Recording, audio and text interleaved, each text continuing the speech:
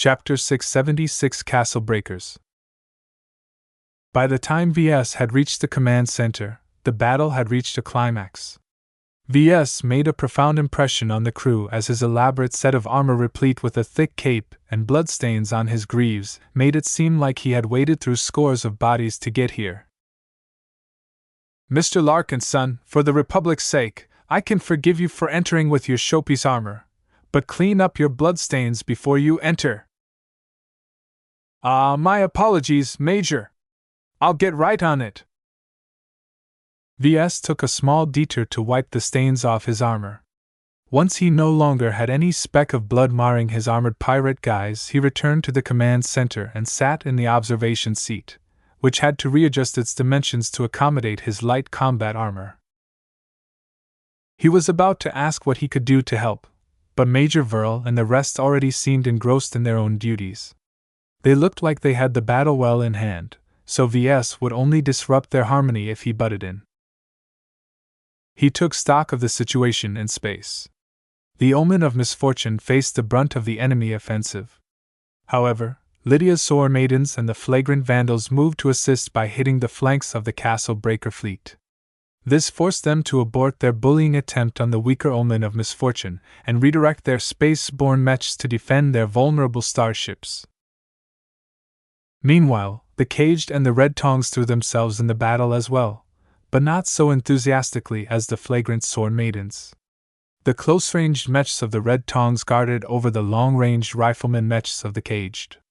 They focused their efforts on harassing the forces of the Omen of Misfortune, occupying the hapless pirate gang steepled in mystique and preventing them from taking revenge on the beleaguered Castle Breakers. Smaller pirate outfits flitted at the periphery, their insignificant mechs and firepower barely affecting the greater trend of the battle. "Seems like the Castle Breakers bit off more than they could chew," he muttered as his eyes gazed over the plot like a roving hawk taking its time to select a suitable prey. "The Vandals already outnumber the Castle Breakers in terms of space-borne combatants, and it's an even worse for them now that we have the Sword Maidens backing up our forces." Lydia's Sword Maidens didn't exactly excel in space-borne combat, but their murderous swordsman mechs made any clash in melee range a destructive endeavor. As their name suggested, the Castle Breakers' mech doctrine excelled in breaking fortified position. They employed a mix of artillery mechs, cavalry mechs, and a substantial lineup of medium melee mechs to crash and exploit any opening they made in an enemy's fortified position. This was a strong but expensive mech lineup. Normal pirate outfits shied away from such a mech doctrine because it required adequate funding and a talented roster of mech technicians and mech pilots. Only elites among the pirates applied to join the Castle Breakers. Still, once they manage to get this lineup together, it can certainly pay back for itself in record time. A stronger mech roster opened up new ways to earn money. From what VS briefly found out through a quick search on the galactic net, the Castle Breakers opted to follow the essence of their name. They earned their living by cracking open secure settlements and fortified space stations like they were piñatas and grab all of the goodies that became exposed. No fortress or stronghold in the frontier was safe against them. Heck, they even drifted into civilized space from time to time to attack distant company outposts. The only reason why they hadn't been banned from civilized space was because they scrupulously avoided civilian settlements in the Komodo Star sector. The same couldn't be said for the settlements in the Ferris Star region. The Castle Breakers weren't above raiding, pillaging, and enslaving the degenerated descendants of past starfarers that had become stranded in the frontier. They found a lucrative way to sustain themselves, and with a mech champion like Roland Deathless Reich as their standard bearer, they attracted numerous skilled independent mech pilots over the years. However, the talent of their mech pilots and the above-average quality of their mechs was only relative to the predominant standard in the frontier. Their expensive mechs were as brittle sand when faced with the refined and well-designed mechs of the Flagrant Vandals. Their so-called elite pirate mech pilots faltered when they met the disciplined, coordinated Vandals who employed various battle formations to befuddle their individualistic minds. The chaotic situation aside, the castle breakers had no hopes of winning against the flagrant vandals. Both sides knew it, so the castle breakers had started showing signs of trying to disentangle themselves from the battle they provoked on their own accord. It's not so easy to escape responsibility for your own actions. Major Vo grinned as he leaned closer at the projection of the battle plot. Captain Rakeshire, drive the fleet forward. Their mobility is their weak point. Let's show them how we Vandals break such a lumbering mech force into pieces. Aye, Major. The battle had already entered a superheated phase, with the Vandals gaining the upper hand from the moment they entered the battle. At no point were the castle breakers able to overcome the Vandals' superiority in numbers, training, skill, or martial tradition. They had already reinvigorated their attempts to back off from the fight, but the Vandals smelled blood right now and wouldn't let them leave. The combat carriers of the Vandals surged ahead. The shield of Hispania shook as her sublight propulsion pushed the flagship into a straight course into the middle of the dogfights between their mechs. The mechs of the castle breakers have entered into the effective range of our Akara mechs. Do you wish to give the command to open fire, sir? Not yet, Major Volk commanded. Wait until our targets enter into medium range. At this range, our heavy artillery mechs will be liable to hit on our machines. Everyone impatiently waited for their combat carriers to reach this magic range. The Akara mechs had already slotted themselves into the bunker hardpoints placed along the hulls of the combat carriers. They were meant to blast their opposition apart, and it didn't matter whether they fought in space or on land. The castle breakers weren't stupid. They saw the heavily armored carriers of the Vandals coming, and their sensors spotted the heavy mech bunkers as well as anybody else. Though the castle breakers possessed their own artillery mechs, they were one weight class lighter and couldn't never match blow for blow against a heavy mech designed exclusively for the military. Their retreat grew more frantic. The Vandals tried their best to pester their opponents and lock them into place, but it became harder to hold them as space offered too much freedom of movement to be pinned down like that. The Inheritors harassed their flanks and rear, cutting off their escape route or at least making it 10 times as difficult to pull back. The Hellcats and the random collection of other mech models held their attention at their front, pinning them down and acting as the anvil to the inevitable hammer that arrived in the form of their starships. In the age of mechs, humans weren't allowed to employ warships armed with fixed gun emplacements. Employing heavy mechs in bunkers was in fact something of a loophole, but a minor one considering that their weapon caliber didn't exceed what could normally be employed by mechs. Many military theorists still called to ban this practice entirely. Some purists even stated that ships shouldn't bear any armaments at all, not even the tiny anti-meteorite guns used to crack apart various space debris in their way. Their voices gained no traction, fortunately. The loophole remained acceptable, so the Vandals would continue to employ this radical tactic of employing their combat carriers as makeshift warships. The first ships had already approached close enough to enter into medium range. The castle breakers attempted to divert their approach by redirecting their available ranged firepower on the incoming ships of the Vandals, but to no avail. Even their heavy firepower needed some time to penetrate the thick outer layers protecting the combat carriers from damage. Our Akara mechs all confirm their targets have entered within their effective medium range, sir. Permission to open fire? Permission granted. Bombard these castle breakers into scrap. Low booms thundered throughout the entire ship as the Akara mechs unleashed their heavy cannons. They skipped on the slow-moving explosive rounds and instead focused on unleashing their arsenal of kinetic and laser cannons. The kinetic slugs propelled to insane speeds hit the castle breaker mechs with a force exceeding the punch of a mech. Their better armored mechs gained ugly dents upon impact that disrupted their initial moves. Their lighter mechs plainly broke apart or lost their limbs upon a direct impact. The laser cannon beams, on the other hand, landed instantly on the mechs, transferring an incredible amount of energy, melting and vaporizing the mechs at varying rates depending on their armor. The Akara Mechs always concentrated the fire of their own cannons, bringing 2 or 4 massive laser beams to bear on a single mech. The Night Mechs among the castle breakers had to abandon their shields because it melted into slag when focused upon by 2 Akara Mechs, who pointed 8 huge laser beams in total against its surface. Left unprotected by its favorite protective gear, the subsequent volley practically burned through its armor in a matter of seconds. Its pilot hastily ejected from their doomed mech before they burned into ash. "The castle breakers are breaking! Their space-borne mechs have entered into a rout!" The intensive bombardment from the Akara mechs was too much for the elite pirates. Skilled as they were completely in over their heads when they thought they could face a detachment from a military mech regiment in battle. Within the first 3 minutes upon the entry of the Akara heavy cannoneers into the battle, the castle breakers lost more than 50 space-borne mechs in quick succession. Many of their mech pilots managed to eject from their derelict mechs in time, so the actual casualties suffered among them in terms of manpower was fairly low. Nonetheless, the loss of so many costly mechs already crippled their progress for years. Due to the sheer chaos engulfing the battlefield, the ejected castle breaker pilots didn't dare to direct their cockpits to return to their motherships.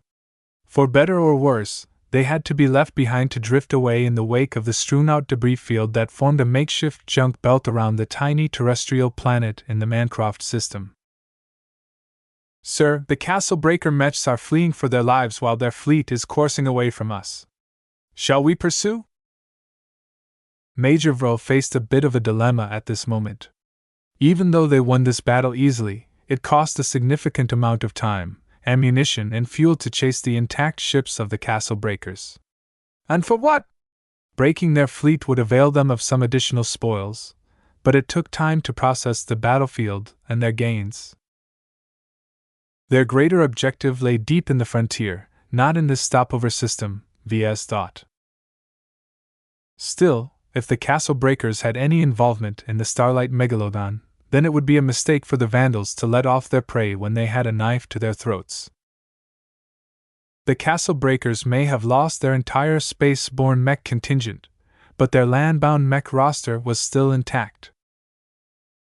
If they combined their forces with an outfit that specialized in space-borne combat, then they could still become a nuisance to the Vandals later on. The safest and most thorough decision here would be to pursue the fleet and annihilate or force the surrender of their ships. "We pursue, but cautiously," Major Vro finally decided. "Recover our damaged or fallen mechs and retrieve our ejected mech pilots. Let our combat carriers take the lead. Our Akara mechs can safely bombard the castle breaker starships without the risk of retaliation. Inform Captain Rakeshire of my intentions." The fighting may not be done yet, but the battle was essentially over. The omen of misfortune was saved and the castle breakers had met their inevitable end. Chapter 677 Broken Castle. In the end, the castle breakers started a fight they couldn't win. It wasn't their fault for overestimating the friends the omen of misfortune could call upon.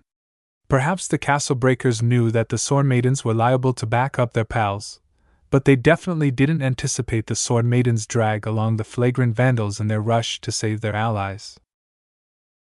After being chased by a patient Vandal fleet, suffering a torment of bombardment that riddled their sublight propulsion into wrecks, the elite pirates eventually saw reality and surrendered with what little grace they had left. In the meantime, the lukewarm forces of the Red Tongs and the Caged had quietly let off the omen of misfortune. They returned their mechs to their carriers and slipped their fleet away to the nearest Lagrange point in rapid time, leaving no opportunity for the Vandals to catch up to them and teach them a lesson. Every Vandal serviceman felt pissed at the Caged for not heeding their initial warning. The Vandals had already been merciful to them when they let off the Caged in favor of annihilating the Masters of Combat, but they learned nothing from their old mistakes. Hopefully, the Vandals would have the opportunity to corner the Caged and give them their just deserts. "The frontier may be big, but we'll catch up to you Ropagans sooner or later." Since the Vandals performed the greater share of the fighting, They left the duty of policing the prisoners and taking their ships into custody to the Sword Maidens. It was the least they could do after dragging the Vandals in a mess that wasn't any of their business from the start. The biggest winner by here is the Omen of Misfortune. Not only did their up-and-coming Mech champion the Hellvoice triumph over the Deathless in a duel, they also managed to annihilate the Castle Breakers and any chance of retaliation after borrowing the strength of their allies. VS had a really foul taste in his mouth at the realization that the Omen of Misfortune basically got away scot-free when they should have felt some pain for their shenanigans. This warped custom from the frontier, which obligated allies to come to the aid to their allies, was incredibly prone to abuse. Perhaps the pirates developed their own solutions to this particular problem, but VS couldn't see any from his limited exposure to the frontier way. When VS met with Kedis hours later at his office, he recounted his feelings on the matter to see what she has to say. "You're blind, teacher," came her verdict. "Don't you see? You Vandals have proven yourself to be a trustworthy ally. Helping the Omen of Misfortune when you could have ignored our calls for help was an honorable act that will spread from Mancroft and reach the entire Ferris Star sector. Everyone will know that the Vandals and the Sword Maidens are one and the same as long as they travel together." VS grudgingly nodded. "That's a benefit, but hasn't this always been the case? The fact is that while we're willing to help the Sword Maidens resolve their own grudges if the battle is winnable, it's another matter entirely when we have to help your other friends. Don't underestimate the influence of the Omen of Misfortune. Like us, they have a lot of allies and acquaintances as well. Now that you've saved them from the Castle Breakers, they're obliged to pay back the favor. I think you will find that our journey into the frontier will be slightly easier now that they are in our debt. They excel in intelligence gathering, you know." "What about the spoils?" he asked. "A lot of Mechs got wrecked, and we've managed to capture the Castle Breaker ships mostly intact. What will happen with those?" She shrugged. "We won't be parsimonious with the spoils. You Vandals contributed the most in the fighting, so your share of it will be the biggest. I think the Omen of Misfortune will surrender all of the claims to the salvage and the prizes, and so will Commander Lydia if you Vandals are pissed for getting caught up in our fight." Talk of that had already spread throughout the ship. Every serviceman would gain a nice bonus in their bank accounts, while the Vandal fleet gained a hefty pool of disposable funds. After she finished answering his questions, they went to work. Their main duties entailed helping the Vandals process the damaged and wrecked Mechs.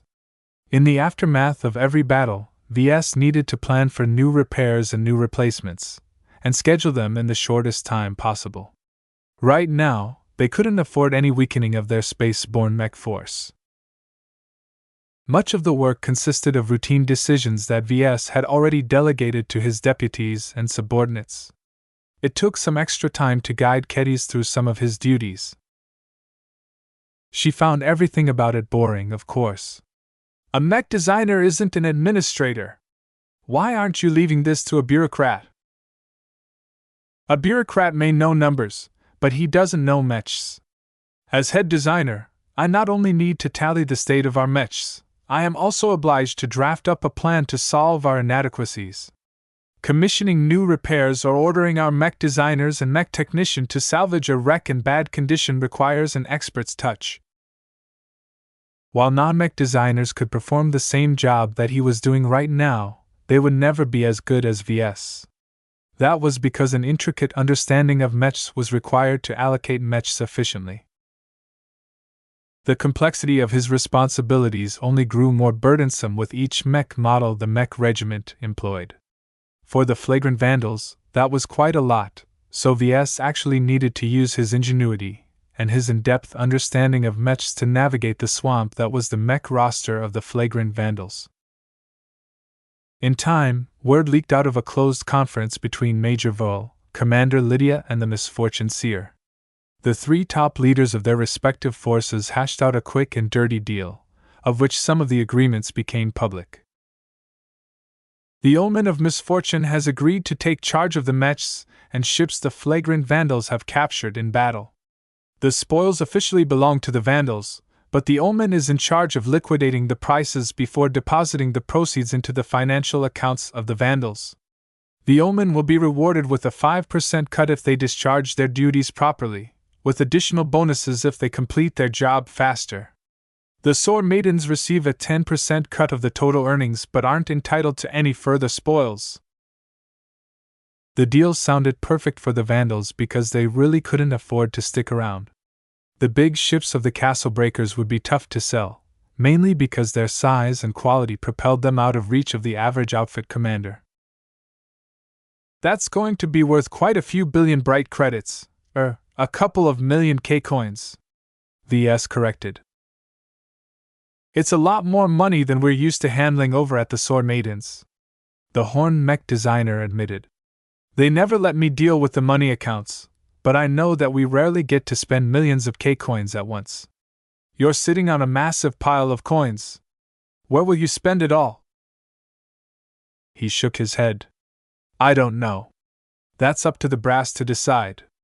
However, we have already completed most of our shopping, and our logistics ships are filled to the brim with supplies. The time for shopping is already over. It's time we get a move on into the frontier. The conflict between the Omen of Misfortune and the Castle Breakers formally came to an end. As far as anyone was aware of, the Castle Breakers were history from now on, as it was unlikely they stashed a second fleet somewhere.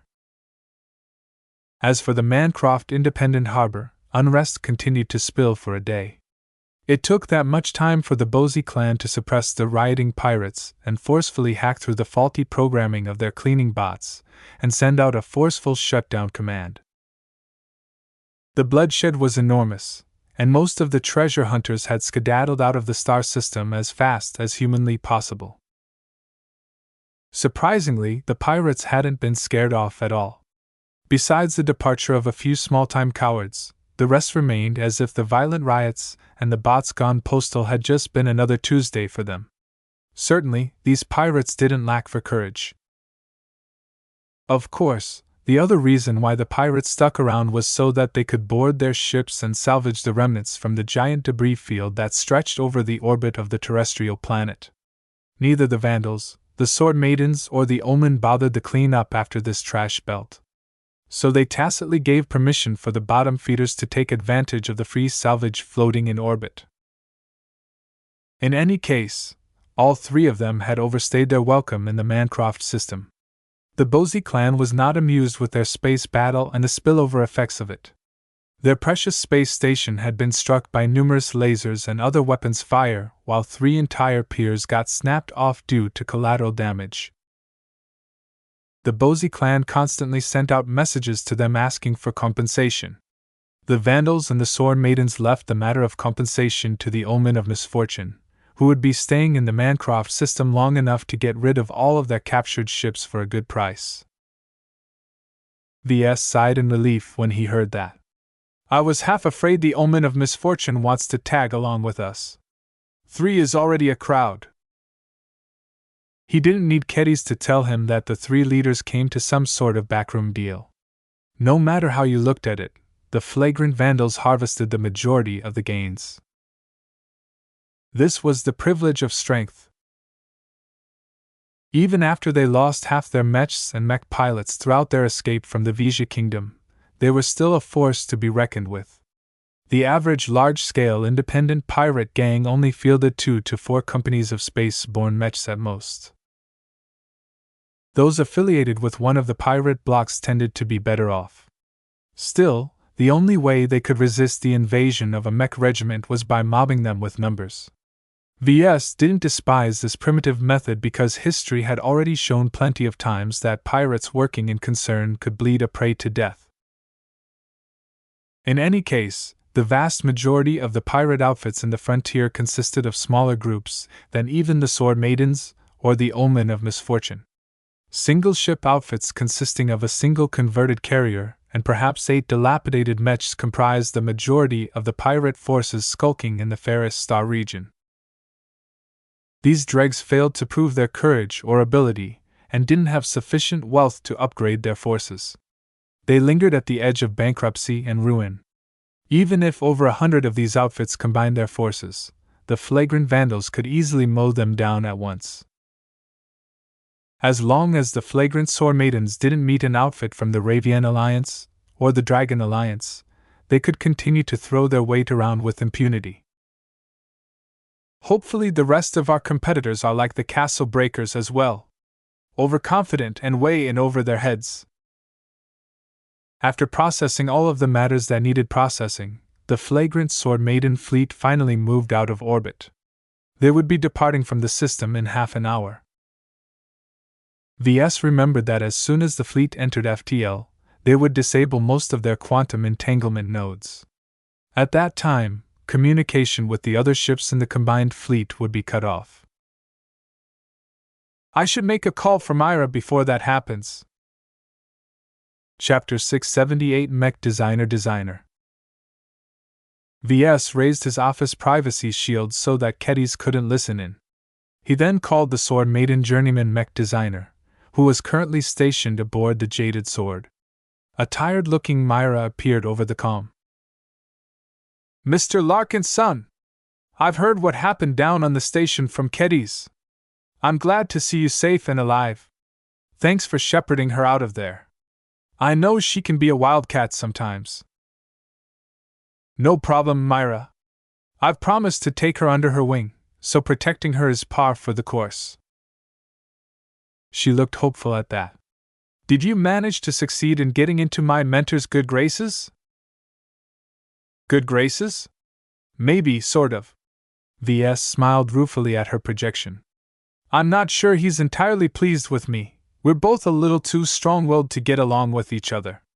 However, we were both professional enough to set aside our feelings and come to a deal that is mutually beneficial to us. So yes, I've managed to secure what I set out to obtain. My deal with you has become valid as well. On my honor as a mech designer, I will instruct your protege Kedis to the best of my abilities. That's fantastic! Myra exclaimed. The old pervert has been in a rather bad mood lately, so it's surprising to hear you managed to worm your way in your heart. Are you willing to share the details of your deal with my mentor? VS could hardly imagine the angry curmudgeon as a jolly old perverted grandfather. The image simply didn't register in his mind. I'm sorry, Myra, but the details are classified. It's in our best interests to let as little people know of what we agreed to as possible. Suffice to say, I think we will both be the better out at the end of the ride. The Skull Architect warned him in the sternest terms what would happen if they leaked out the deal.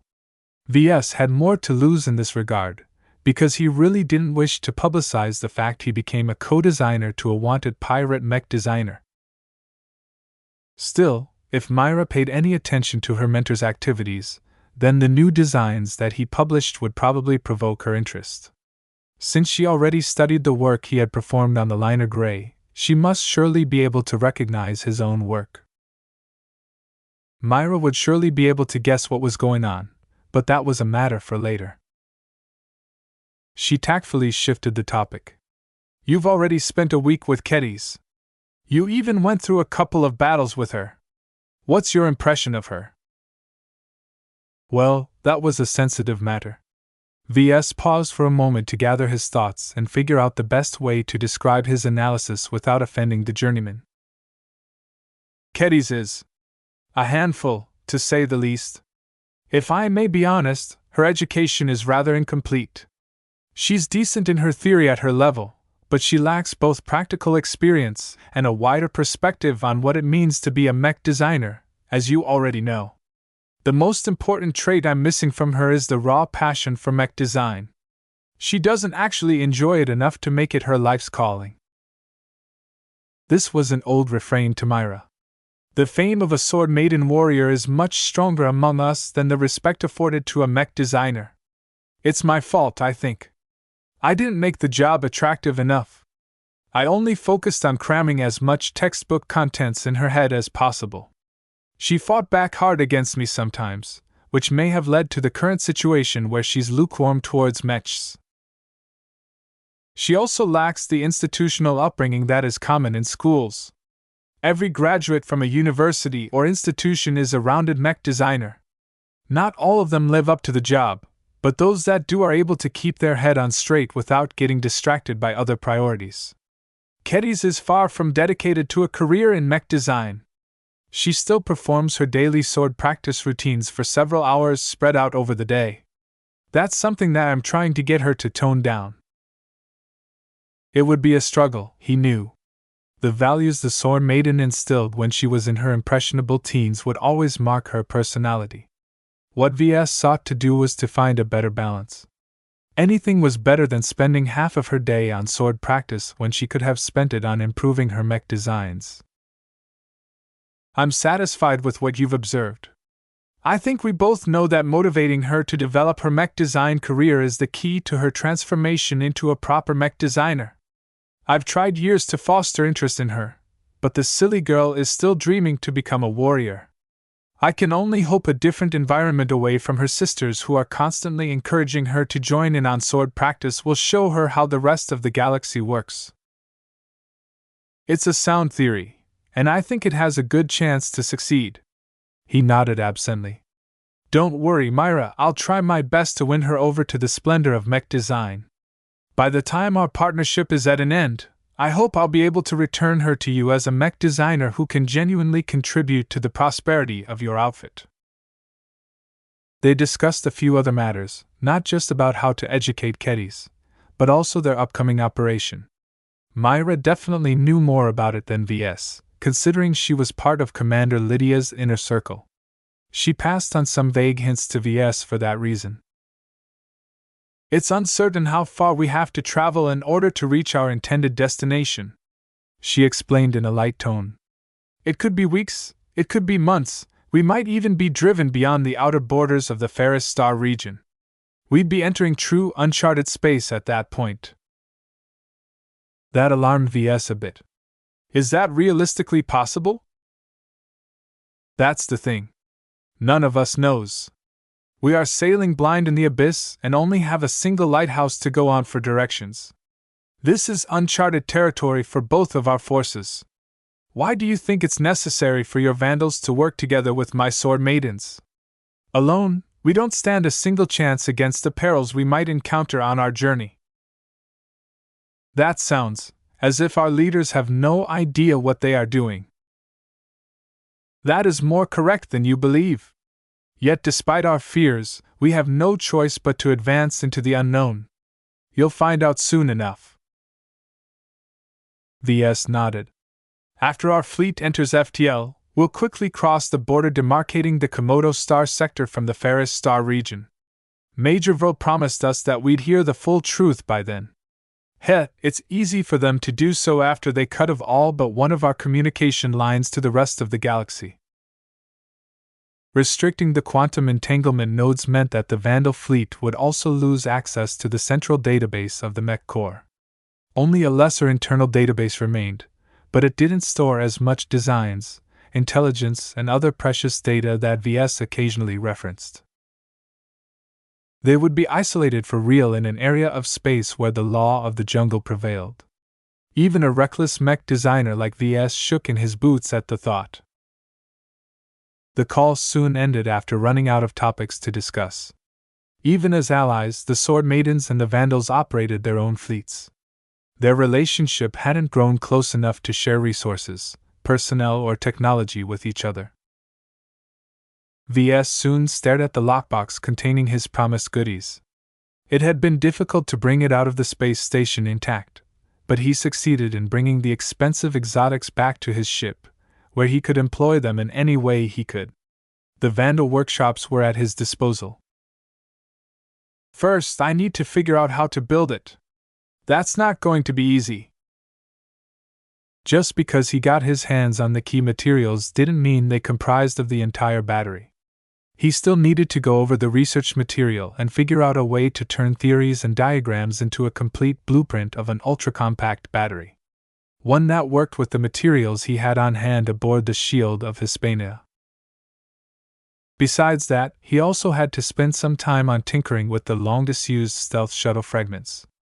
Letting them rot in some storage box down in the cargo hold was a waste of their potential. VS figured that the bare-bones stealth tech primer that the Skull Architect had passed on would be difficult to understand without something practical in his hands. Lastly, he hadn't forgotten about Keddy's nor his regular mech designer duties. Even though it seemed the maintenance department of the fleet pretty much ran on autopilot at this stage, the system that held it together was exceedingly fragile and could easily topple over if they came across a problem that they couldn't solve. Such situations allowed VS to show Keddy's the value of a mech designer in solving these matters for any outfit. If VS couldn't find any problems, then he would instruct her in a more traditional way.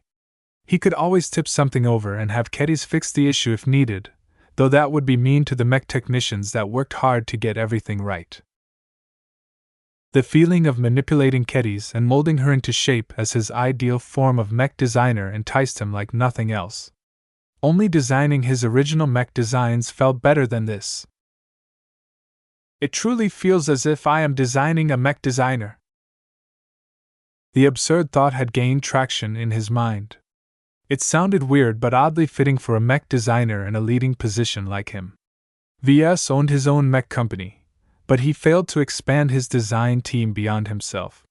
Sooner or later, he would establish a team of mech designers that could help lighten the design burden for him. Perhaps they might also lend their own brand of expertise to his design. The good ones are already hired out even before they graduate. I'll have to settle on the dregs. Besides attempting to win over his colleagues in the design teams of the flagrant vandals, VS would likely have to pick up some failed mech designers from the street as well. Metaphorically, of course. A mech designer was still an overqualified mech technician, so it wasn't as if they ever starved on the streets.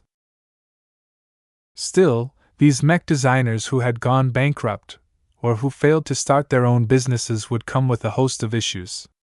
VS needed to learn how to deal with different personalities, attitudes, and aptitude for mech design. Keddy served as the perfect prototype in his attempt to find out if he had what it took to be a master manipulator.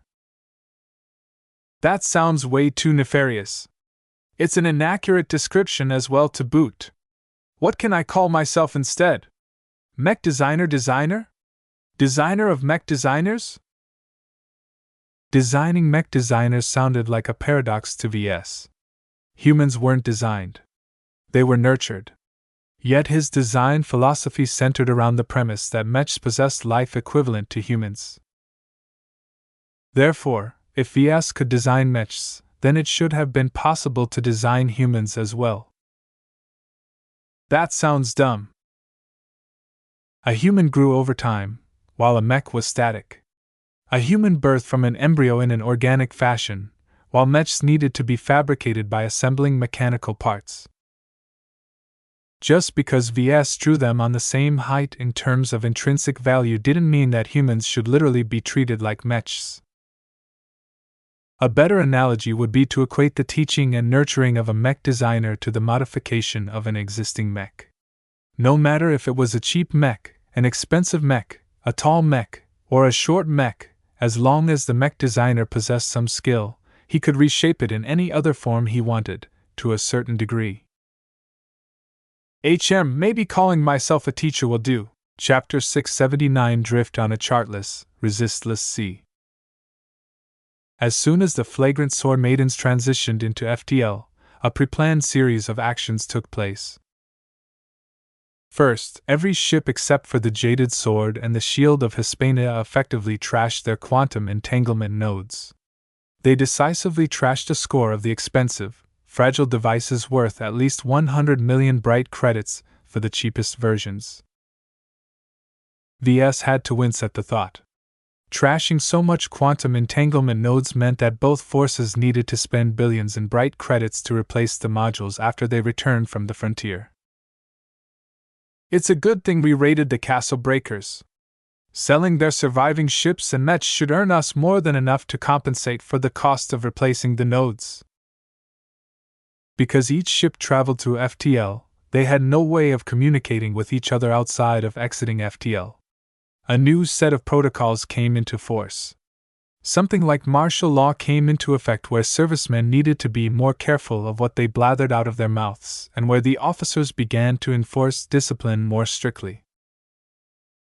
They were truly alone in the stars, at least when the ship plunged into the higher dimensions of FTL travel. Strange things happened when ships became isolated for long stretches of time. Even if the vast majority of the rank and file were never allowed access to the galactic net, the thought that their higher-ups still let the rest of the galaxy know they were alive served as a comfort to the Vandals. Losing this safety blanket made the Vandals nervous and restless. How would you think if you were stuck on a boat that was flung across many light years away from the nearest human-occupied star system? Isolation bred madness. Everybody knew that.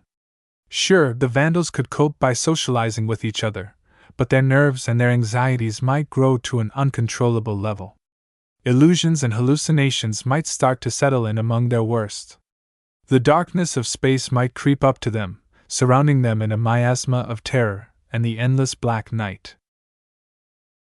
Darkness. Empty. Alone. The oldest and strongest emotion of mankind is fear, and the oldest and strongest kind of fear is the fear of the unknown. A common superstition among spacers and the space-born was that terrors lurked in the dimensions that most physicists thought was empty or filled with formless energy. The dominant form of FTL travel that their race stole from the aliens worked by breaching beyond the four material dimensions. Though many smart people claim to know what happens in these higher dimensions, nobody truly knew. It wasn't as if they could take a recording from the observation deck, because what was visible from inside the ship simply couldn't be perceived by human or electronic eyes. It might be that every vessel that plunged into FTL was blissfully swimming in a dimensional sea surrounded by enormous planet-sized alien horrors, each possessing enough power that a single sneeze was enough to snuff the life of a star.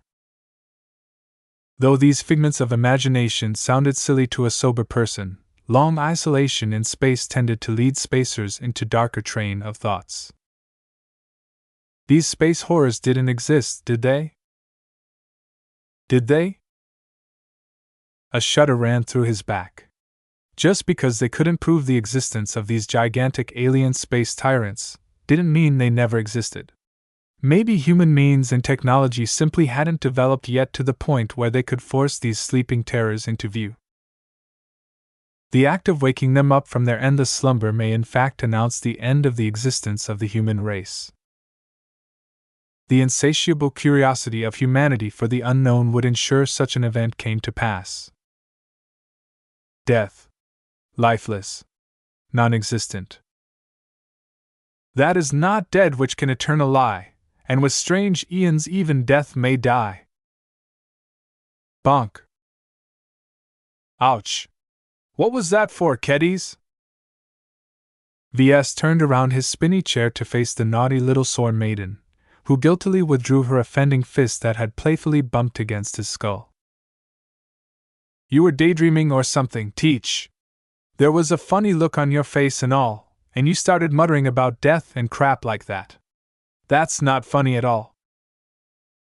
He sighed. Don't call me a teacher if you don't intend to treat me like one. Haven't you learned how to respect your teachers? She shrugged. Hey, when I'm feeling energetic, I sometimes hit up Myra for a spar or two. She doesn't look like it, but she's a nasty kicker with her legs. V.S. palmed his face. This time, it was safe, since they both shed their extravagant suits of armor and returned to their normal uniforms. V.S. in his dark green Mech designer uniform, and Keddy's with her vac-suit and Exabeast pelt combo. I'll have to add some extra lessons to your schedule then. I know it's a faint hope, but I hope you can get around to living like a Mech designer from civilized space. A snort escaped from her nose.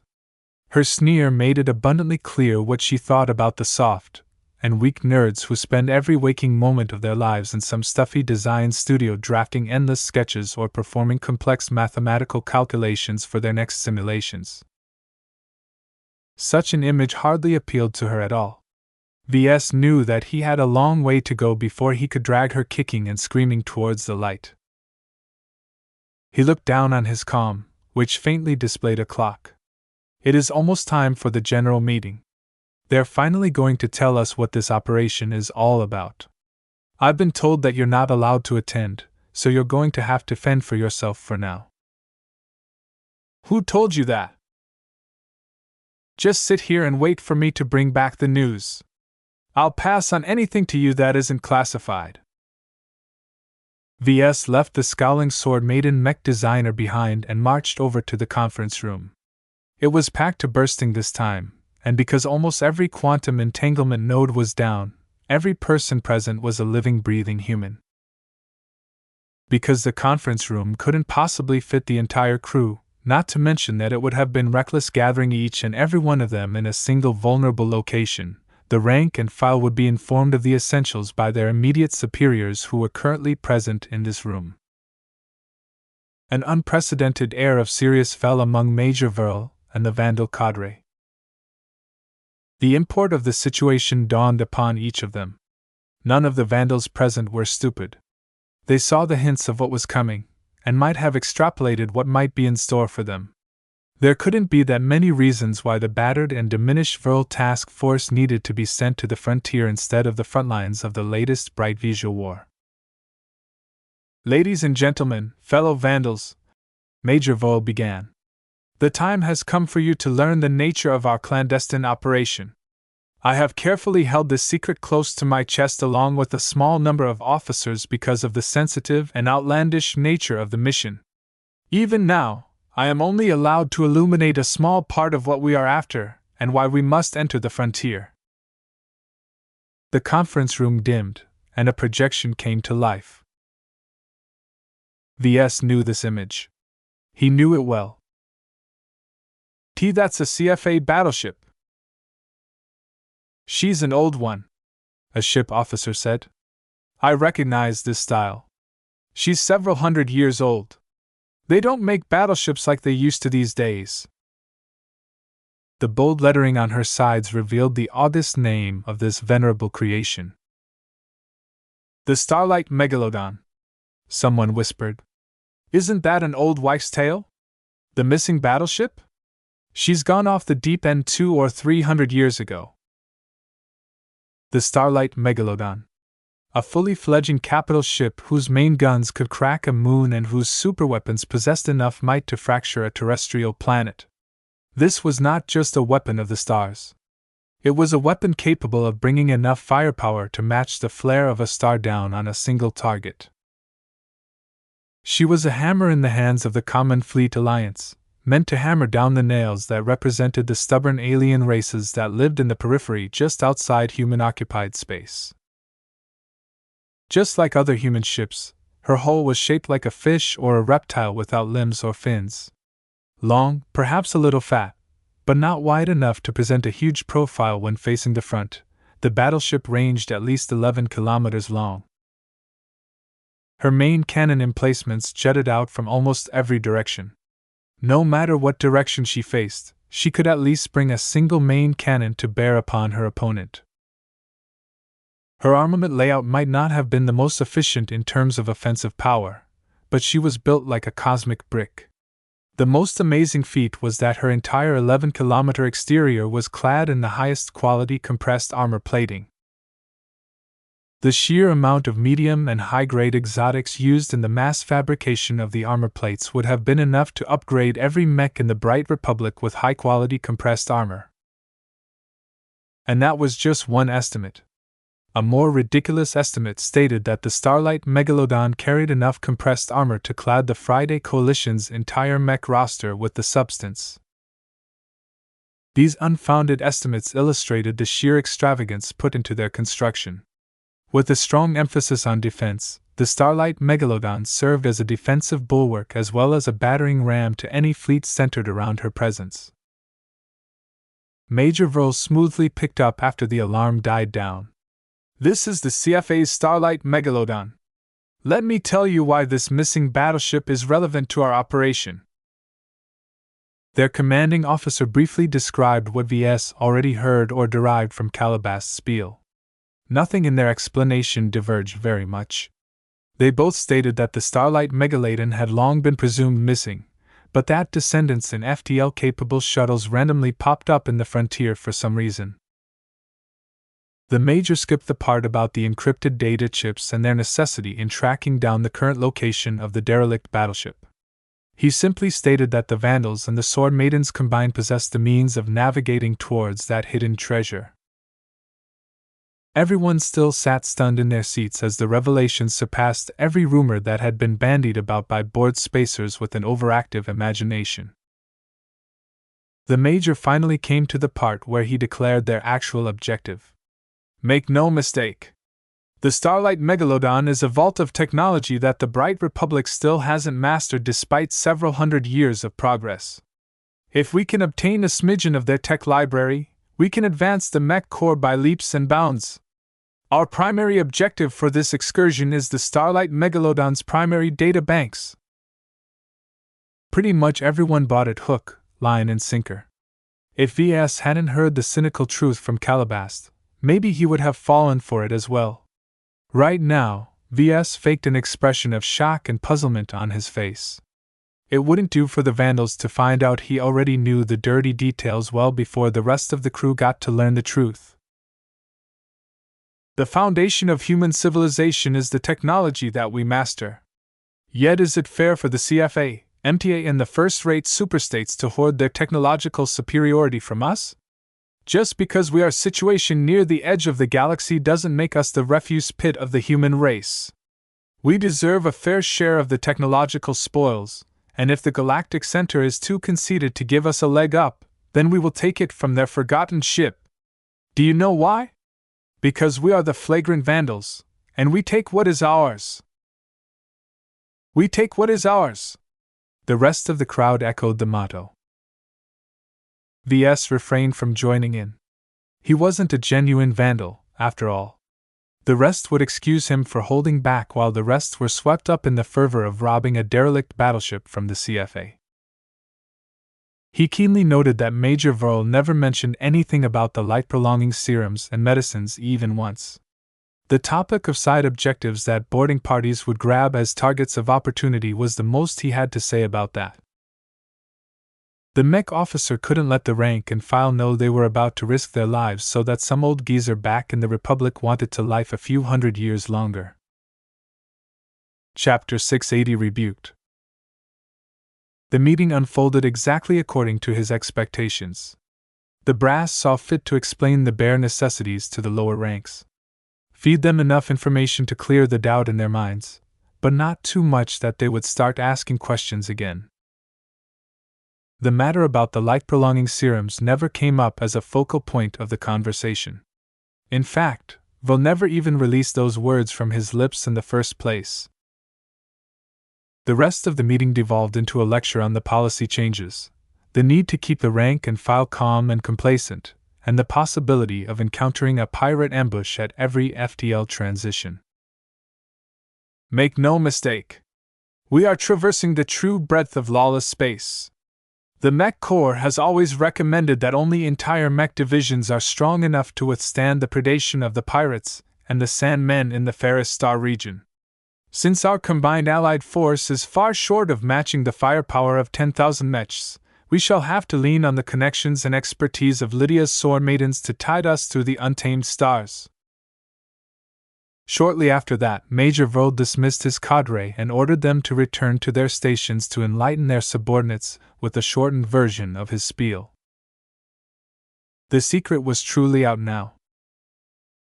Mr. Larkin's son, a moment if you will, the Major called out. As the other officers and chiefs left the conference room, VS was left alone with the Major. He had no idea why the mech officer called him out specifically this time. Did the man suspect that VS had spoken with Calabast?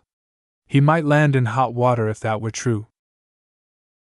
Lieutenant Nelson Fury told me that you spent your time on Mancroft Station pursuing private pursuits.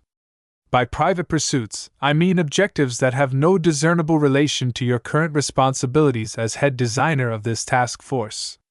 What do you have to say for yourself?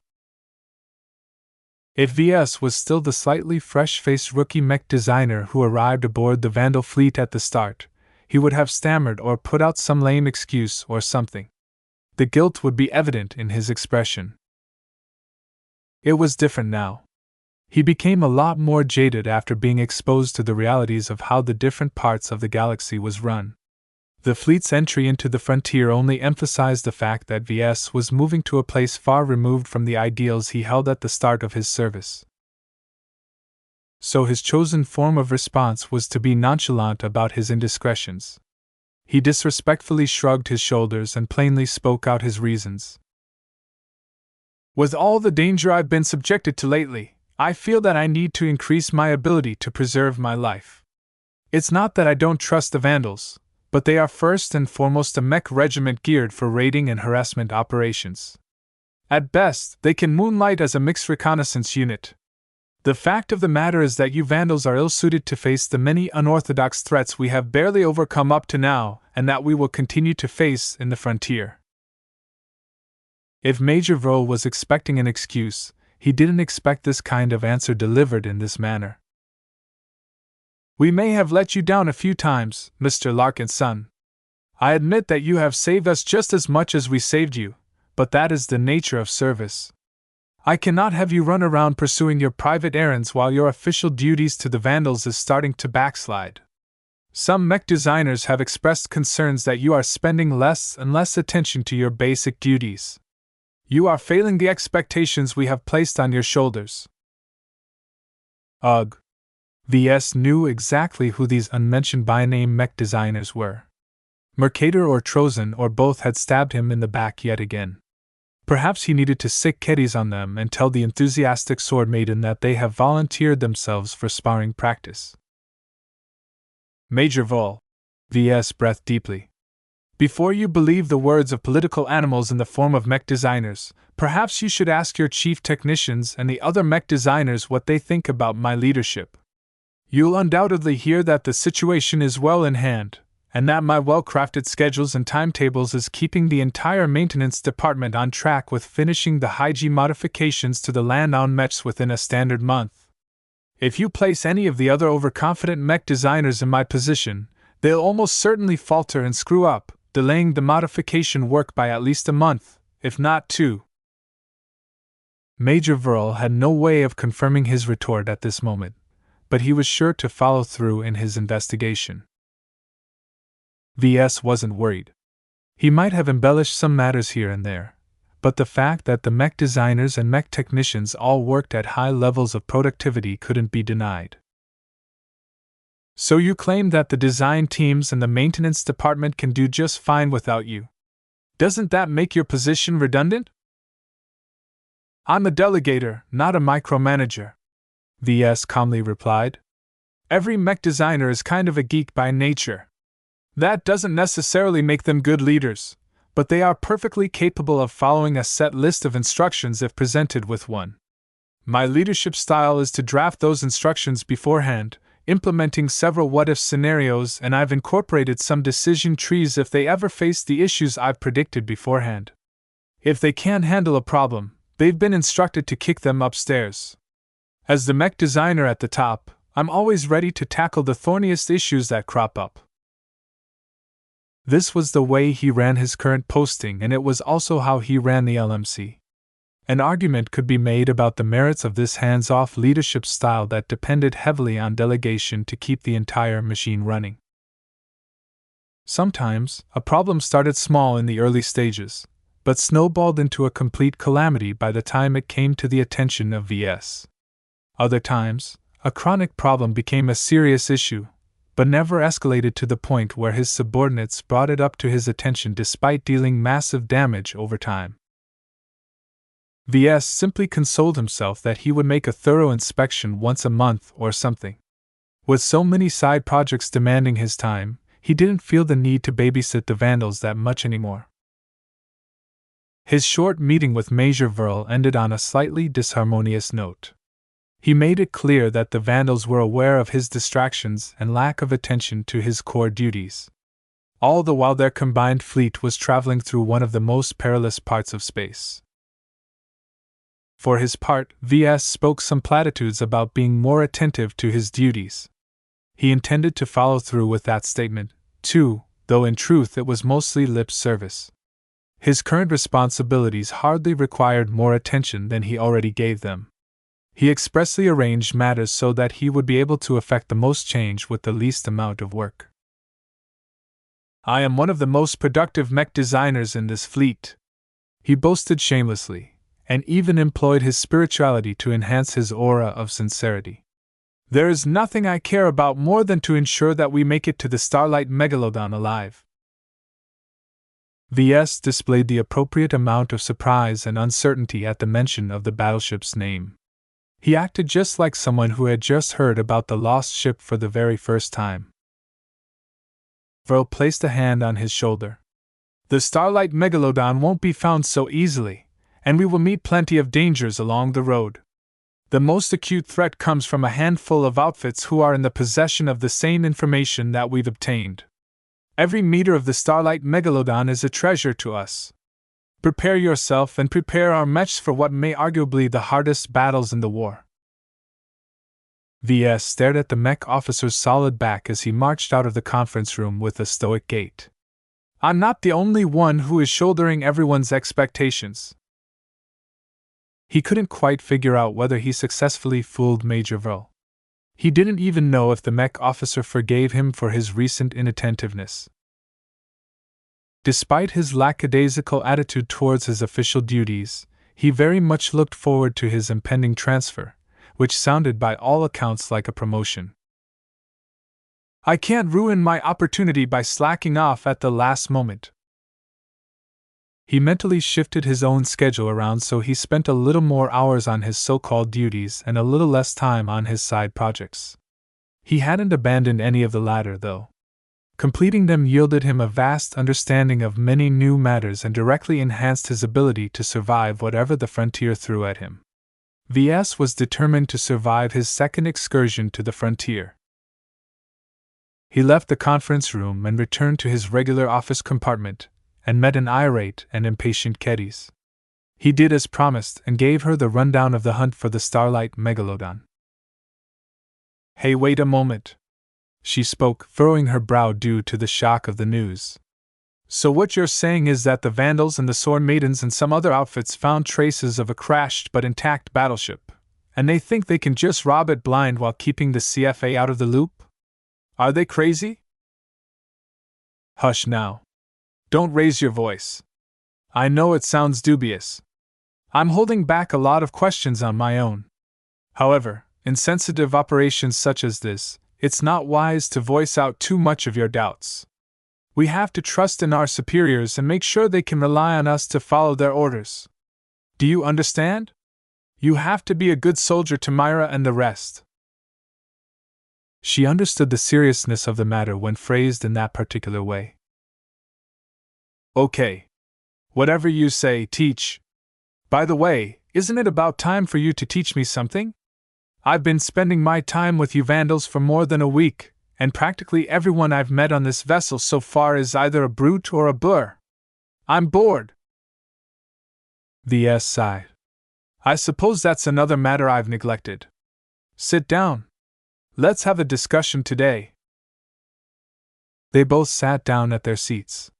VS called up a diagram of the incomplete Caesar Augustus variant that she had recently worked on. "Remember this?"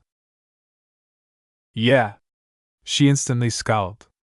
"That hybrid knight is one of the most awful designs I've ever worked upon." "Describe to me your biggest frustration with this design." "It's that overstuffed internal structure. Whoever came up with this design is a moron who wants to have it all for his design but doesn't have the space to stuff it inside the frame. It's a miracle the mech is barely able to work at its basic state." Her frustrations echoed his own back then. "You should cut Jason Kozlowski some slack. This was his first original mech design, and he published it amid great expectations.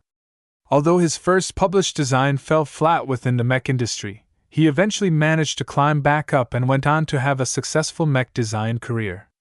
He's accomplished far more than what you achieved at your age." Didn't you tell me he's some kind of rich playboy who's backed by his daddy's company? If I had his advantages, I could have designed a mech that's 10 times better than that monstrosity. VS shook his head. It's easy to boast. If you are so certain about that, why not prove it to me? I'll put you into a virtual workshop and let you go to town with a set of stock component licenses. Will you be able to cobble together a mech design that's at least equal to the Caesar Augustus? She fell silent at that. Of course, she couldn't back up her words. Designing your first original mech is an intimidating process that has halted many young mech designers in their tracks. Yet it is the first hurdle they must overcome if they wish to achieve greater things. VS leaned forward over his desk and stared at Keddy's with eyes burning with intensity. My plan is to whip you into shape and make you ready to design your debut original mech. Chapter 681 Thought Exercise. Forget about your duties and obligations for a moment. Just assume that the Sword Maidens are fine without you. Let's say that you are retiring from this piracy business in order to start your own mech business. What will your first design look like? The question threw Keddy's off a loop. I'd never abandon the Sword Maidens like that. This is a hypothetical. A what-if situation. A thought exercise. When VS noticed that Keddy's didn't get the point, he took up a firmer tone. Just play along, damn it! I can't imagine such a future. I don't know what to do by myself. As a fully qualified mech designer, there is always one thing you can do. You can start a mech business. That's the hypothetical we are playing with today. For simplicity's sake, let's assume you bought a fake passport and acquired a new identity in civilized space. You've become a citizen of the Renault Republic and set up shop at Harkinson 3 amidst all the other mech workshops. As a hopeful new entrepreneur, you've got to show the mech industry that you're capable of standing on your own 2 feet. You spent your first year stabilizing your business by designing a couple of variants. They're successful enough to pay the bills, but you need more if you want to go further. Only an original design will do. What will it look like? The narration helped her get into the right mindset. She visualized such an imaginary dream, despite lacking sufficient understanding about how to conduct business in civilized space. She wasn't supposed to chop her sword at someone if they pissed her off, she recalled. I'd definitely design a swordsman mech. It's what I do. It's what I know. Is it also what you love? VS interjected. She paused. Yeah. I kind of do. It's the first mech type that I've really worked with, and it's the one I'm mostly in sync with as well. As a sword practitioner myself, I feel like I understand just how it's supposed to fit together. All the nuances about the layout, how the artificial musculature has to be like this or that to maximize the strength behind a sword swing, why you should pay a lot of attention on the feet so that the mech has stable footing. All of that knowledge shows that I know how to design a swordsman mech better than a bunch of nerds like you who never swung a real sword in their hands in their entire life. VS briefly clapped. That's a good argument. I'm fully convinced that you're able to design a great swordsman mech.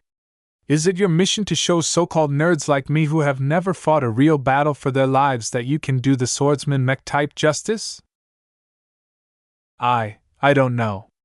I never really thought about it. All I know is that I feel nothing about the other mech types I've worked with. Tinkering with light skirmishers or medium knights is barely tolerable to me. They're kind of like swordsman mechs who have fallen into the wrong path. It's the ranged mechs that really bother me. I can't design a rifleman mech. I simply can't. I hate them. I hate their entire concept. That sounded curious to VS. Why do you hate the concept of ranged mechs? A rifleman mech is an indispensable part of the mech battlefield, whether it takes place on land, in the air, or in space. I've seen you wield a pistol back on Mancroft Station, so I don't see why you object to mechs doing the same. That was a necessity. I'd only carry around my pistol because the sword maidens have learned too many times that there are plenty of cowards out there who will want to snipe us off at a distance. Don't you think the same applies to your swordsmen mechs? Their lack of range armament makes them vulnerable to outfits that field mechs that excel at range. For example, the cage that we let slip away for the second time. They'll be back for a third round, mark my words, and we better prepare our mech roster to counter their hit-and-run tactics. Chapter 682 Delegation at Work. It was the first day since the flagrant sword maidens crossed over into the Ferris Star region. Fuel supply is topped off. Other supplies are ample. Crew morale is buoyed by the recent victory, but it is starting to look shaky due to the bombshell revelation of the Starlight Megalodon. Some of the starships have sustained armor damage which remains largely unpatched. Our mechs are as numerous as they can get, and they are mostly in a decent condition. The relationship between the Vandals and the Sword Maidens is shallow but promising. The distance from civilized space is just a single hop away. The status report he composed in his mind served as a marker to remind himself of the overall state of the Vandal fleet. VS left Kedys to sink her teeth in fundamental textbooks on microeconomics, marketing and management theory. He spun back on his chair and cast his mind on his own business activities. Now that he addressed every urgent issue for the day, he could finally take a breather and take stock of his recent benefits and burdens. VS eyed the lockbox again. The selenium, beta-utracin, and flesh's tears he secured formed the nucleus of his self-developed ultra-compact battery, but he was a long way from fabricating them. He turned on his privacy screen before turning on his terminal. He loaded in the condensed documents enumerating some very complex and abstruse theory on how ultra-compact batteries worked. It was a far cry from a readily available design. A disconnect still existed between pure theory and a solid set of design specifications that VS could upload into a 3D printer and have it fabricate the components on the spot. The Skull Architect hasn't made this easy for me. He took out way too many useful derivations that I could have used to cobble together a design without needing to bother with all the advanced theories. Fortunately, VS already possessed a broad body of knowledge, possessed senior-level physics to boot. Achieving true understanding of the research papers and extracts related to ultra-compact batteries might have taken months and years for an average apprentice mech designer, but VS was confident he could master half of it within a week and understand the essence of it within a month. After briefly skimming through the files on ultra-compact batteries, he switched to the files containing similar documents, but this time on stealth technology. Despite containing relatively more reading material for him to study, the scope of stealth technology was much bigger. What VS obtained from the Skull Architect represented just the tip of the iceberg. In essence, he only obtained a bare summary of the relevant theories related to stealth tech. If VS wanted to construct a working prototype that applied the principles explained in the documents, then VS might not even be finished yet in 5 years. He needed to perform hundreds of experiments and compose several textbooks worth of research in order to obtain the necessary theoretical foundation and transform it into an applicable blueprint. His existing knowledge helped accelerate the learning and development processes, but couldn't entirely substitute for missing data. VS needed to painstakingly construct them from his own efforts. Luckily, I have another advantage that will severely shorten the time I need to master this tech. The salvaged stealth shuttle fragments pretty much provided VS with a key. The few portions of the shuttle left intact gave him a useful direction for his theories, allowing him to skip many experiments as the answers were already evident. He basically possessed both the starting point and the end point of a finished research project. By taking advantage of both, figuring out the middle portion shouldn't be too difficult, and not as nearly as time-consuming if the end point was still shrouded in fog.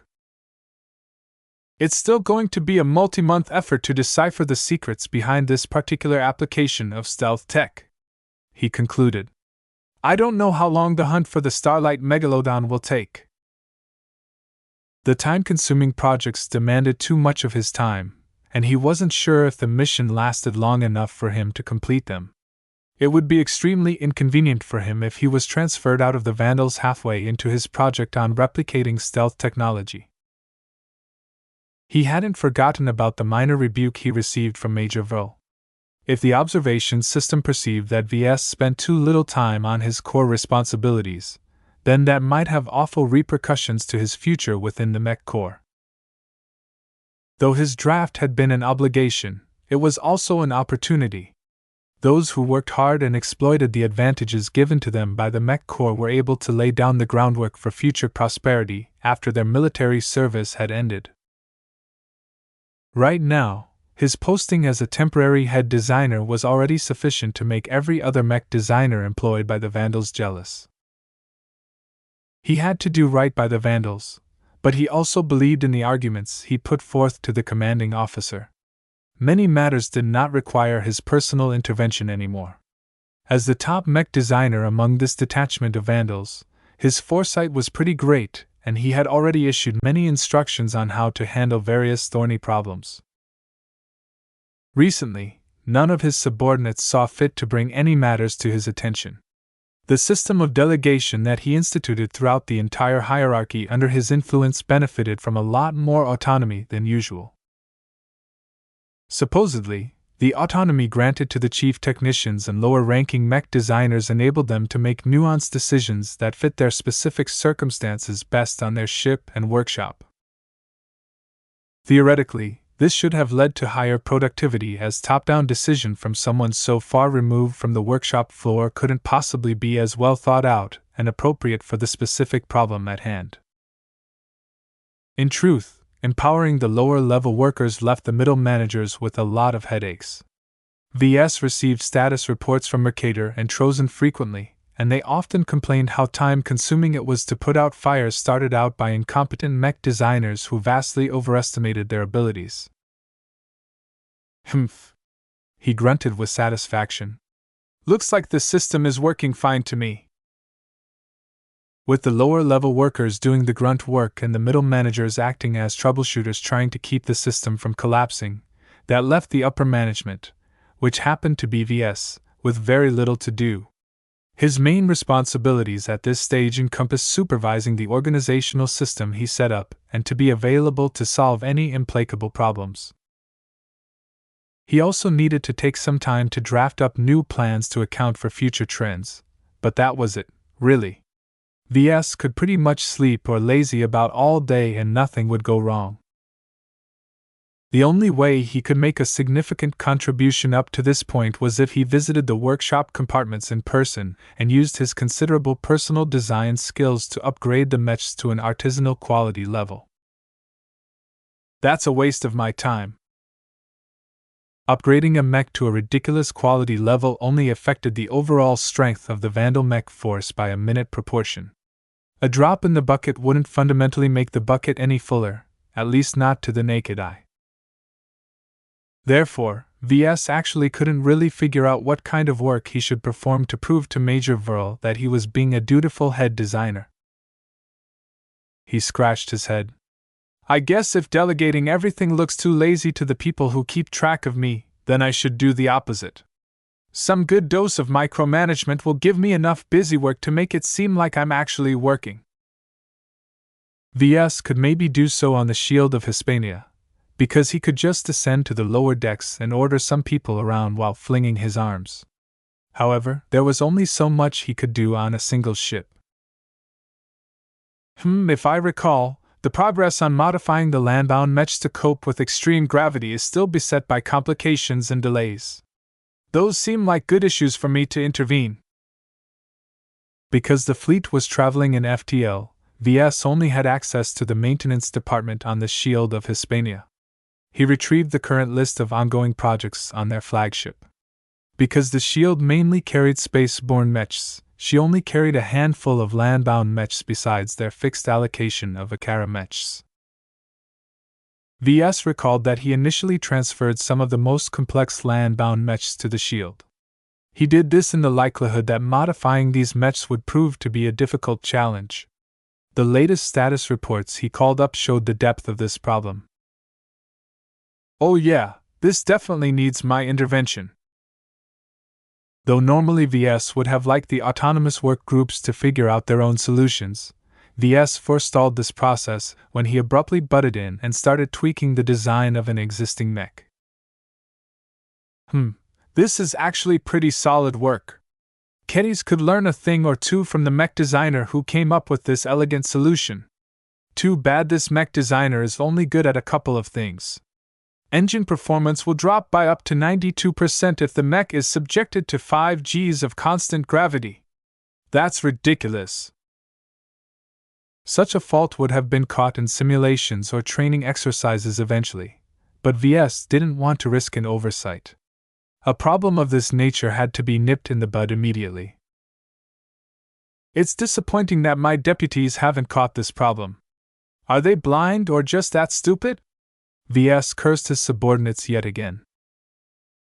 Perhaps what he thought of as pretend work to make it seem like was busy might not be needed after all. If a giant oversight like this hadn't been noticed yet after a couple of weeks since they first entered the design logs, then maybe this phenomenon was more prevalent than he thought.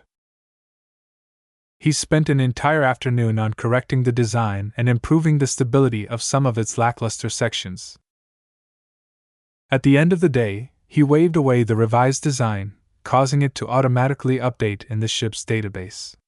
Chief Hain down at the workshop should receive an awfully welcome surprise come the next shift. This incident illuminated VS on a severe deficiency in the current allocation of mech designers among the different ships. Every mech designer has their own specialties and development track.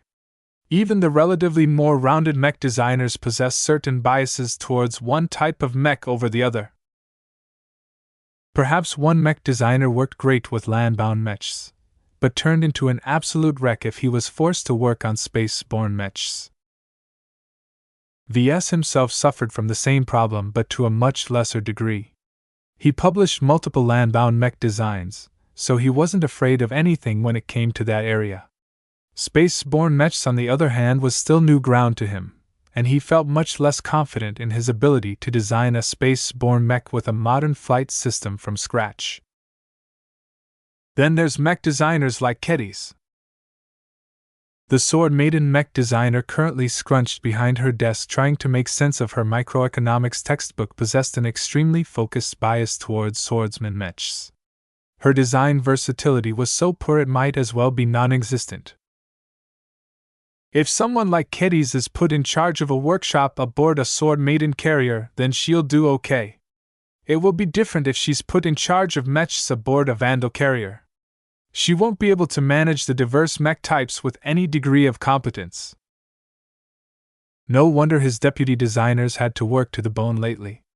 Right now, VS even felt sorry for Mercator and Trozen. Damn!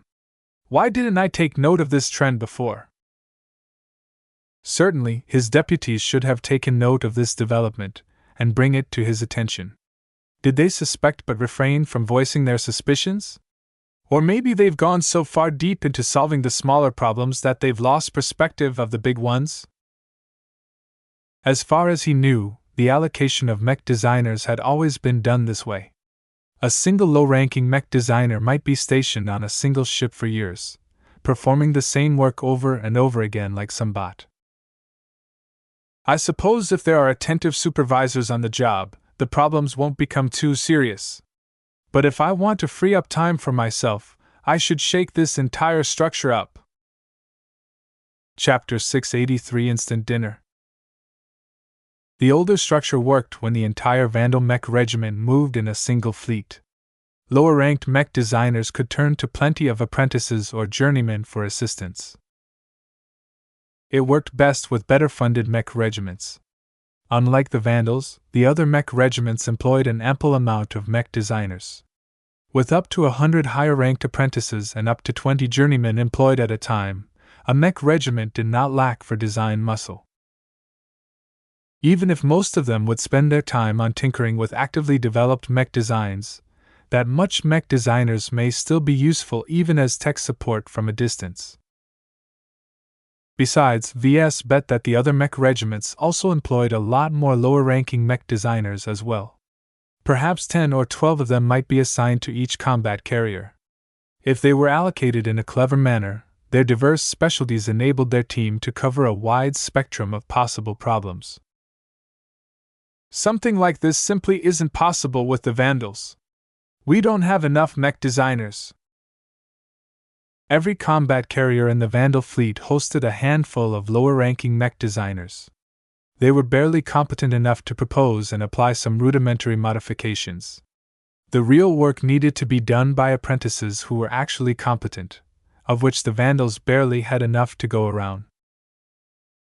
With only one high-ranking mech designer stationed aboard most ships, this meant that the variability of mechs between each ship would only diverge over time. Perhaps one ship hosted a mech designer who knew how to work a flight system like magic. However, he was bad at everything else. The mechs aboard that combat carrier would therefore degrade in performance over time as that mech designer made a mess out of things. The only part about the mechs that didn't suffer a slide in performance was the flight system, which performed significantly better after he had a hand in their improvement. VS drew up an entirely new allocation scheme for his subordinates. His solution was simple. The mech designers needed to rotate to different ships every once in a while. The low-ranking mech designers can stay. Their adaptability is much more limited. They won't be able to adjust to their new working conditions so easily. Keeping them there will also enable some portion of continuity among mech designers to persist aboard each ship. Replacing one batch of mech designers with an entirely new batch of strangers will lead to too much wasted time in getting them all up to speed.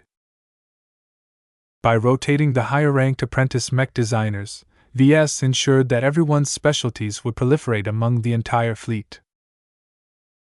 For example, that expert in flight systems already finished his work on upgrading the flight systems of the mechs aboard his current posting. One day later, that mech designer transfers over to another ship. She immediately came face to face with a different set of mechs with upgraded armor and an improved internal structure. The previous mech designer obviously emphasized their durability, but the ripple effects of his changes affected many other parameters as well, mostly in a negative direction. The entire flight system of these heavier protected mechs strained to keep them moving agilely in space. The flight system needed an entire overhaul to keep up with the changes to the rest of the mech, and that recently transferred mech designer came at the right time. Moving around the mech designers with different expertises and specialties will prevent the mechs from transforming into one-dimensional variants that is only good at one thing but bad at others. The fundamental problem at work here was that most mech designers employed by the Vandals didn't possess the foundation or experience to design a mech by themselves. They spent so much time in design teams or collaborative projects that they neglected to shore up their complete ineptness towards certain areas of mech design. Every independent mech designer has to be an all-rounder to a degree. Their weakest link can literally drag down their career through the mud. This was also why collaborative projects became the norm when it came to mech models with higher sales volume. The mech manufacturer that sold the mechs had to guarantee that they could fight and win, and to do so they needed to employ additional mech designers to cover the blind spots of their lead designers. As VS only possessed real experience with designing mechs by himself, he looked down on this dependence on others to cover for your weak points. He understood the logic and the merits of these methods, but he figured that the lead designers could easily become complacent about the gaps in his design skills. A mech designer that became complacent was a mech designer that stopped advancing to a higher rank. All these mech designers have gone off the beaten path. VS shook his head. His disapproval aside, his fellow colleagues needed to eat too. Starting their own businesses may be a step too far for them, and VS would have probably failed as well in his own attempt if not for the gift that changed his entire life. VS drew up a chart that listed out the available higher-ranked apprentices at his disposal. He attached their names to their current berths, then shifted them around. That's too simple.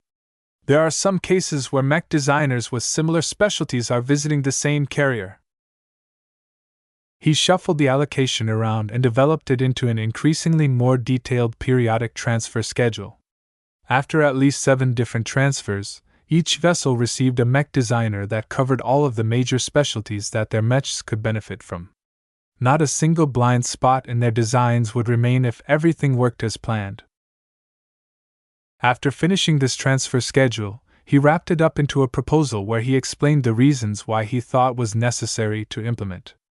Once he prettied up the words, he sent it on to Major Verl for him to decide whether to go through with it or not.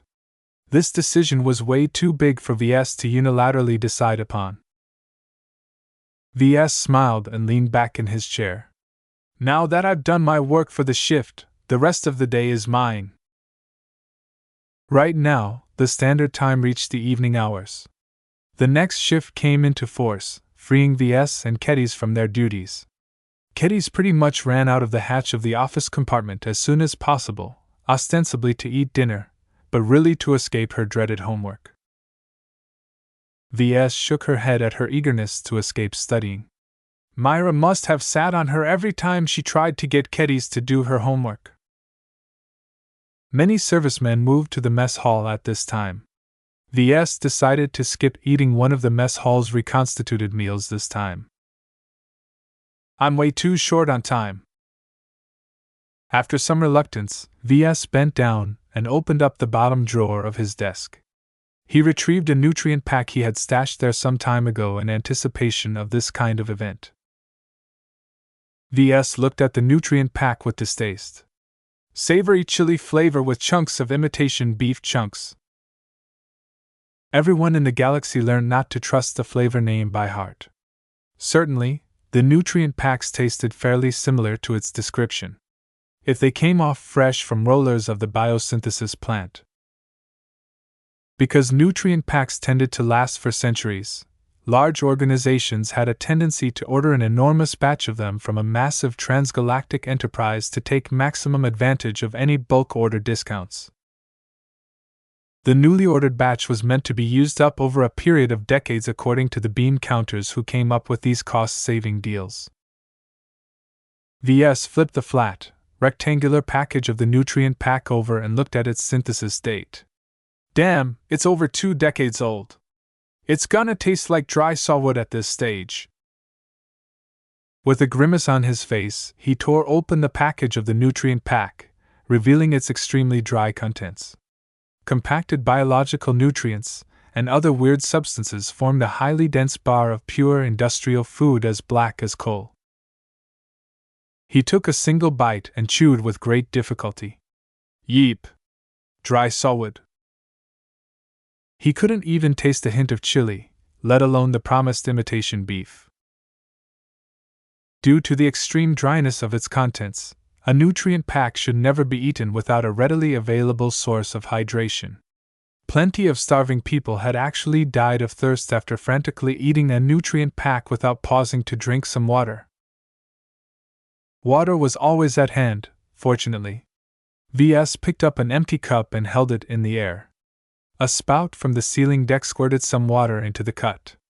Hidden anti-grav modules caused it to fall gently into the cup, preventing the liquid from splashing around. The things I do to survive.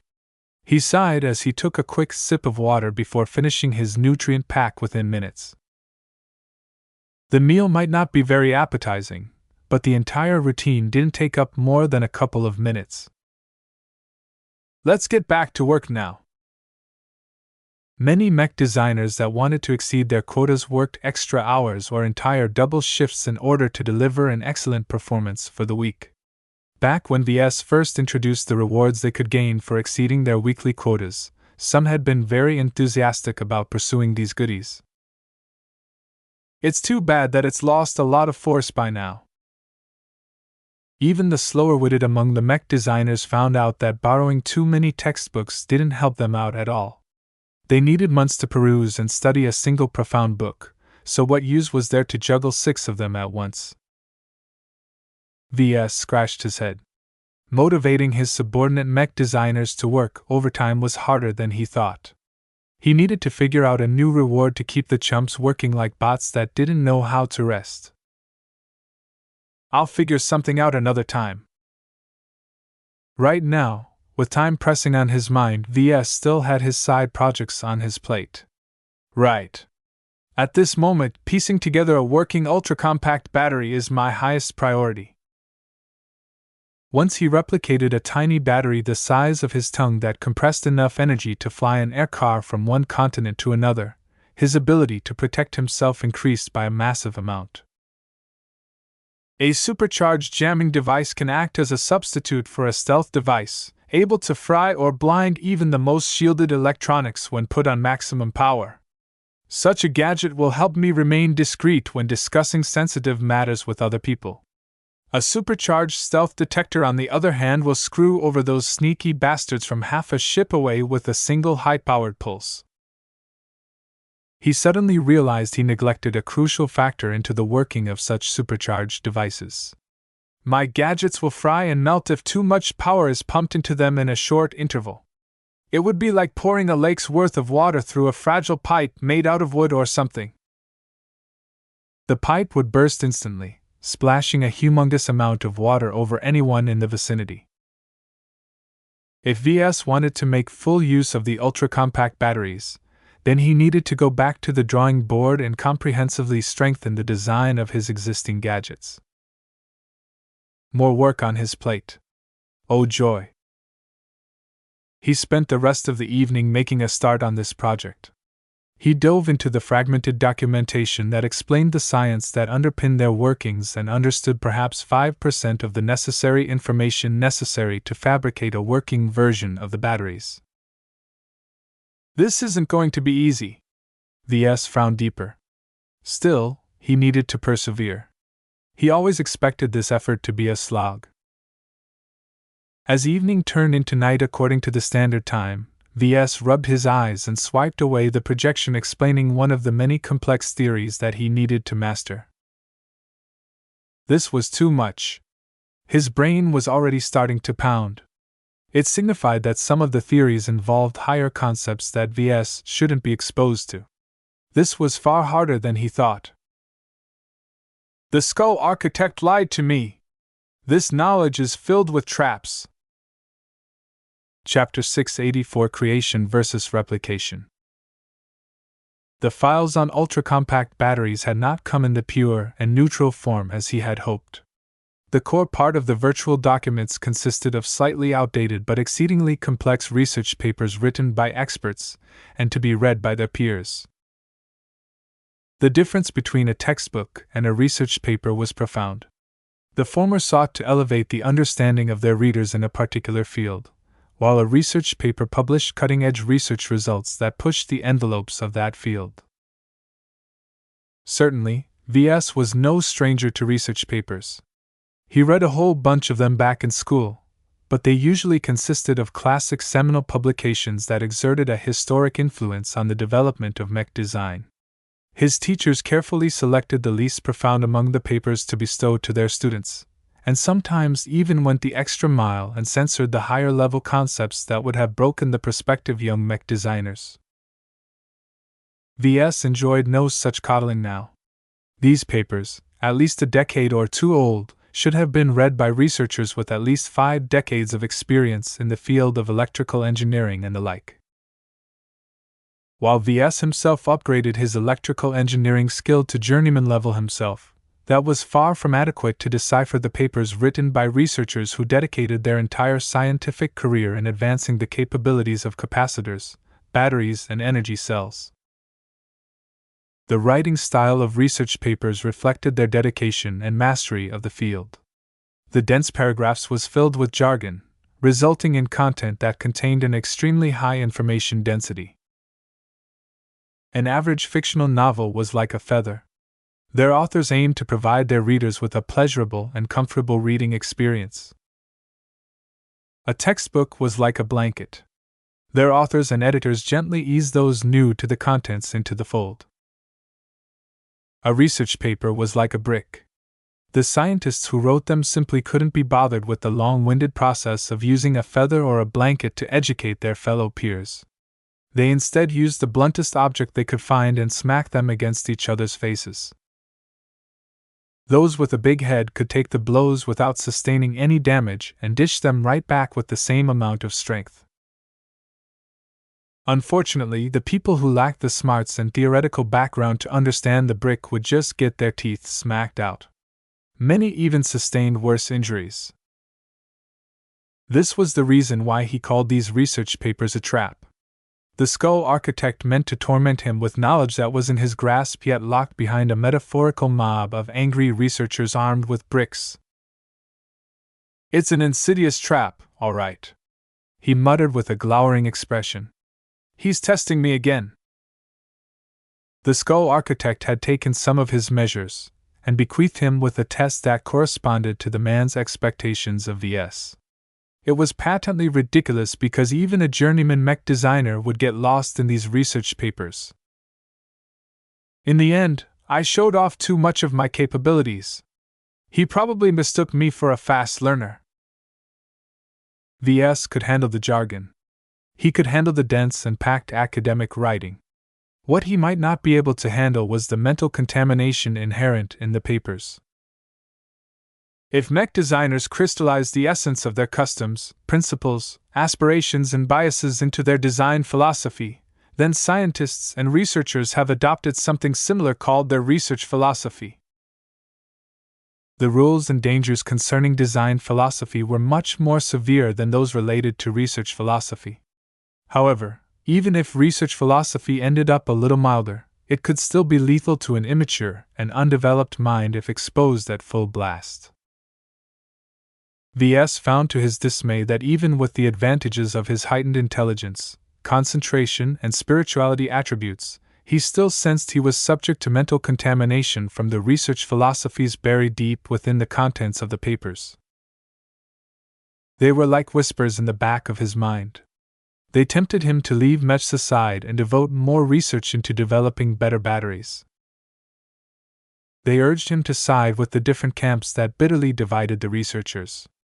One camp advocated that the best batteries were those with the absolute highest capacities. Every other concern could be shoved aside as long as the batteries lasted forever. Another camp favored maximum energy transmission. They wanted to make batteries and capacitors be able to load and dump as much energy as safe and practical as possible. Maximum capacity could take a back seat in their eyes. Doctrinal and ideological conflicts divided every field of science. If a theory existed, there were tons of advocates and detractors arguing in favor or against its merits. Casually stepping in the middle of this debate without any expectation of taking a side was like navigating through a minefield. No matter where he stepped, he would eventually get his by a blast. In short, VS estimated that he needed to expend a substantial portion of his mental energy merely to digest a tiny fraction of the knowledge hidden within the research papers. It required hard work, extreme concentration, and a willingness to torture his mentality to get anything useful out of the academic literature. At the very least, there's a great benefit to be gained at the end. What VS obtained were the keys to acquiring a shallow, but undeniably broad theoretical foundation into the field of energy storage. The versatility of mastering such knowledge far surpassed the act of learning a ready-to-fabricate ultra-compact battery blueprint. Mastering the theory allowed him to design any battery according to his precise set of demands and limitations. He could design a cheap ultra-compact battery that barely did the job when he was facing many restrictions, which aptly described his current situation. He could upgrade to better battery later on when he returned home and had access to the full resources of his mech company. Mastering a single blueprint only allowed him to fabricate a single battery without even truly understanding how it worked, or if he made a mistake somewhere. It also didn't take into account his context. For example, he could only cry if the design schematics demanded the use of an exotic that was only available on the other side of the galaxy. The difference between creation and replication is vast. If there's a viable choice, I would always choose the former over the latter. The tech underpinning ultra-compact batteries possessed broad applications. Learning how to design a tiny ultra-compact battery meant for man-portable equipment was no different from learning how to design the same battery but scaled for mechs. Of course, such a battery would be prohibitively expensive and wildly inappropriate for commercial mechs in the galactic rim. Ultra-compact batteries were rare in the Komodo star sector for a good reason. Well, it's not like I have to pull all the stops and design the absolute best batteries and energy cells for my mechs. Even an energy cell that applied 10% of the theories he mastered from the research material might be enough to boost its energy density by a significant proportion. Overcome with the potential for greatness locked within the research papers, VS began to cackle uncontrollably. Kukuku. Ha ha ha ha ha. Ha ha ha ha ha. Not good! He abruptly stopped once he realized how stupid he must have looked. The mental contamination from reading the research papers already started to get their hooks into his mind. VS violently shook his head, trying to clear away his current thoughts.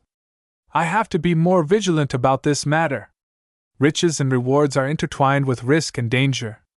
I won't be able to obtain these goodies so easily without paying a price. He put the research materials aside for another day. Right now, he didn't trust himself to fend off the encroaching mental contamination if he continued his studies. I should only study the materials in short bursts of time. I have to bleed off the mental contamination over time. He decided to turn in for the night, as sleep always worked great in cleansing the mind. The next day, he fell into a new routine. He received a message from Major Vole about his proposal.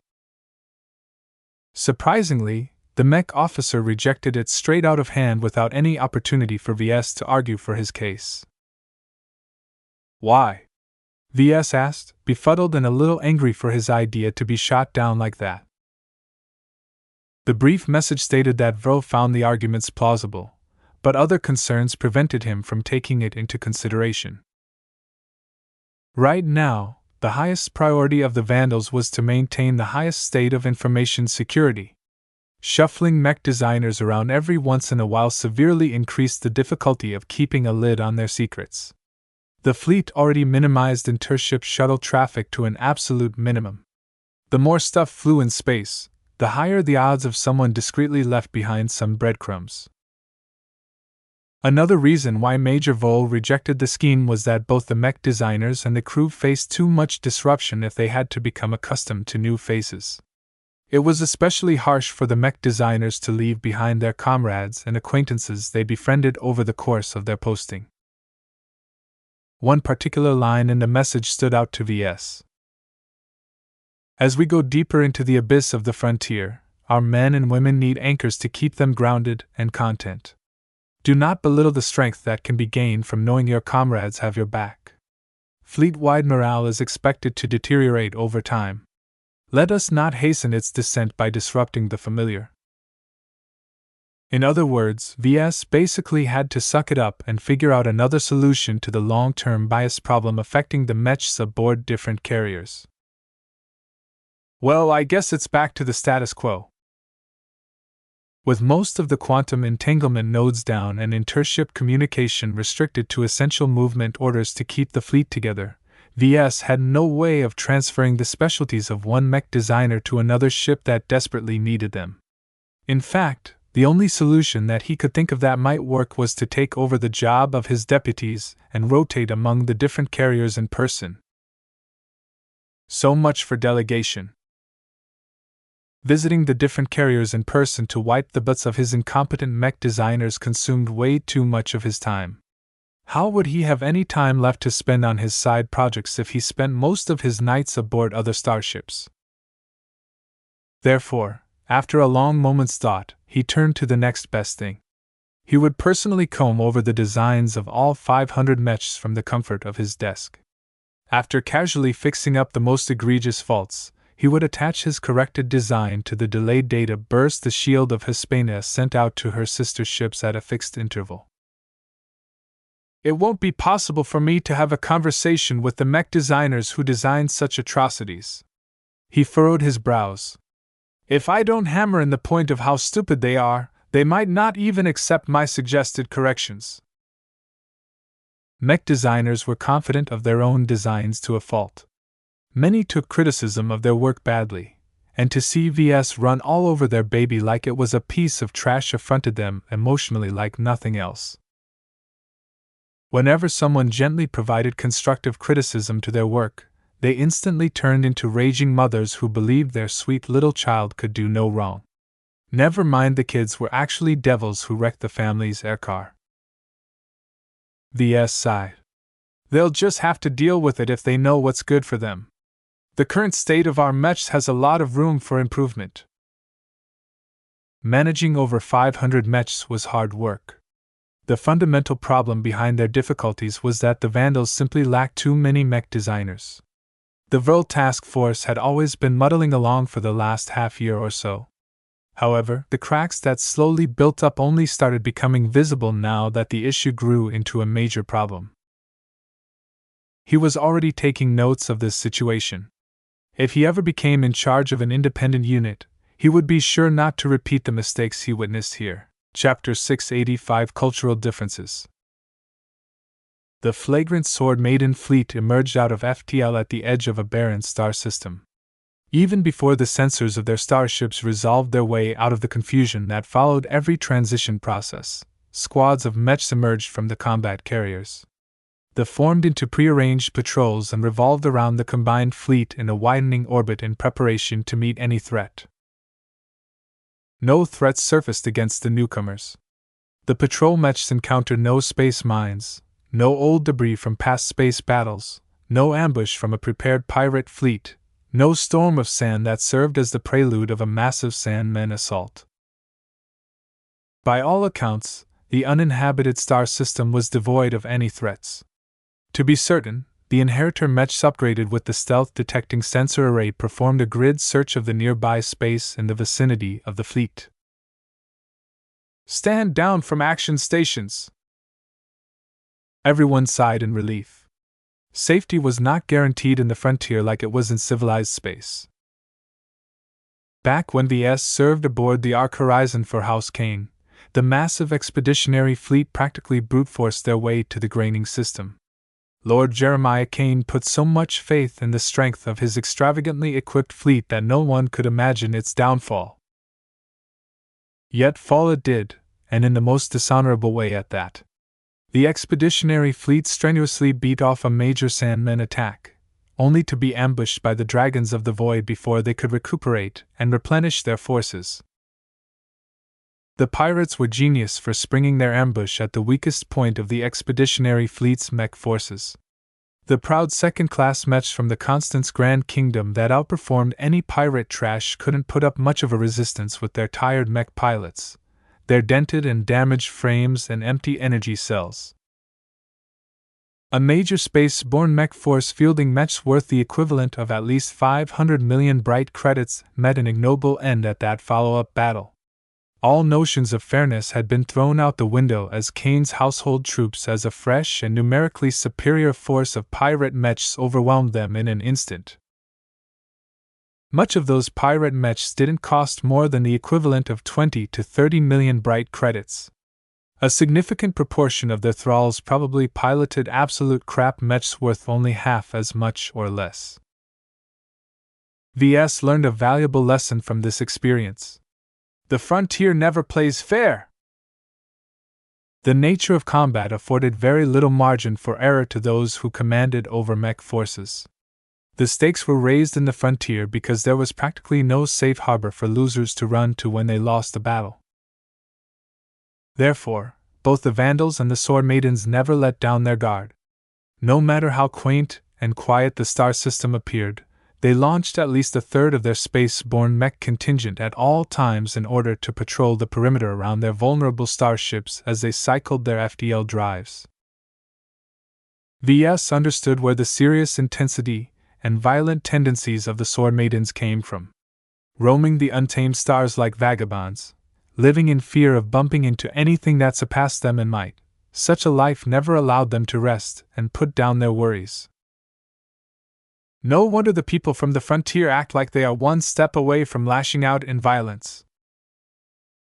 It was no way to live a stable life, yet it served as their means of survival. A shift in mentality occurred when the two forces started to sort themselves out. Now that they formally entered the space beyond the rule or protection of human authority, the flagrant vandals stopped taking the lead. Oh, they were still the more powerful of the two, but as the example with House Kane's expeditionary fleet had shown, brute force rarely won out in the frontier. In fact, the stronger the force, the more they radiated energy. If some dormant sandmen detected the ample amount of emissions escaping from their ships and mechs, they would surely send out a hunting fleet of sentient sand to suck away all of the juice. This time, the flagrant vandals had to depend on Lydia's sword maidens to survive the many perils of the frontier. All of this didn't concern VS, however. He was still trying to manage the whole mess on correcting the flawed and uneven modifications to the mechs in the vandal roster. There were over 500 mechs, and tackling all of their problems consumed a significant amount of his time, even if he sped up his design work and cut some corners. In his free time, he threw himself into studying both the poisonous research papers related to ultra-compact batteries. He also spent some time down at the workshop to make sense of the stealth shuttle fragments with the chief engineer, though admittedly he hadn't been able to spend as much time as he ought to on this project. It all came down to lack of time. On top of spending his time on his core duties and his side projects, he also became preoccupied with shaping Kedis into the mold he made for her. Unlike a mech design, Kedis was a living being, so he needed to be very delicate with how he eased her into the mold. "Teacher," Kedis spoke as she looked up with tired eyes from her latest textbook on business strategy. "I've had enough. There's no point for me to read all of these books on how to run a business. I'm never going to start my own mech company. Not every mech designer is like you, you know." VS smirked and steepled his fingers together as he leaned in over his desk. "That's where you are wrong. No matter what job you do, everything is connected to scarcity. A virtual simulator allows you to play with an unlimited amount of resources. You can play with any design you want, and your imagination is the limit. That's not the case in real space. Funding constraints, manpower constraints, technology constraints, demand constraints, and more all apply whether you are starting your own business or work for someone else. Don't you think the sword maidens are the same? If you are to be put in charge of their mechs one day, you need to run your department like you run a business, at least partially." "I don't get it." She shook her horned little head. "Okay, the book on microeconomics and accounting will help me budget stuff. I can see how that's useful in keeping managing the money. But these other books are a chore to read through. They just blather on and on about this and that about decisions that only senior managers in a big company ever gets to deal with. What does this have to do with mech design?" "I already told you the answer, Kedis. I don't like to repeat myself. For now, you can put the book down and come with me. We're going down the workshop compartment." Her eyes glistened a bit. Compared to being forced to sit behind her desk studying books that might as well have been Greek to her, getting her hands dirty with mech sounded a lot more fun. She hopped to her feet and didn't forget to order her floating scabbard to float behind her back. She bounced around with an abundance of energy as they made their way down the lower decks of the combat carrier. "What are we gonna do today?" "You'll see." They made their way down to the workshop compartment and walked past the busy mech technicians who perpetually needed to fix something. VS nodded in approval at their diligence. Chief Hain ran a tight ship, and she was definitely one of the better chief technicians he had met so far. Kedis didn't take much notice of the mech technicians at all, despite their curious stares at her exotic form and her prominent exhibice pelt that she wore over her body. In fact, it was like they plainly didn't exist. He stopped and turned. "What do you think about our mech technicians?" "Huh, They're fine. That statement has virtually no value to me. Describing something as fine is meaningless. Let me ask you another question. What are the mech technicians in your outfit like? She sneered. They're pathetic wastes of flesh. They're too weak to defend themselves or to fight on our behalf. We have to do everything for them, it seems. Lydia is too soft-hearted with the dregs she picks up. Sometimes those bumbling fools drop some vital component, or makes a mistake when reassembling a mech, forcing Myra to come down and fix the mess they made. VS couldn't believe what he just heard. The worst thing about it was that Kitty spoke her opinions on the Sword Maiden mech technicians in the middle of the workshop compartment with dozens of mech technicians manning the various machines or transferring parts and materials back and forth. Work slowed down as the mech technicians collectively glowered at Keddies as if she just badmouthed their mothers. Okay. The two of us need a talk right now. He took a firm grip on her arm and insistently dragged her over to the nearest empty office compartment. He practically threw her inside before entering himself and locking the hatch. To make sure no mech technician was listening in, he activated his jamming device that was attached to his tool belt. A low field that felt like static and mixed with rain enveloped the unused office. What was that about? Keddies glared at him like he drowned his kitten or something. I didn't do anything wrong. I just talked. Don't you realize the gravity of what you just pulled off? With just a few sentences, you pissed off all of the mech technicians aboard our ship. So what? The defiance in her eyes never dimmed. There was something very wrong about this whole matter. VS couldn't believe she casually disregarded the mech technicians like that. It was as if their opinions didn't matter at all. Look, maybe it's a cultural difference between the two of us that's to blame, he surmised as he calmed down a little. However, that hardly gives you leave to call the mech technicians weak, pathetic, or incompetent. But that's what they are. She stared straight at his eyes as she spoke those words, looking like she spoke a self-evident truth. I don't know why you're so caring about those leeches, but where I'm from, even bots are more useful than our mech technicians. VS sighed for the umpteenth time. How many times did Keddies confound him already? He had a feeling this wouldn't be the last time she would spring an unpleasant surprise in his face. The things he had to deal with at work. I would appreciate it if you keep your disparaging comments about mech technicians to yourself. He finally spoke. Right now, you are a guest of the Flagrant Vandals, so you will need to become accustomed to our ways. One of them is that you don't piss off the workers who are responsible for doing most of the grunt work in servicing, repairing, and maintaining our primary war machines. That sounds weird. She frowned. Though she was stubborn about a lot of things, she wasn't stupid.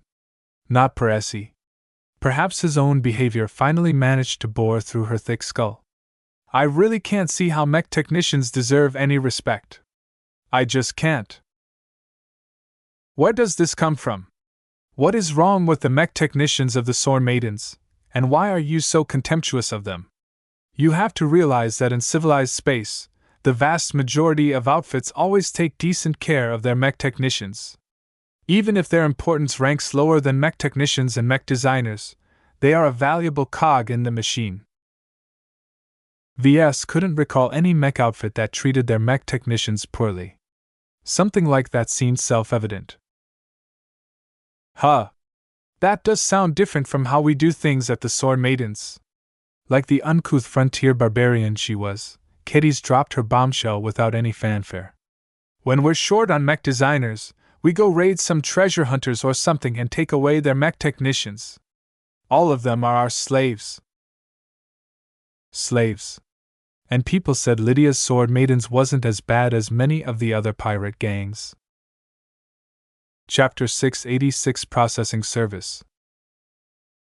VS realized that Keddies spent most of her time in his office when she first boarded the Shield of Hispania. He hadn't taken her down the workshops and the hangar bays even once. Due to that, Her true opinion on mech technicians never had the chance to come up. VS simply took for granted that the Sword Maidens ran their maintenance departments like every other outfit he had seen. He should have known better. The frontier lived in primitive times. Humans living in the Ferris Star region devolved into simpler, brutal means of survival. Whispers of slavery always surrounded the frontier. VS didn't expect for it to hit closer to home. Even Walter's Whalers, the presiding gang on Cloudy Curtain, didn't treat their mech technicians that badly. "You know what's needed to protect yourself in the frontier?" she said with an indignant tone. She perceived his judgmental thoughts and felt challenged at his disapproving gaze. "Strength. The power to fight. Without strength, how can you defend yourself against the Sandmen and the other scum that roam around the stars? The only people of value in the frontier are those who can stand up for themselves and fight. And those who can't? The mech designers? The mech technicians? The ship crew? Average people?" Ketty sneered contemptuously at the mention of non-combatants. "Those who can fight reign over those who can't. The mech pilots rule at the top. The ones who can fight with a gun or sword in their hands are counted among the middle rung of the ladder. Those who can't fight but master rare and valued abilities such as being able to design a mech or command a ship sit right below the warriors. As for those with lesser ability, or no ability at all, they're the dregs of the frontier." "So let me get this right," he said, trying to parse through her words. "The mech pilots belong to the privileged class, the other warriors belong to the fighting class, the mech designers and ship captains belong to the lower class, and the people of lesser skill comprise of the underclass?" "That's what I said, though I never heard it put in that way." "This is too extreme." Even in civilized space, plenty of people whose fighting abilities were bad earned an incredible amount of respect. From statesmen to business tycoons to scientists to artists and more, human society exhibited a broad spectrum of talent and skill that elevated them to the top. However, according to Ketty's, someone as respected as a medical doctor could barely be counted as a low-class laborer from the impoverished working-class city of Haston in Bentheim. Instead, the ill-bred thugs and gang members that terrorized the streets and caused a lot of trouble ranked higher than these respected doctors and scientists, just because they could shoot a gun or throw a fist. This was madness. VS voiced his thoughts. "How you pirates stay aloft when you treat your doctors, your technicians, your farmer, your miners and other essential vocations like dirt? You think that because someone is good at something, they automatically deserve respect?" Ketty sneered at his naivete. "Teacher, without the ability to protect yourself and fight on behalf of yourself and your mates, all your smarts and abilities won't save you from a laser beam burning your precious brain to ash. Everything you build or obtain rests on the condition that you can defend your stuff. What is the use of becoming the best mech designer in the galaxy when any group of pirates can easily point his gun at you and force you to work for their outfit?" He paused for a bit as he became affected by the sheer amount of conviction in her voice. She wasn't being wordy for a random reason. She truly believed in this spiel the frontier had ingrained into her from birth. "Is this why you keep up your sword practice so diligently? You value your status of being among the fighting class more than the wonders and mystery of working as a mech designer? Mech designers are cowards who can't be bothered to fight their own battles." She summed up her true thoughts about her vocation in the bluntest fashion possible. "The only reason they aren't dumped with the other mech technicians in the so-called underclass you named is because the good ones help the privileged class of mech pilots fight better. And the rest? The lesser skilled mech designers? The mech technicians? We don't have a lot of those in the frontier. Everyone in the settlements who grows up either inherits the work of their parents or gets picked up by a pirate crew. We don't have your schools or workplaces where mech technicians or ship engineers or any of those other difficult jobs can be raised. The only way to get them is to rob them from others that do have these people." "I see." VS should have anticipated such a custom. He had already heard of the harsh conditions at the frontier before, of how it was sparsely populated, of how the settlements couldn't sustain the technology level of modern humanity, of how schools were virtually non-existent. If he took some time to connect the dots, then he should have figured out how the pirates truly kept their ships, mechs, space stations, and other gear and industry running.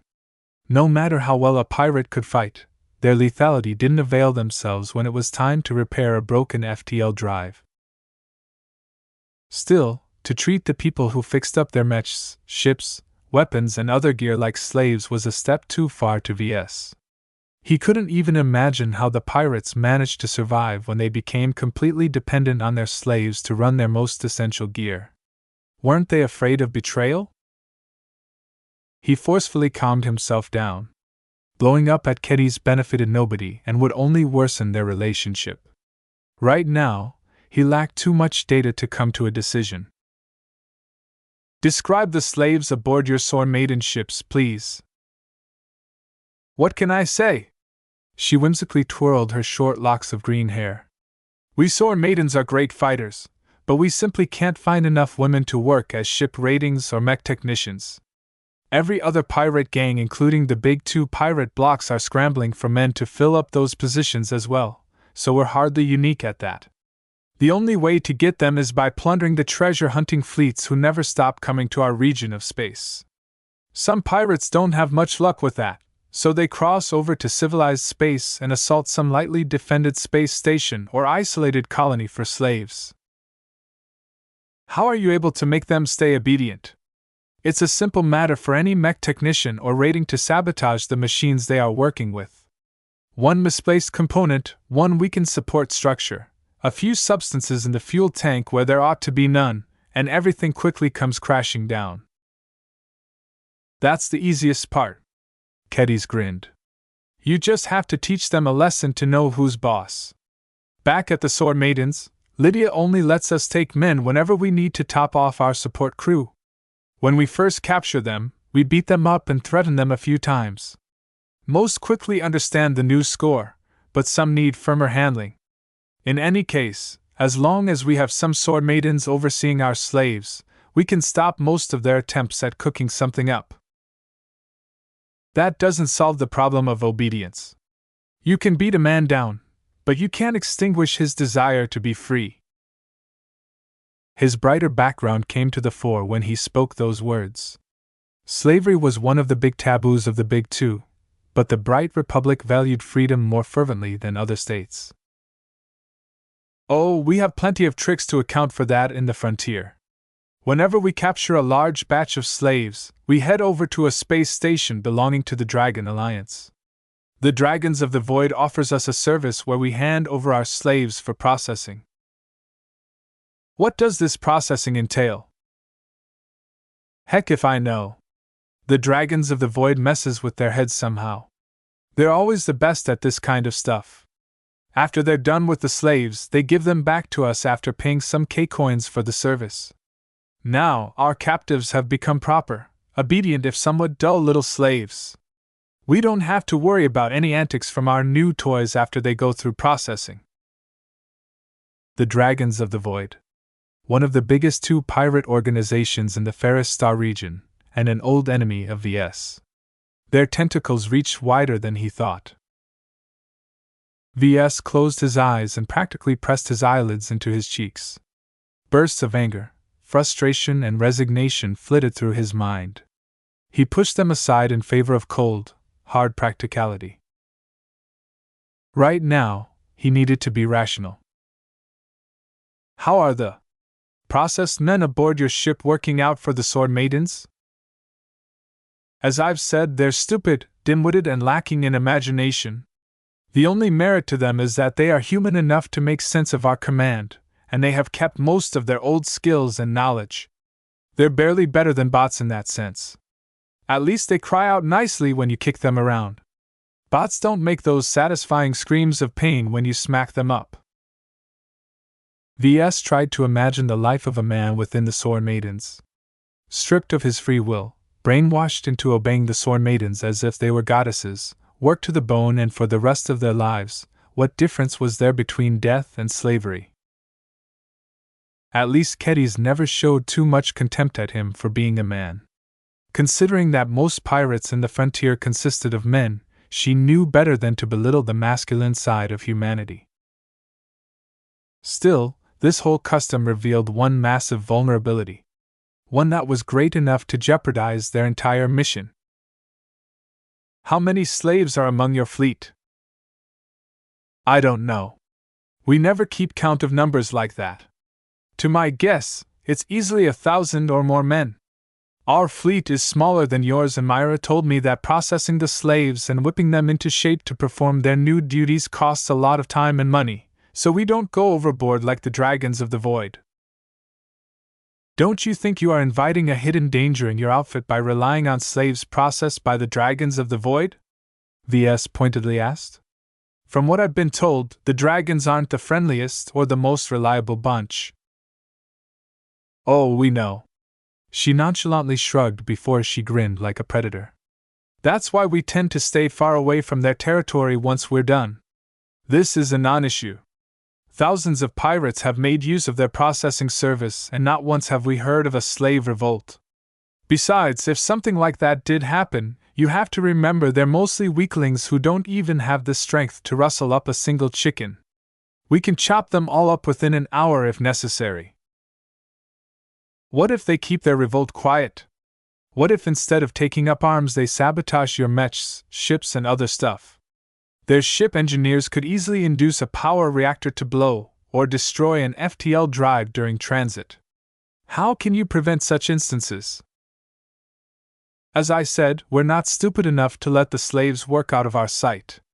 We've stationed sword maidens in each compartment they work at, and we do have some smarter sword maidens like me who followed some courses or received some tutoring to know what's going on. As far as I know, almost every other pirate gang run their slaves along the same line. And the Ravian Alliance? VS mentioned the other pirate bloc. I've never heard any mention of brainwashing from their organizations. How do they keep their slaves in line? Oh, that's simple. They do some other freaky stuff. It depends on the outfit, really.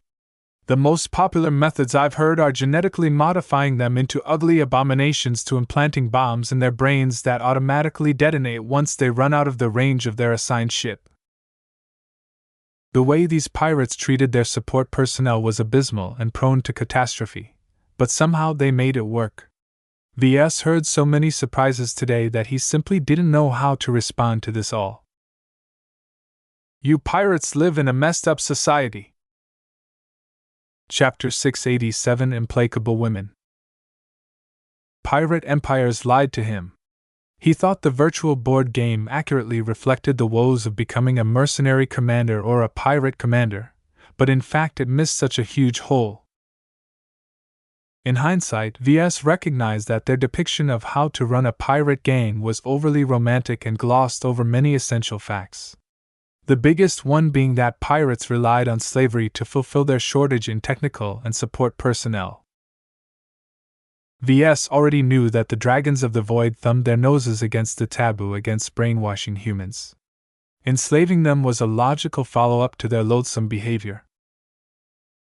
Yet commercializing their brainwashing facilities and opening them up to other pirates with too many prisoners on their hands sounded absurd. They basically empowered the independent pirate outfits this way. The suspicion that this was all a trap grew strongly in VS. With thousands of brainwashed men working on behalf of the sword maidens aboard their precious starships, it only took one single mental trigger to turn them against their erstwhile owners. The paranoia always brewing within his mind rang countless alarm bells right now. Were the Vandals even aware of the hidden danger the sword maidens brought onto themselves? The Vandals shouldn't be that stupid, and neither were the Republic's intelligence services. This practice of enslaving mech technicians and ship crews should have been common among the frontier. It still sounded idiotic for becoming too dependent on slave labor to perform vital jobs such as servicing their mechs and keeping their ships from falling apart. Still, now that his shock had subsided, he began to see that Keddies had no involvement in the matter. Lydia's sword maidens embody both the good and the bad of frontier culture and customs evolved over hundreds of years of surviving among the untamed stars. "I'm sorry for my overreaction, Keddies," he eventually uttered, looking her in the eyes. "You're not responsible for this matter. However, you have to be aware that my reaction to how you treat your technicians is rather mild. There will be many who will express their disgust at you. Can you at least understand why people like me react this way?" She was at least smart enough to understand that much. "I get it. Slavery is bad. The big bad MTA and CFA doesn't like it when the weak and stupid are owned by their betters. That's despite the fact that you bunch of hypocrites are doing the same thing in civilized space, only you don't call it by that word. From what I heard what goes on in your side of the border, the life of a regular person isn't necessarily better than being a slave. It differs from state to state. The Bright Republic and the Reynald Republic are some of the better ones around. You've visited the Reynald Republic before, haven't you? Didn't you notice the people there are free and happy? All I saw were sheep that have deluded themselves that they are kings," she sneered. "They were so weak that they died by the millions once a bunch of terrorists Mech laid waste to Harkinson. In my eyes, that incident alone proves that you're nothing if you don't have any way to fight back. The honored ones enforced their no Mech policy on Harkinson so much that they stripped you all from the chance to defend yourselves. Didn't we salvage our own Mechs down there? That's the only reason why we succeeded in pushing through the spaceport." She had a point, if only just.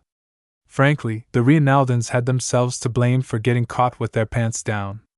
Not only did they scale back the readiness of their garrisons to an atrocious degree due to their lack of engaging in major conflicts, they also deprived others from bringing them the means to defend their lives if the authorities dropped the ball. Which they did. On their own feet. Which hurt them a lot. He sighed. "Okay, I don't want to argue about this point. I'm not hopeful that you'll ever change your beliefs, but you should at least be discreet about it while you are a guest aboard our ships. We do not run our ships as pirates, so I will appreciate it if you don't treat our Mech technicians like you treat yours." "Why should I? I don't really like them. I'm not going to approach them on my own accord," Keddies huffed. "Look, despite your feelings about them, interacting, instructing and leading Mech technicians is a vital skill to Mech designers. If you don't know what they do or what their limits are, how will you be able to take over from Myra in the future? Perhaps you'll be able to learn how to respect them after you work alongside the Vandal Mech technicians. They're not the dummies you think they are. Mostly. Can I still kick their butts if they annoy me?" VS chuckled a bit. "Sure. I've done so a few times myself if they need some motivating. Just don't go overboard with it, okay? Kick them enough to bruise or sting, but not enough to break their bones or bring them close to death. And definitely don't employ your sword either. If Mech technicians die from your hand for any reason, I'll shove you out of the airlock and kick you back to the jaded sword through a spacewalk." "Whatever you say, teacher. I'll kick you out into space before you can do that to me. I'm stronger than you." After VS defused the tension, he briefly instructed her on the do's and don'ts when they returned to the workshop compartment. As long as she didn't do anything egregious such as disparaging the Mech technicians in public again, or mentioning about how they would be treated like slaves back at the Sword Maiden fleet, then the situation could still be salvaged. They exited the office in a more subdued mood. VS still mulled over the implications of what he learned about pirate society, while Keddies pretended to be contrite. The little devil. VS bet she had nothing but contempt when she looked at the Vandal Mech technicians. For their part, the techs returned to their professionalism to keep an even expression around the two Mech designers. It looked way too forced to be natural, though. If they had their way, they might have cornered Keddies and confronted her about her slanderous words. "Morning, VS," Chief Hain called as she pushed herself forward from her leaning position against the bulkhead. "I just heard an incident happened here. Something about some ugly words being thrown around. Keddies ignored the burly woman and turned to VS. Who is this? This is Carletta Hain, the chief technician of the Shield of Hispania. She's responsible for the mech technicians and makes sure that they do a good job. The guest designer regarded Chief Hain with a mild amount of respect. It can't be easy keeping your people in line. It's a skill I've honed over decades of service, the chief replied simply. Though they only exchanged a couple of words, Hain's dislike of the girl already deepened. I don't think it is something that you'll ever be able to master. You don't fulfill the requirements to do so. Perhaps you should spend your time elsewhere. The two women, one as young as a fresh graduate, another in her older and more wizened years, glared at each other as if they were cats competing for the same mouse. VS stood by awkwardly as the women decided to have an impromptu staring contest. Eventually, he stretched out a hand between their eyes, breaking their stupid dominance ritual of forcing the other to avert their eyes first. He didn't have time for this nonsense. Chief, please, I've got this in hand. I already set the matter straight to Keddies. This is a delicate situation that requires a diplomatic approach, he begged. The chief glanced at him with an unreadable expression before turning back to Keddies. Fine. As long as this missy here give my men an apology, I'm willing to forget the matter. You want an apology from me? Then you have to fight for it. Keddies growled and placed her hand behind her back until she gripped her great sword. Apologizing without a fight was unthinkable to her. You. Me. The practice ring. If you can beat me flat, I'll give you your apology. If you can't, then you better stay out of my way. VS audibly groaned and palmed his face. What was wrong with these people? Perhaps he should have expected a stunt like this from Keddies, but Chief Hain as well? He quickly spread his gaze across the entire compartment, and saw that pretty much every mech technician who wasn't performing any sensitive work had slowed down to listen. Over half of their expression showed approval at their chief's attempt at backing them up. He understood now. Chief Hain had a responsibility to defend the honor of her mech technicians. Failure to do so meant that the mech technicians would lose faith in her leadership, and their morale would plummet. Both of them remained implacable due to the expectations placed upon them by others. They literally couldn't back down in any circumstances or lose all their respect. As someone with no stake in the matter, VS took unilateral action. He approached Keddies, grabbed her arm and dragged her away. Sorry, Chief, but Keddies has some work to attend to. See you later. It might not have been an elegant way to resolve the standoff, but it did break the spell between them. The chief stared wordlessly at their backs before heading towards the exit. Perhaps she already found out that there was nothing to be gained from pressing the matter. Not with VS around. As for VS, he had been ready to employ his considerable physical strength to haul the genetically modified vixen away from her staring contest. Surprisingly, Keddies felt as soft as a pillow. She didn't resist at all, which was completely contrary to his expectations. Perhaps Keddies became aware of how bad of a situation she was in, and latched onto his move as a way to escape the standoff without repercussions. Your chief technician is a formidable woman, she praised. She can give a lot of sword maidens a run for her money. Lydia's sword maidens don't have the monopoly on strong women, you know. The Bright Republic's mech corps employs far more women than the sword maidens. VS led them over to an inactive 3D printer that he reserved beforehand. In any case, we need to get back to your lesson. Do you know how to operate one of these? A 3D printer?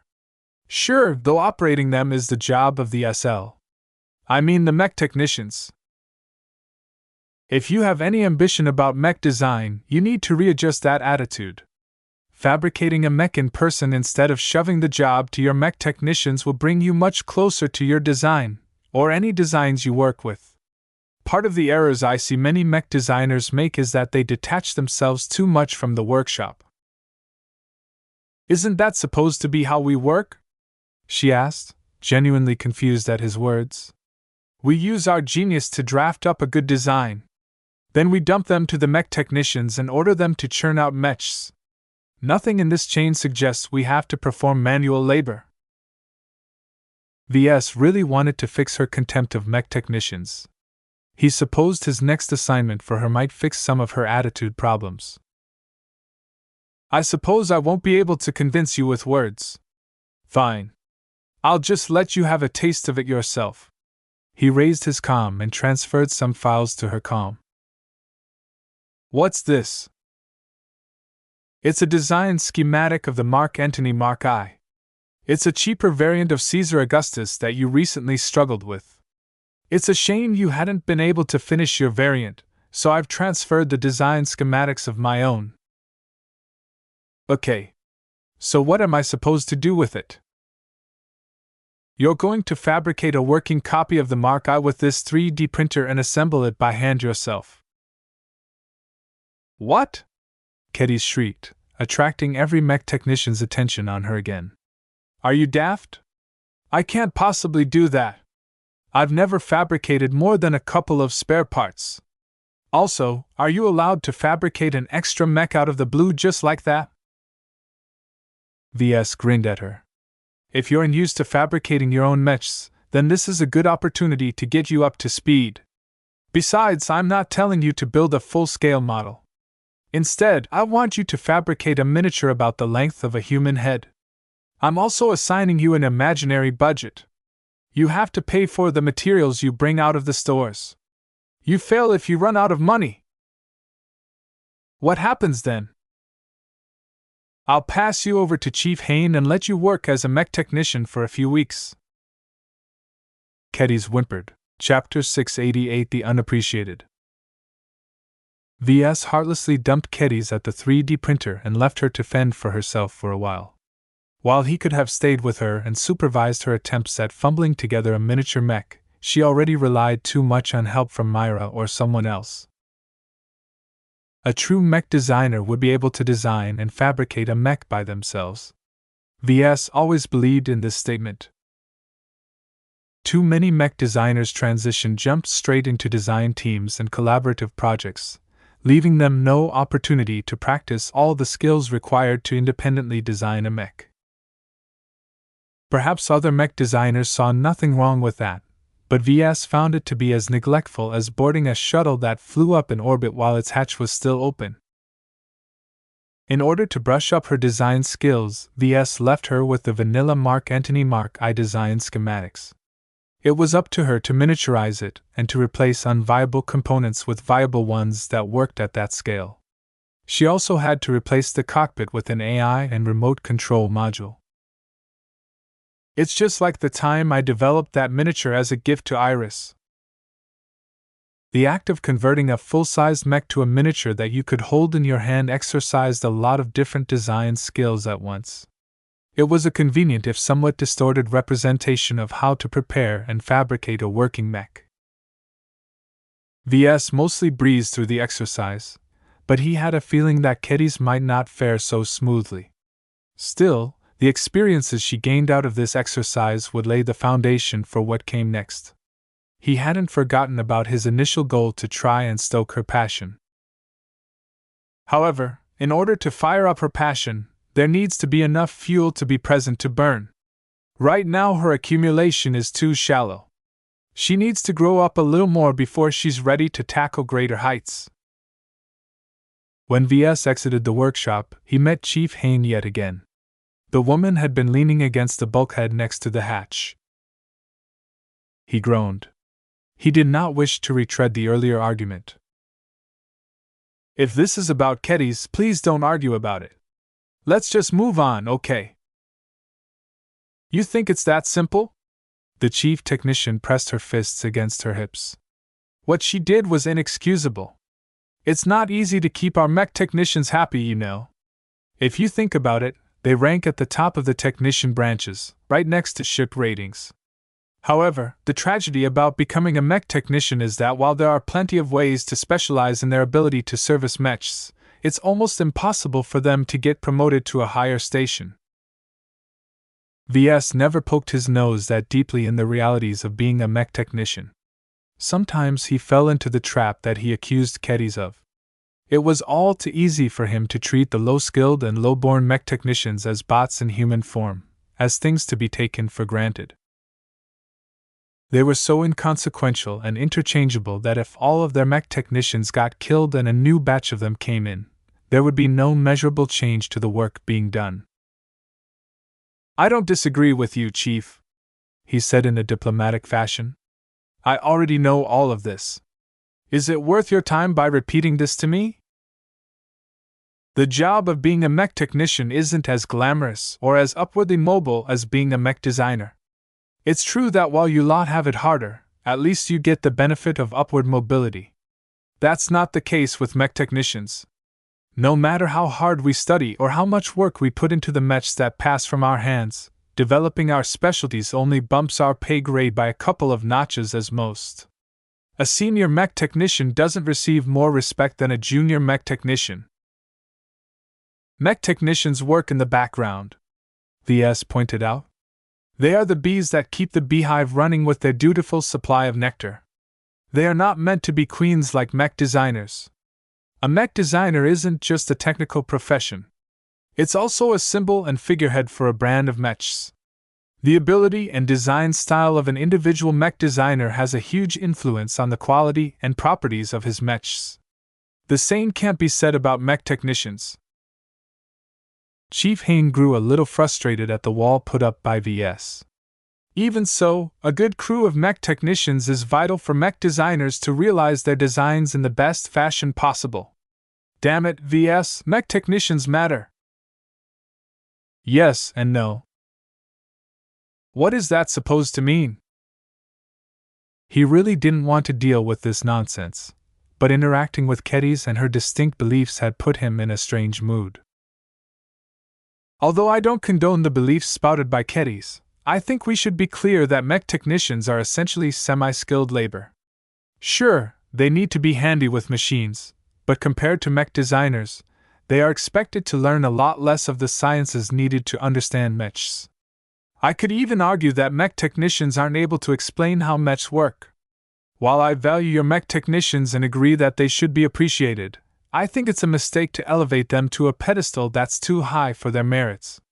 A tech is a tech. Her face turned inscrutable as she tried to parse his words. VS had strayed somewhat from the initial topic that she couldn't figure out how to respond to it. Was he wrong? She wanted to say yes, but deep down she knew better. She hated VS for reminding her of those thoughts. VS, I think you should stop talking before you slander my men. My apologies. My mind has been muddled lately by the nonsense of our little pirate guest. Are you aware of the true plight of mech technicians employed by pirates? Surprisingly, she nodded. I'm a chief technician. It's my job to know this stuff. One of the responsibilities the Mech Corps has entrusted to chiefs like us is to stop our subordinates from thinking that working for pirates is a better idea. You always see some idiots every now and then who develop romantic ideas about becoming a pirate.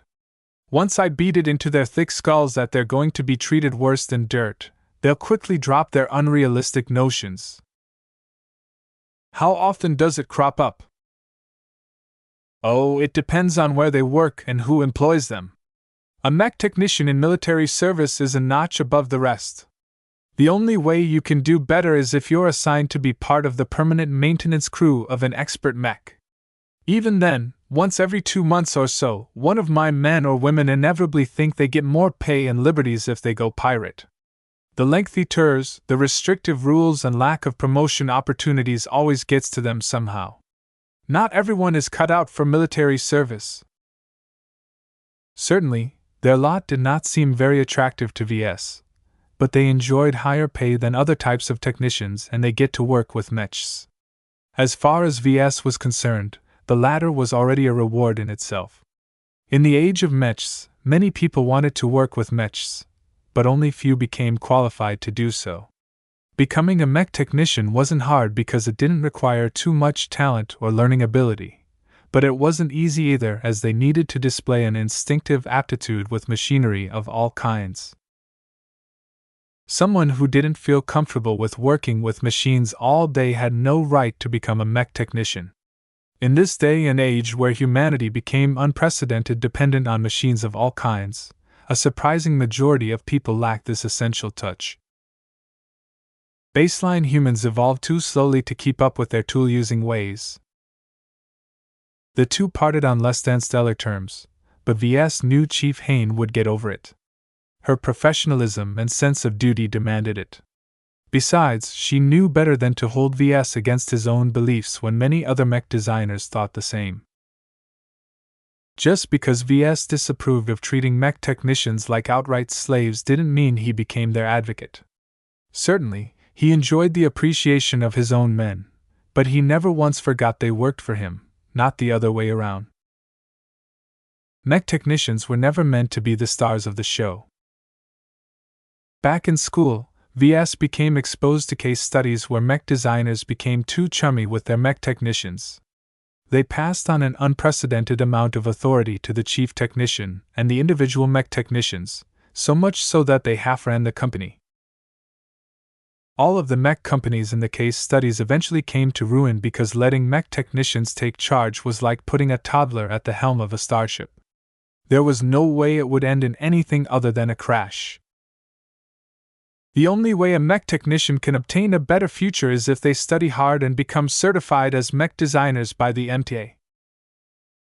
However, how easy was it to do so? Many mech design students actually dropped out during their grueling years of study. For someone with much less intelligence and much less opportunities to catch up to mech designers might take at least 2 or 3 decades. And what then? A 50-year-old novice mech designer possessed absolutely no career prospects in the brutal and competitive mech industry. The only other way they could become something greater than a faceless tech was to become handier with machinery than others and acquire a lot of leadership and administration skills. Once they demonstrated their superiority in terms of getting mech technicians to do as they were told, they stood a good chance at obtaining the certification that upgraded their status. A chief technician interacted directly with mech designers and possessed a lot of say in terms of how to run a workshop and their crew of mech technicians. However, no matter how much power they wielded, chief technicians couldn't escape the fact that they were essentially jumped-up mech technicians. It's no surprise that some people treat them like slaves. Free or not, they essentially serve the same purpose. The way the Sword Maidens and the rest treated mech technicians and perhaps mech designers reminded him to be vigilant whenever he stepped into the frontier. Even with the flagrant vandals as a shield, VS still didn't feel very safe in this region of space. Though his fears frightened him, a small part of him actually relished it. Back in civilized space, VS always tangled with the fact that he was but one among many mech designers. It was impossible for any single mech designer to stand out from the market unless they became a senior mech designer who already developed a hint of true uniqueness in their design traits. Reaching this point was way too distant to VS. On the other hand, VS felt as if his recent experiences had brought him increasingly closer to advancing to become a journeyman mech designer. His continued insights cleared up most of the fog surrounding this difficult advancement process. VS feared no challenge. He only feared not knowing the way, so the removal of all the fog did him a favor. Right now, he faced a dilemma of sorts. Of the 3 fundamental requirements to advance to journeyman, he was already steaming ahead in terms of shaping and maturing his nascent design philosophy. He also learned more than enough to satisfy the knowledge requirement. The only sticking point to him was that he possessed few opportunities to increase his utilization of his existing skills. However, none of the work on his plate sufficiently challenged him to the point where he needed to pull all the stops. Also, I somehow fell back into the old trap of hoarding new knowledge again. He shook his head. He knew that his current studies in ultra-compact batteries and stealth technology formed a not entirely welcome detour in his goal to advance as quickly as possible. Nonetheless, he believed that taking this detour now rather than later would save him a lot of grief, and possibly even his life. With disaster lurking everywhere in the frontier, improving his personal capabilities came first. He could think about advancement after he secured his life. Chapter 689: A Mech Designer's Complicity. The flagrant Soar Maiden fleet transitioned back into FTL as soon as their drives finished cycling. A period of enforced isolation encroached again. Despite traveling along the same route, and at the same speed as the other ships, the shield of Hispania existed in a completely isolated bubble of higher dimensional space-time. No ship ever crashed into another ship during FTL travel. A subdued mood overcame the crew as they quietly and diligently performed their duties. VS knew the isolation would only get worse over time. They had barely crossed some light years into the frontier at this stage. A few uneventful days passed by. VS struggled with his schedule as he had so many activities to do but so little time to devote sufficient time on any of them. He wished he could clone himself by at least 3 times. It was too bad that perfect clones of existing people never worked out well. If VS had a choice, he would have formed his design team entirely out of clones of himself. He'd never have to face trust issues or be wary of betrayal from his own underlings. Though if they are exact clones of me, they won't be content with staying under my thumb. I've got to brainwash them as well, or otherwise it's guaranteed they'll stab me in the back.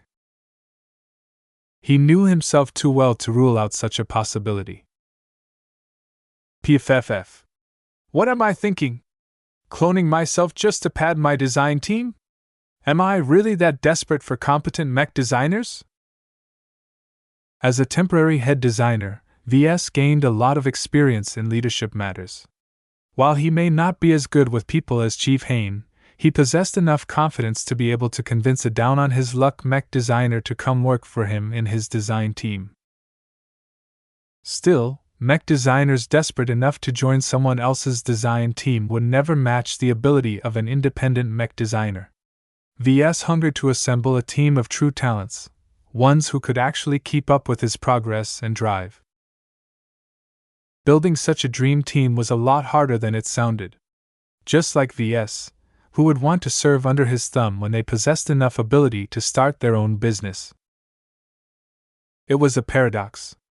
He could easily hire unworthy mech designers, but they wouldn't be able to help him much.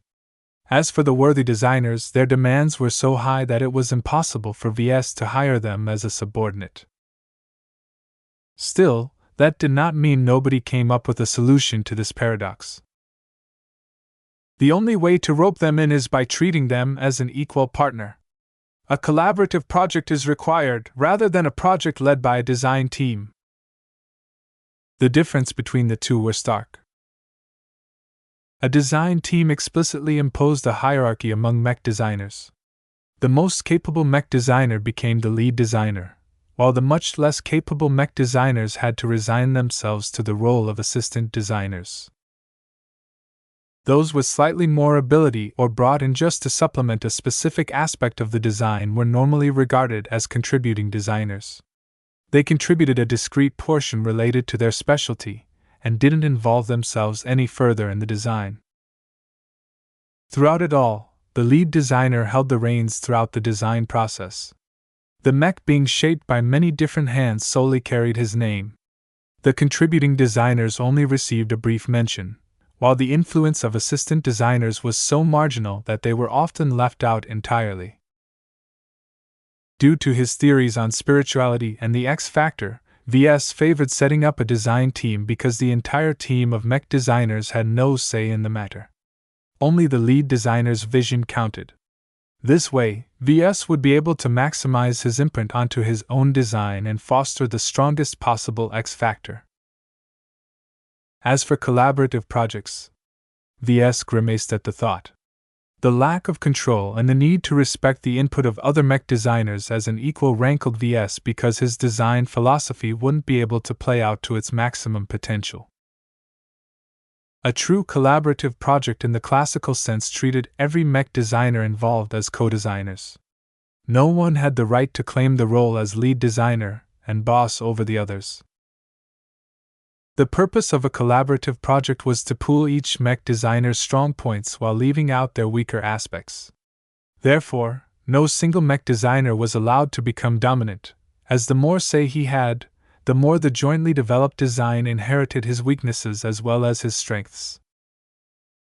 The deal VS made with the Skull Architect entailed something in between the two. Instead of working jointly on developing a design that shared both their strengths, VS would instead be tasked with developing 15 different variants of the senior mech designer's existing designs. While he'd be able to leave a small mark on the variant he developed, the core of its design still bore the DNA of its original creator. Due to all the restrictions imposed by the Skull Architect, the influence that VS could leave behind only reached the level of contributing designer, which was hardly a glamorous role.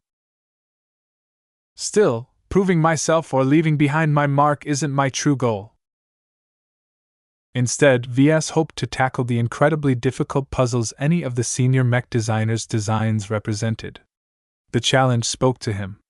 Not only would the difficulty force him to flex his design skills in increasingly inventive ways, thereby raising his utilization of his existing skills, he would also be able to glean the best practices of how to design different types of mechs.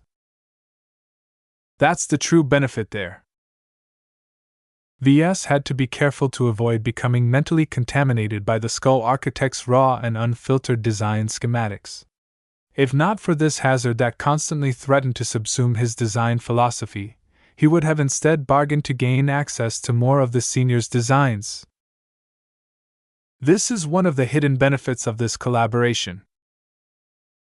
In the mech industry, a line existed between imitation and creation. VS always considered himself on the side of creation. Though his past work with the Caesar Augustus heavily steered his design habits and preferred solutions, he wasn't afraid of developing something new when it suited him, or else he wouldn't have developed a rifleman mech as his second original design. However, as he planned to fill up his mech catalog with at least a dozen product lines that covered all the essential mech types, he would have to stray increasingly further from familiar ground. Having an example to draw upon and practicing with another fully fledged mech design would do wonders in preparing him to design his own mech of the same type.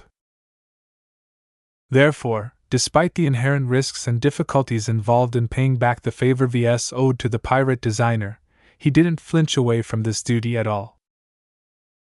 The only issue weighing on his consequence was whether the Skull Architect commercialized his variants. Will he put up copies of my variant for sale to pirates? The Skull Architect gained renown as a high-end mech designer in the Ferris Star region. This made his designs desirable but also extremely expensive, and so difficult to pilot that only elites possessed the qualifications to touch them. VS anticipated that his variants may be released as more accessible products priced towards the premium or mid-range markets. If priced competitively enough, which VS had a feeling the Skull Architect would definitely do so to maximize his profits, the fugitive mech designer stood to sell a large amount of mechs. The market for pirate mechs is smaller than the mech markets in civilized space. Then again, there aren't many pirate designers either, so my variants faces much less competition. A troubling and unsettling thought sank into his mind. What if he achieved a far greater market share and commercial success as a pirate designer than a legitimate mech designer?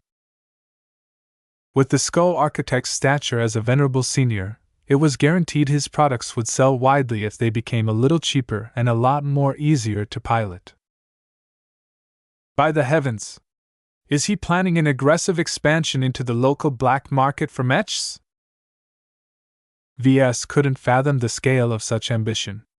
How many copies of his variants would get sold? 1,000? Far too little. 10,000? 100,000? If the Skull architect was able to export his designs to the neighboring star regions as well as the black markets of the nearby star sectors, then it wasn't impossible for the total sales figure to surpass 1 million mechs. Damn it, by my estimate, my living mech corporation has only sold a couple of thousand mechs so far, and I'm only counting mechs rolled off directly from the production lines of the mech nursery. The amount of mechs fabricated by the LMC's third-party manufacturers have probably reached the tens of thousands. Such a success already elevated his mech company into a mainstay of the Bright Republic, but this achievement paled in comparison to what any senior mech designer could accomplish in their sleep. Even if the Skull architect faced a severe amount of limitations due to operating out of the impoverished and underdeveloped frontier, VS had a suspicion that a senior wouldn't be slowed down too much by such hindrances. This is bad. The more his products landed in the hands of pirates, the greater the chance their designs might get traced back to VS. In addition, VS hadn't yet addressed the elephant in the room. Pirates being pirates, they were guaranteed to be up to no good if they piloted the powerful variants. If all of them ended up similar to what he had done with the Liner Grey, then they would all end up very powerful but also remarkably easy to pilot.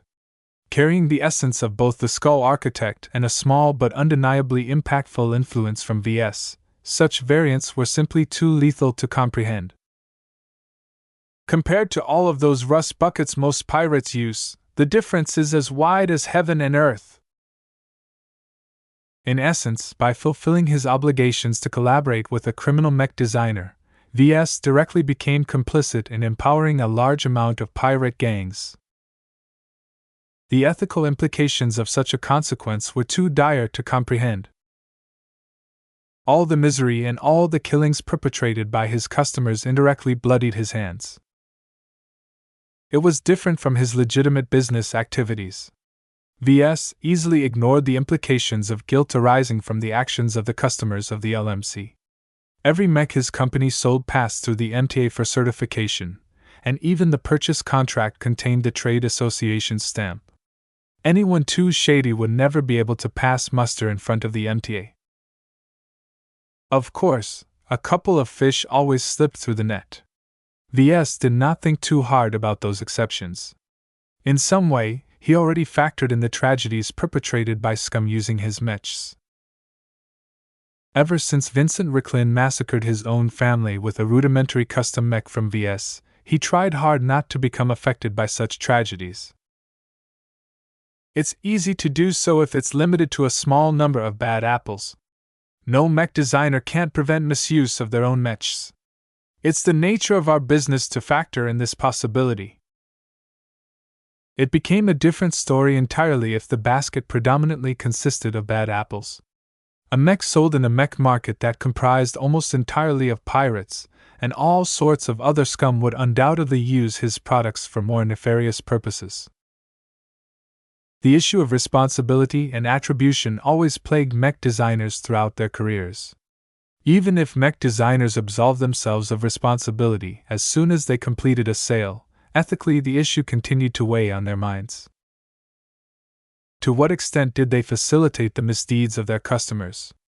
Every mech manufacturer and weapon manufacturer struggled with this question, to the point where no right answer existed even up to this day. VS himself had swung from exhibiting a high level of detachment to a high degree of empathy and care to the mech pilots of the mechs that received his touch. He became emotionally invested in the mech pilots of the flagrant vandals because he became responsible for the well-being of their mechs. However, he cared very little for the customers of the mechs sold by the LMC. His customers handed over money and in return they received a mech. Once they completed the transaction, his customer might as well attack a nursery and kill 100 little kids and VS wouldn't lose any sleep over it at all. After all, what did some crazy mech pilot have to do with him? If the public started blaming the mech designer for enabling the man by supplying the mech, the same argument could be made about the company that manufactured his clothes or the venue that sold him his latest meal. So why did he care so much about his pirate customers in the first place?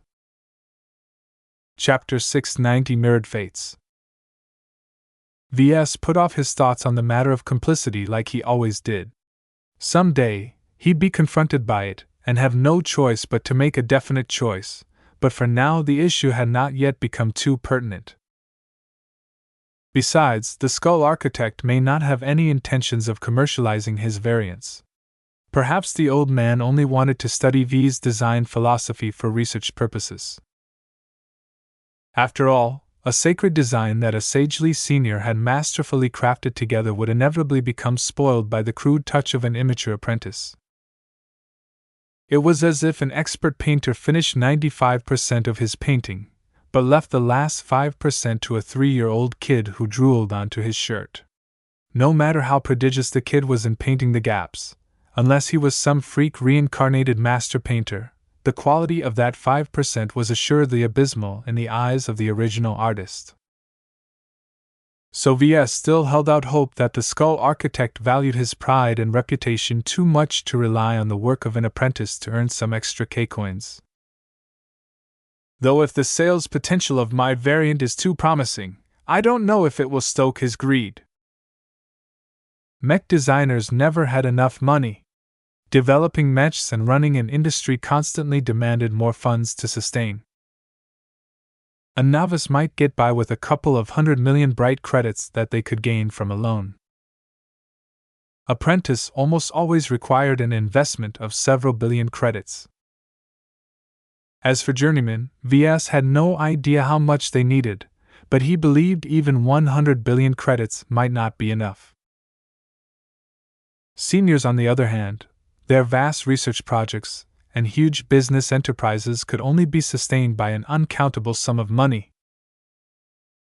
V.S. could not even fathom the exact sum, but he knew that this was one of the reasons why seniors based in the Bright Republic almost never succeeded in advancing to master. When the Skull Architect used to be a respected senior in the Vermeer Group, money is the one resource he must be lacking the least. From extreme abundance to extreme poverty, the shift in earnings must have represented such a shock to the man that he might have suffered lingering trauma from that event. Damn. Seniors can't be money grubbers. They can't. It's undignified. Would a pirate designer who already became disgraced even care about dignity anymore? V.S. grew pensive at the thought, because he knew what his decision would be when put on the same spot. Dignity is not the same as reputation. The Skull Architect is playing by different rules now, otherwise he'd go by his real name and not this nickname. Selling some lesser quality mechs under your name is more than worth it if you can rake in the K-coins and spend them on furthering your research or strengthening your position in the frontier. To mech designers, gathering K-coins was not an end in itself. It represented future benefits in a universal form. While it required time and effort to convert K-coins into something useful, he vastly preferred being able to spend some at all rather than none. In conclusion, a mech designer that wanted to more than sit on their laurels had to spend lots of money to progress. Someone as ambitious as the Skull Architect once ordered the deaths of more than 1,000 mech designers, including an expert, in order to further their research. Would who was willing to ignore the basic rules of morality really be bothered by lesser desires? V.S. grimaced even further. It was rather eerie to be able to predict the Skull Architect's thought process and logic to such a deep degree. We are kindred mech designers. The statement rang false, yet contained enough truth to stick in his mind. The root of it lay in the fact that mech design was an art as well as a science. The science provided the building blocks on how to design a mech, but art provided the creativity that connected the blocks into unique and original structures. A normal artist produced boring, normal art. A maddened, tortured, or insane artist produced extreme works of art. Somehow, the benign intent behind the advancement ladder of mech designers from novice mech designer to star designer began to fade away. Left in its place was a vortex of madness, A hungry maw that called out a siren song seducing trillions of naive mech designers to sacrifice pieces of their sanity in exchange for power. "This is madness," he spoke, though whether he referred to the trap that lay behind the advancement ladder or what his overactive imagination cooked up wasn't clear. Mech designers are not sacrificial lambs who willingly lead themselves over to the altar to be butchered. VS forcefully discarded this entire train of thought before it led him deeper into lurid figments of his imagination. Even though all of his spurious deductions sounded compellingly truthful in a horribly morbid fashion, it didn't change the fact that he had no solid proof to substantiate any of these fantasies. He frowned as he sat behind his desk in his empty office. Paranoia always lingered in his mind ever since his father became a fugitive of some secretive transgalactic organization that rivaled the MTA and CFA in influence. Yet lately these outbursts of spinning conspiracy theories on the fly was plainly out of the norm for a rational mind that dismissed any claims that lacked solid proof. My mentality is degenerating? Cracking? Becoming less stable? He palmed his forehead, trying to look into his mind. Sadly, his thoughts bounced everywhere except where he wanted them to be. He never possessed the most orderly mind. That time when I ate a completely alien exoplant also didn't do my mind any favors. I still don't know what that so-called heavenly flower exactly did that makes Dr. Jutland so obsessed about nurturing it. I have a feeling it's not supposed to be eaten raw at all. In any case, flower or not, his mind was as ephemeral and disorderly as always so long as he left it alone. His spirituality made no difference in that aspect. In fact, it might have amplified the disorderly thoughts running in his subconscious mind. The only advantage of his potent mind was that once he concentrated deeply on something, all of that energy aligned itself to his intentions. He could breathe life to images created in his mind, he could expand his senses and try to sense other people's auras, and he suspected that he might one day be able to affect their emotions as well. Still, he couldn't maintain his concentration on a single subject every waking moment. Humans simply weren't geared that way. VS simply had to accept that this was the price he paid in exchange for the increased capabilities that allowed him to bestow his mechs with a strong X factor. He only hoped he could figure out a way to tame his unruly mind and its frequent irrational impulses. Perhaps the Five Scrolls Compact managed to figure out a way to restrain these urges. Or maybe not. By all accounts, the organization is completely made up of crazies and mad scientists. That sounded remarkably familiar to what VS had just thought about mech designers. It reinforced the notion in his mind that the Five Scrolls Compact mirrored the Mech Trade Association. One was in the dark, the other in the light.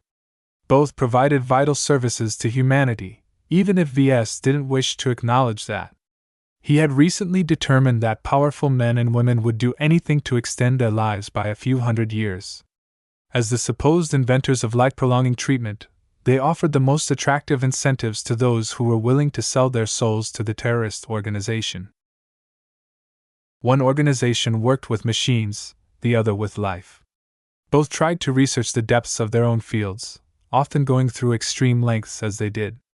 Perhaps the only reason why the MTA remained respectable while the Compact became so ostracized their existence was scoured from the public was that their research demanded too many human lives to progress their research.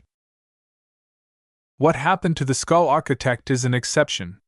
Most of the research that senior mech designers conduct won't harm anything but a couple of machines, which they can easily replace as long as they have enough money. This comparison only served to strengthen the suspicion in his mind that mech designers all dabbled with madness. They were only tolerated because they limited their hurt to machines. Would VS become as unhinged as Dr. Jutland one day? As someone who treasured and respected mechs, and wished for them to be treated akin to humans, would he be forced to torture his own mechs to further his research in making them come alive? I don't believe it will come to that. He spoke to himself with conviction. He needed to believe in his own statement. There's an apt analogy that describes the state of mech designers. If people liken mech pilots to gods, then mech designers were regarded as wizards. The more they progressed, the more their abilities left the boundaries of science and increasingly took on unknown mysteries that others struggled to explain. How could average people without a background in science explain it as anything other than magic? Yet the comparison to wizards may not always be benign. Just as wizards were prone to descending into obsession and madness, so would mech designers and other kinds of researchers. The MTA fell into the camp of light wizards while the Five Scrolls Compact counted among the dark wizards. Yet for all their differences, they shared the same fate in the end, because they were mirrored reflections of each other. What am I doing here, letting my thoughts run wild? I should do something to distract myself. The whole spat with Keddies and Chief Hain already grated on him. VS resolutely tried to avoid descending into darker thoughts by resorting to his most familiar trick: concentrating his mind on a project. VS turned on his terminal and called up the dense and abstruse research papers related to ultra-compact batteries. He felt unprecedented motivated to increase his understanding in their contents quickly. The sooner he was done with this step, the faster he could end his exposure to their mental contamination. The safer approach might have been to take it slow, but a persistent, low-level influence on his mentality had the potential to be much more insidious due to how it affected his subconscious rather than conscious mind. He could catch any changes of the latter before they spun out of control. A few days passed by like this while the flagrant Sword Maiden fleet continued to be in transit to an unknown star system in the frontier. Perhaps it was the madness tugging at his mind, but VS progressed quite a bit faster than before. The cracks in his mind may have frayed his emotions and led them to strange outbursts that he consciously needed to suppress, but they also liberated his mind from established logic and rules. By making incredible leaps of logic that he never would have done with his rationality fully intact, he sometimes progressed by leaps and bounds. Research papers that required 3 or 4 days to comprehend their essence only took half a day for him to utter. If this is the benefit of losing a bit of your insanity, then no wonder. VS at least hadn't thrown out his common sense. Each hour, he took a lengthy 15-minute break in order to center his mind and neutralize the damage he incurred on his mind.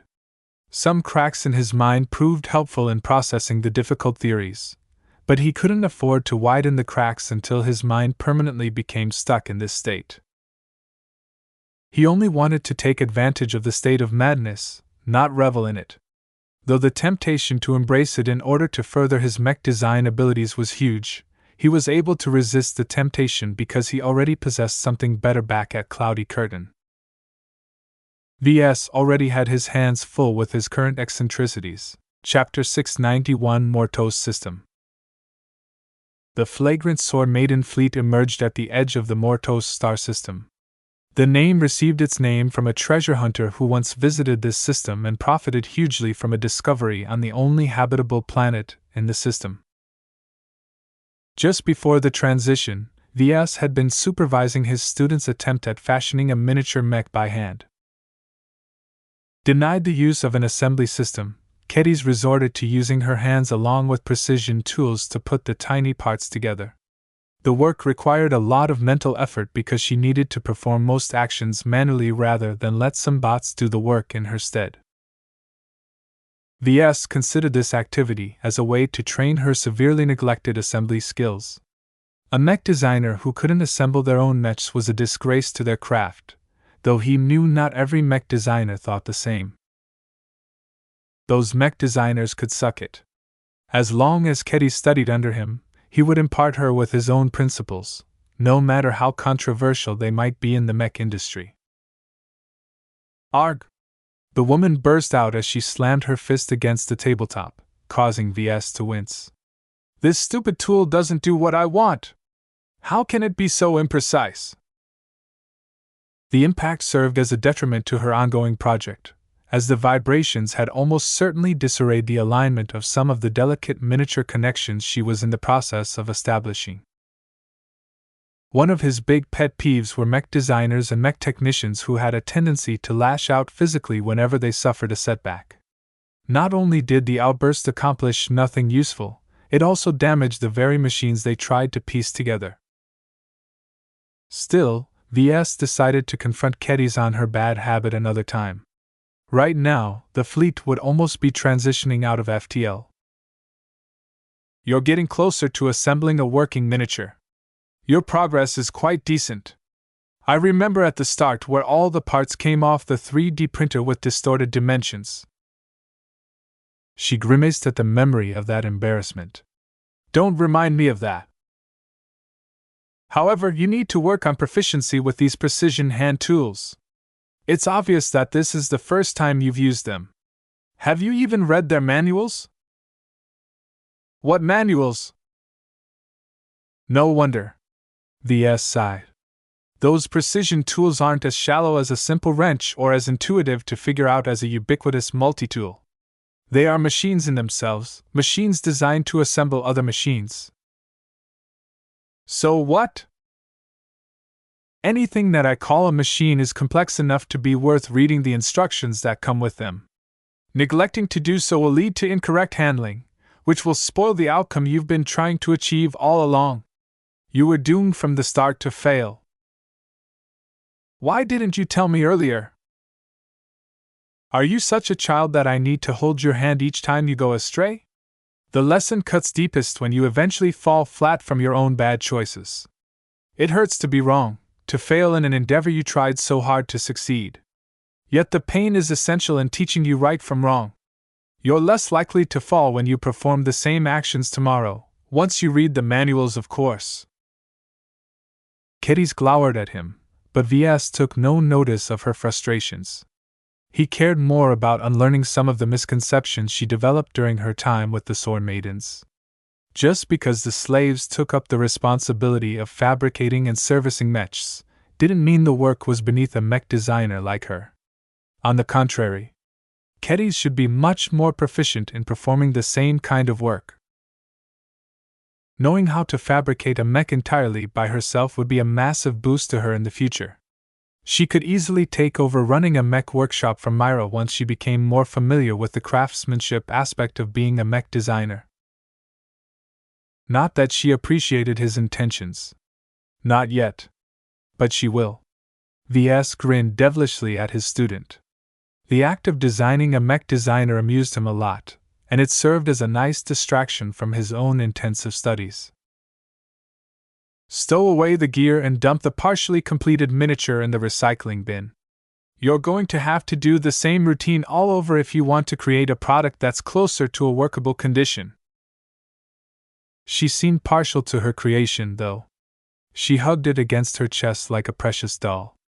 But my budget is running out. I only have one more chance to complete a miniature mech. That's your fault for not being thorough enough and for biting more than you can chew. Will your Sword Maidens accept a botched mech from you?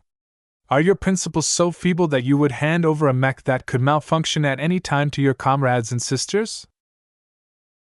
No. I would never do that. That's why I'm telling you to chuck that failed attempt into the bin, he explained. This might be practice for you, but it's also a way to instill you with the diligence you need to become a qualified mech designer. Once she cleared the work table and stowed away her tools, they exited the workshop compartment and headed to the upper decks. They passed by the armory and retrieved their personal sets of armor from the lockers before changing in them. Many vandals had already changed into their suits of armor, leaving only a couple of stragglers alongside VS and Kedis to adorn their personal protection. You could never be too sure of the threats in the frontier. VS was glad that his suit of light combat armor lost the cape and most of its ridiculous surface embellishments. Among the vandals, he had no need to puff himself up as a noble among pirates. Naturally, Kedis still wore her exaggerated suit of heavy combat armor that was littered with tribal markings, axebeast bones, and other savage accoutrements.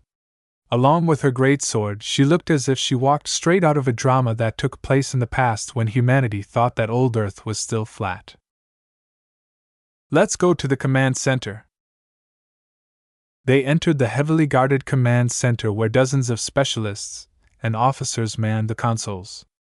Most of them didn't have anything to do yet due to the enforced isolation of every ship in the fleet and the general futility in trying to make sense of the environment during FTL travel. Each wearing a suit of combat armor despite the inconvenience they brought with them, all the Vandals readied themselves for action the instant the flagrant sword maidens exited the higher dimensions. The transition came violently, causing both man and machine to lurch. It affected VS a bit more severely than others due to his physical abnormalities, but he had become somewhat accustomed to suppressing his urge to vomit. It was a big disaster to vomit inside a vacuum-sealed suit of armor. A few seconds passed as the crew picked themselves up and diligently performed their pre-planned assignments. Every starship of the flagrant Vandals are accounted for, sir. All of them have transmitted their status to us. None have reported any incidents during FTL travel. Sir, our sensors failed to pick up any signals or emissions within the vicinity of our fleet so far. That's not good enough. Major Vro barked to the sensor officer. I want to know everything that is going on within a 1 AU radius around our fleet. Get to it! A half a minute later, the sensor officer finally barked out the report they were all waiting for. Sir, we've picked up a swarm of transponder signals from the inner system. Many of them appear to be transmitted by independent pirate vessels. A plot of the local system projected into view and displayed the exact location of the ships present in Mortos. While the ships of the Vandals and the Sword Maidens emerged in the outer slice of the star system, a large but haphazard collection of pirate vessels orbited around Mortos I, the only habitable planet revolving around the main sequence star in the center. Though encountering a mob of pirate vessels should have been an alarming occurrence, in fact the flagrant Sword Maidens already expected their presence. Is the Temple of Hatamak among the pirate vessels? Yes, sir. Our long-range sensors have confirmed that she's the largest starship in orbit of Mortos I. She's almost as large as a fleet carrier. They expected the presence of the massive Temple of Hatamak. As her name suggested, she served as a literal place of worship to a frontier cult that worshipped a god referred to as Hatamak. Most Vandals expressed contempt when they first heard about the cult. What were the odds the original founders of the cult invented this god and converted followers in a cynical attempt at fleecing them of their valuables? Whatever the case, the worship of Hatamak fared better in the frontier than many other cults and 2-bit religions due to one unique advantage that was normally in the hands of the big 2 pirate blocks. The cultists somehow found a way to hamper the tracking abilities of the Sandmen aliens. As the good-natured cultists that they were, they sold their services to independents who desperately wanted to minimize their chances of getting caught by the Sandmen energy hunters that constantly roamed this region of space. Of course, the Hatamak cultists charged a good price for their services, and constantly tried to convert their customers into worshipping their gods. Due to the size of the combined fleet of Vandals and Sword Maidens, the odds of attracting the attention of the Sandmen was very high. They desperately needed the help of the Temple of Hatamak in order to minimize the odds of encountering this implacable alien race. Fighting them was always a chore, and they never yielded any useful materials when they died. Commander Lydia had been the one to propose visiting the Temple of Hatamak as their first priority when crossing into the frontier. She happened to have her hands on a year-long schedule of the temple's journey through the untamed stars. As the Vandals in the command center reported nothing but routine matters, Major Vrol ordered Captain Rakeshire to coordinate with his Sword Maiden counterpart and collectively make their way towards Mortos I. What can you tell me about the Temple of Hatamak? VS quietly asked Kedis. As a daughter of Frontier, the temple shouldn't be foreign to her. She's an ugly monstrosity that the fanatics managed to cobble together in a space-worthy ship. I don't know why they need all that space, as they don't have the numbers to make use of all that volume. She's the one and only temple to Hadamak. Don't ask me about their beliefs, I don't have a clue what they are. The fanatics are possessive of their god. They never disseminated their beliefs in public? VS raised his eyebrow. Yeah. You need to be inducted into their ranks before you know what you're getting into. The secrecy surrounding their faith doesn't make them very popular. VS frowned a bit. A religion that didn't try hard enough to attract worshippers eventually fell into obscurity. How is the Temple of Hadamak able to stay aloft? Well, the service they offer is one reason. Another reason is that nobody is willing to harm them as long as they sell their abilities in public. If the temple goes down, the Independents have nowhere else to go but the Dragon or Ravian Alliance if they want to obtain a blessing that hides their ships from the Sandmen. That explained the swarm of pirate vessels orbiting loosely around the Temple of Hadamak. Normally, they couldn't stand to be in each other's vicinity, but now they had gathered around the temple in a mutual pact to protect her from malicious threats. For something as valuable as the ability to hide our ships from the Sandmen's long-range detectors, they must be charging a very high price to perform their service. He noted dimly. How much will it cost us? It's complicated, she replied as her face adopted a mixed expression. They offer a ruinously expensive price if you want to obtain their blessings with the least amount of hassle. The exact price depends on the size and class of ship, but on average they charged about 50k bars per ship the last time we stopped by the temple. VS almost vomited again when he heard that price. 50k bars is worth as much as an inheritor mech. To bless the entire Vandal fleet, we'll need to cough up enough money to erect a mech company's worth of inheritors.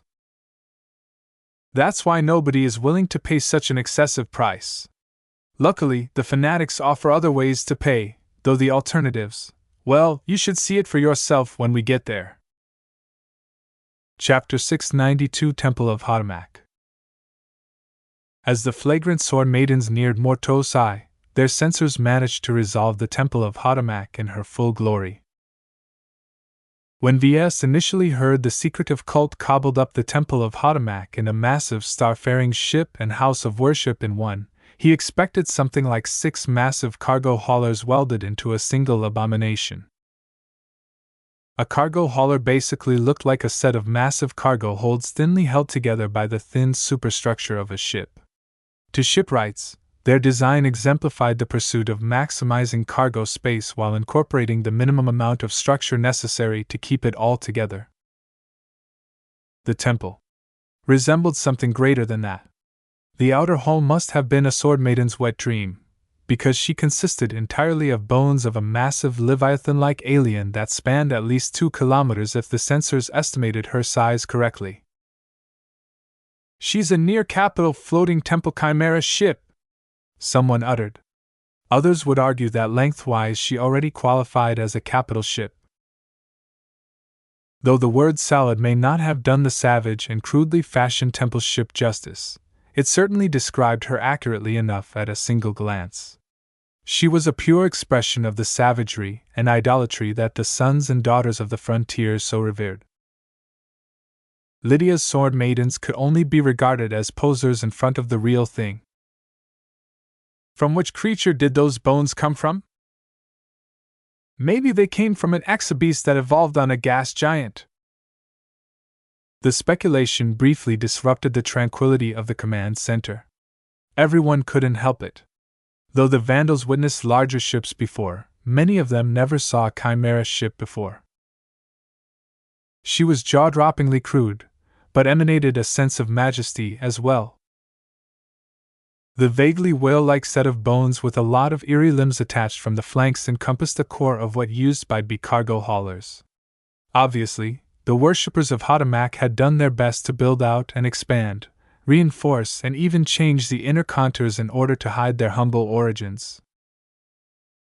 VS wasn't fooled. He could easily read the traces where the armor covered up the contours of what used to be humble ships that plied the stars while carrying countless tons of goods. Still, no matter how she started out before, the constant transformations as well as the incorporation of those tough, powerful, and intimidating set of bones had given the Temple of Hotamak a status that few vessels in the Komodo star sector could match. The closer the flagrant sword maidens approached, the more the details became clearer to see.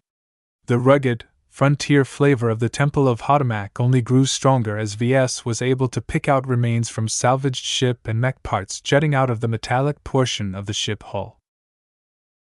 It was as if the worshippers of Hotamak simply threw a lot of junk at their ship and crudely welded them together. Certainly, cladding a vessel at least 2 kilometers long with proper armor cost a huge fortune in K-slates. Even if the Temple of Hotamak raked in a lot of money through rendering their services to the independent pirates, the cost was too prohibitive. The end result bemused VS. He appreciated the ingenuity behind her construction. It's a cheap way to bulk up a ship. It might be more appropriate for him to regard the Temple of Hotamak as a floating solidified junkyard in engineering terms. Her armor literally consisted of junk, and only acted as armor by dint of their sheer amount.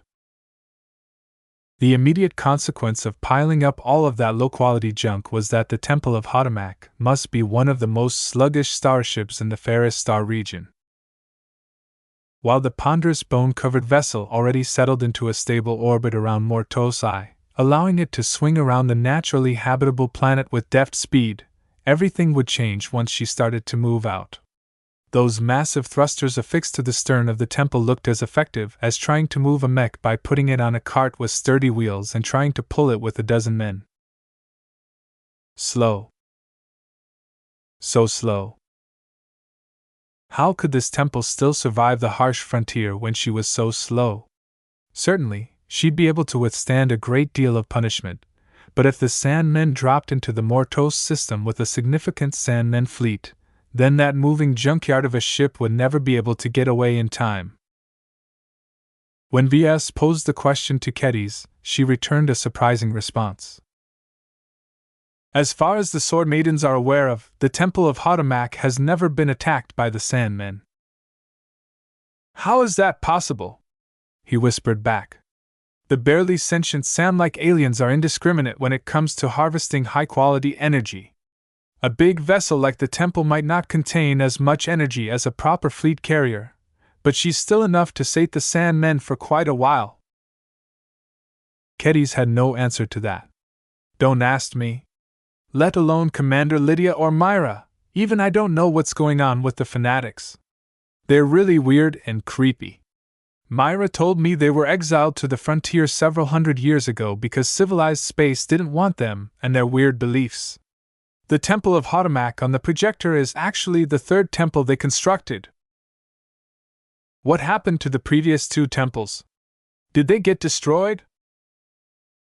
No. They just rusted away and degraded over time. They became too outdated even for the frontier. There was definitely something fishy going on with this strange religion. From the moment VS beheld the current manifestation of their place of worship, the sight of her rankled in a way. The temple brought back some unwelcome memories from his time at Graining 4 to VS. The majesty radiating from the bones embracing her hull resembled the raw might and unquestioned rule of the Caius, the huge chimera mech built out of the carcass of a hexapod king. What was it with crazies and their fascination of incorporating remnants of living creatures into their machine? To VS, the addition only served to impress the ignorant layman and show off the remnants as trophies. At least the skull architect had a deeper reason for incorporating human bones in his mechs, even if he was misguided. Still, as much as the bones of long-dead alien exobeasts didn't add much to their performance, the sight of it alone turned what should have been a drab, ugly amalgamation of junk into an impressive frontier starship. So in a way, the seemingly superfluous decorations are worth it if they succeed in leaving the desired impression. The Vandals wouldn't have nearly been so cautious and apprehensive about meeting the cultists if they hadn't embellished their ship like that. In a way, he appreciated her artistry as a craftsman. The sight of the temple made VS feel better about his own habit of adding artistic embellishments to his mechs when they didn't exactly impact their performance. Ships and mechs are machines, but they are also so much more. Their existence and use is undeniably connected to humans. Some mech designers believe that mechs should be the purest expression of a war machine. Their designs should be stripped of every superfluous part, and contain only the bare minimum of what they needed to fulfill their missions. While their ideology sounded somewhat attractive to VS, he eventually rejected that school of thought because their emphasis on the science of mech design led them to disdain the artistic side of their profession. Art was a necessary evil in order to inject some brand of creativity in their designs, but as soon as they partook the bare minimum, the mech designers shut themselves off to any further irrational impulses. Their mech designs tended to be boring and drab, but solid performers on the market. VS described their designs as utilitarian and focused in their conception. A machine or tool designed for only a single purpose, and nothing more.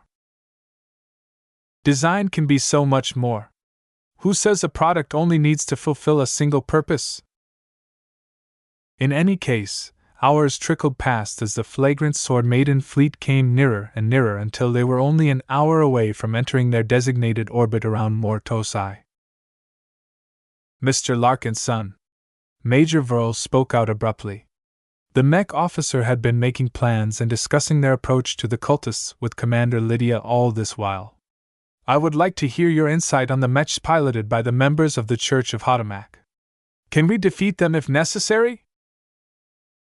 The fleet had just come close enough to resolve the 100-odd space-borne mechs that patrolled around the Temple of Hotamak. VS had already begun to analyze them once the first detailed scans came through. It's possible for the flagrant vandals to overcome the patrol mechs at their current state, but it will cost us, sir. VS replied with a grim face. That's only the case if we leave out Lydia's sword maidens and the chaotic clumps of pirate mechs deployed from the other pirate carriers. If they all intervene, then even I can't predict the result, other than that we'd be horribly outnumbered.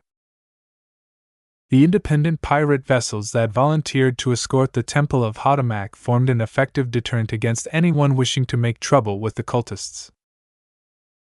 VS inputted some commands in his console which caused the main projector to display 3 different Hotamak mech models. The worshippers of Hotamak employ 3 distinct mech models, each shaped like bestial or aquatic mechs adapted to space-borne combat. The first one is this whale or seal-shaped mech. The biggest and fattest of the mech models grew larger, dominating the available projector space. While the mechs are broadcasting their identity and allegiances via transponders, the annoying thing is that they don't mention the name of the mech model. I've never seen anything like their designs before, so it's highly likely the worshippers have developed these mech models in-house. Sections of the projection of the whale-like mech lit up in red.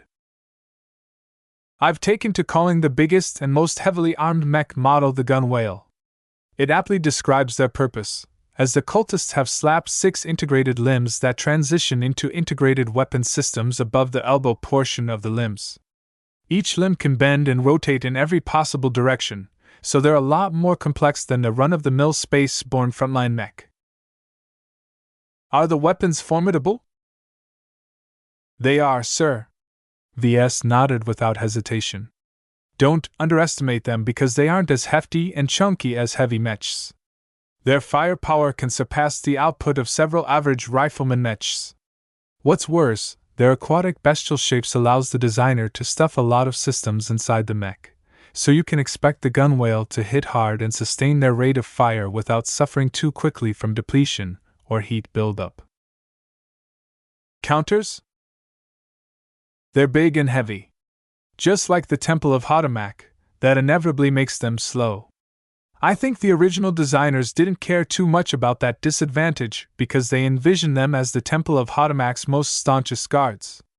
Technically, if a melee mech can fly through the intense rain of firepower it can unleash, it can take complete advantage of the gun whale's lack of melee armaments. Basically, even if the gun whale weighs as much as a medium space knight, it's better to treat it as a heavy mech. This was all he could figure out in a short amount of time. He had a feeling the unorthodox shape of the gun whale hid some other surprises, but the only way to find out was to employ powerful active scanners, which the Temple of Hotomak would certainly consider a hostile act. What about the second and third mech models? Major Vo pressed. If the gun whale is their defensive fire support platform, the latter two act as the offensive arm of their church. Chapter 693 Leviathan Reman. VS waved his hand, causing the projection of the gun whale to minimize and the other two mechs to fill up the air. The Hotomak mech models that I've designated as the Snapper Dolphin and the Strangler Squid serve as their melee space-borne combatants. Of the two, the most numerous of them consists of the Snapper Dolphin. While their appearance may suggest they are ranged mechs as they have a pair of laser barrels attached to their flanks, their real purpose is to perform hit and run attacks with their undolphin-like snapper beaks. I'm not entirely sure of their power, but the extensive musculature that must be hidden underneath its thick neck leads me to suggest they can easily snap an inheritor mech in half. What are your suggested counters for the Snapper Dolphin? Major Vo calmly asked. Its weaknesses are self-evident. I think any mech officer can figure out a way to counter it considering that its fighting style resembles Lancer mechs. VS shrugged. It wasn't as if these types of space-borne mechs had never shown up before. They aren't as well armored as the gun whales, so they rely more on their speed to survive. The dolphin-esque mech frame is fairly inflexible as all of its armaments are permanently directed towards its front. While that makes it a lot stronger than an equivalent humanoid mech in a frontal clash, it can't effectively defend itself from the flanks and rear. Surrounding it or boxing it in with superior numbers is an effective way to leave them with no escape. Nothing he said sounded anything different from established mech tactics. VS wasn't a mech officer after all. He only learned some superficial tactics in school, and most of his progress in this area came from studying the way the flagrant vandals coordinated their mechs and employed their formations. And the final mech? The Strangler Squid, as I call it, is their lightest, fastest, and but potentially most lethal mech. It doesn't carry any ranged armaments at all, but it makes up for that with fairly light mass and a powerful flight system augmented with auxiliary boosters. Its main modus operandi seems to close in on a mech and envelop it with its tentacles.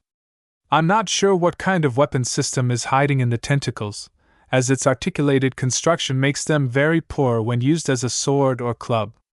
My guess is that its limbs are either capable of secreting acid or electrifying anything caught within its grasp. Can they be countered in the same way as our inheritors? Effectively, yes. He nodded, acknowledging the similarities between the inheritors and the Strangler Squids despite their wildly different shapes and design philosophies. The Strangler Squids don't suffer the directional weaknesses of the Snapper Dolphins. It's fast, agile, and the boosters integrated in the tentacles only enhances their overall mobility during critical moments. Just like the inheritor, it's a cheap design that prioritizes speed above everything else, to the point of outperforming the humanoid design in this aspect. The squid shape lent itself well to mobility-focused mech designs. The overall shape of squid-like animals evolved from an aquatic environment, which had more in common with moving in space than moving on land. The legs of the inheritor mechs really didn't serve any important purposes except to act as makeshift armor, making it more convenient to move in and out of the hangar bay, and to make mech pilots feel more comfortable about piloting a complete human-shaped mech. Are there any other insights you'd like to share about the Hotomak's mechs, Mr. Larkinson? He collected his thoughts for a few seconds. He picked up a lot of subtleties from the scans, but the problem was that most of his guesses couldn't easily be substantiated. The data he derived from his analysis might not be very relevant to non-mech designers either. All three mech designs from the Church of Hotomak carry the undeniable flavor of a mech designer with an aquatic mech background. The gun whale, Snapper Dolphin, and Strangler Squids might differ from aquatic mechs with the inclusion of flight systems and the ability to operate in space, but I bet their behavior and fighting style will largely resemble their aquatic counterparts. What should we be cautious about then? Aquatic mechs are linear. Besides the strangler squids, you can expect the other two mech models to prefer to move in straight lines and base their tactics around that limitation. This does not sound too dissimilar to the conditions facing normal space-borne mechs, Vo pointed out. As a mech pilot, he should know how difficult it was to change the momentum of a mech already flying in space. VS couldn't voice much else without causing more confusion, so he refrained from revealing more information. In truth, he sensed something strange about their designs. Besides the obvious fact that they appear to be designed by an aquatic mech designer who somehow ended up in space, the designs all carried something foreign. The only problem was that VS couldn't quite pin down what he found so strange about their designs. Whoever designed those mechs did a good job at hiding anything that VS could use to define their design philosophy and where they came from. He suspected that the aquatic mech designer might even be a foreigner who fled all the way to the frontier to escape pursuit. Have you ever seen the 3 mech models in action, Keddies? He asked. Are you kidding? Of course not. She shook her head. The Soar Maidens never stick around if they could help it. The Hotamac worshippers are way too unsettling. It's like you're constantly being stared at by hungry beasts who are waiting to devour your flesh. When you step aboard the temple, you'll know what I mean. The appointment the flagrant Soar Maidens had made with the Church of Hotamac obligated them to send a delegation of representatives to their temple. VS and Myra were both included on the guest list as they were each the highest-ranking mech designers of their respective forces. Kitty's wasn't invited this time, though she didn't appear to be too upset about this missed opportunity. Believe me, you really don't want to stay any longer on their temple than necessary. Stepping on her decks is like walking into a swamp filled with fog. The smell is disorienting, and whatever incense they put in the air is practically being cycled throughout the entire ship. Then there's the worshippers themselves. She shuddered, as if reliving a bad memory. Once I saw them face to face, I understood why civilized space kicked them out. Even most people here in the frontier don't want them around here. The only reason why they've been allowed to stay is because of their ability to hide our ships from the long-range detection methods of the Sandmen. From what VS had been told, their delegation would arrive with a light guard but in full pirate regalia. That meant that everyone would be wearing the flashiest outfits imaginable. He thought that religious nuts wouldn't be affected by someone else's appearances, but evidently he was wrong. The worshippers of Hotamac were still human in that sense. Some time later, the flagrant Soar Maidens fell into a stable, higher orbit around Mortosai. The unassuming planet looked remarkably like old Earth, though a bit less lush. Mortosai had an interesting history. Treasure hunters originally stumbled upon the planet when it still held a completely alien biosphere, but they found that it just required a little push to make it habitable to humans. They came back later and employed some cheap and dirty methods to turn it into a human-friendly world. They introduced genetically modified alien flora and fauna that aggressively took over everything native. The indigenous plants and wildlife had never evolved to withstand a threat from outer space. To them, the introduction of human-related species was an outside context problem that they never prepared any countermeasures for. The results could be imagined. Within several decades, almost every trace of Mortosai's original lifeforms had been eradicated, and the planet firmly became inhabitable by humans, to some degree. To this date, the planet hosted various settlements, each numbering tens of thousands of sons and daughters of the frontier. That didn't sound like much, but that allowed them to hide their settlements from both greedy pirates and energy-hungry Sandmen. The Temple of Hotamac evidently conducted some business with the underground settlements, but she would be moving away after some time. VS entered the hangar bay and stepped aboard an armored shuttle that carried their complete delegation. Aside from 4 largely ceremonial guards in slightly gaudy armor, everyone else appeared ready to attend a costume party. Everyone had been allowed to step aboard the Temple of Hotamak in heavy combat armor or lighter. For obvious reasons, exoskeleton armor was not allowed. Because nobody thought they stood a chance if the Church of Hotamak turned against them on their own ship, most of the officers opted to pay a visit in light or medium combat armor. Almost everyone from Major Verl to Chief Engineer Avanian wore suits of armor coated in black and burgundy and embellished with silver or golden skulls or other inane symbols. The armorers had a lot of fun applying the nonsensical symbols and surrounding them with meaningless frills onto the surface of their armor suits. Lush capes like the one that VS had already worn completed the impression that they were a group of high-ranking pirates with delusions of grandeur. Some of the Vandal officers found their current appearances to be highly embarrassing. None of them managed to adjust to the culture shift of wearing such attention-grabbing outfits. However, they all understood the necessity of adhering to this local custom, as they needed to impress both the Church of Hotamak and the thousands of pirate visitors that for some reason or another stuck around aboard the temple. The shuttle lifted off from the flight deck and smoothly exited the hangar into open space. Strapped into his seat, VS summoned up a small projection from his armrest that displayed a small glimpse of the many ships and mechs in orbit. The massive shape of the Temple of Hotamak whooshed by for a few seconds. "Impressive, is she not?" Avanian waved his hand at the projection. "They found a 2-kilometer-long exobeast skeleton that's in pristine condition and managed to build a functional ship out of old cargo haulers and a lot of junk. That's the frontier in a nutshell." VS understood his point. The huge temple showed that you could still build a functional capital ship without a fancy shipyard or a prohibitive amount of expensive resources. However, despite the practicality of her inner structure, the seemingly superfluous skeleton wrapped around her hull was a cultural necessity rather than a technical one. What's in fashion in one star sector may not be comprehensible to another star sector. Extending this rule to unclaimed star regions isn't that much of a stretch, VS replied.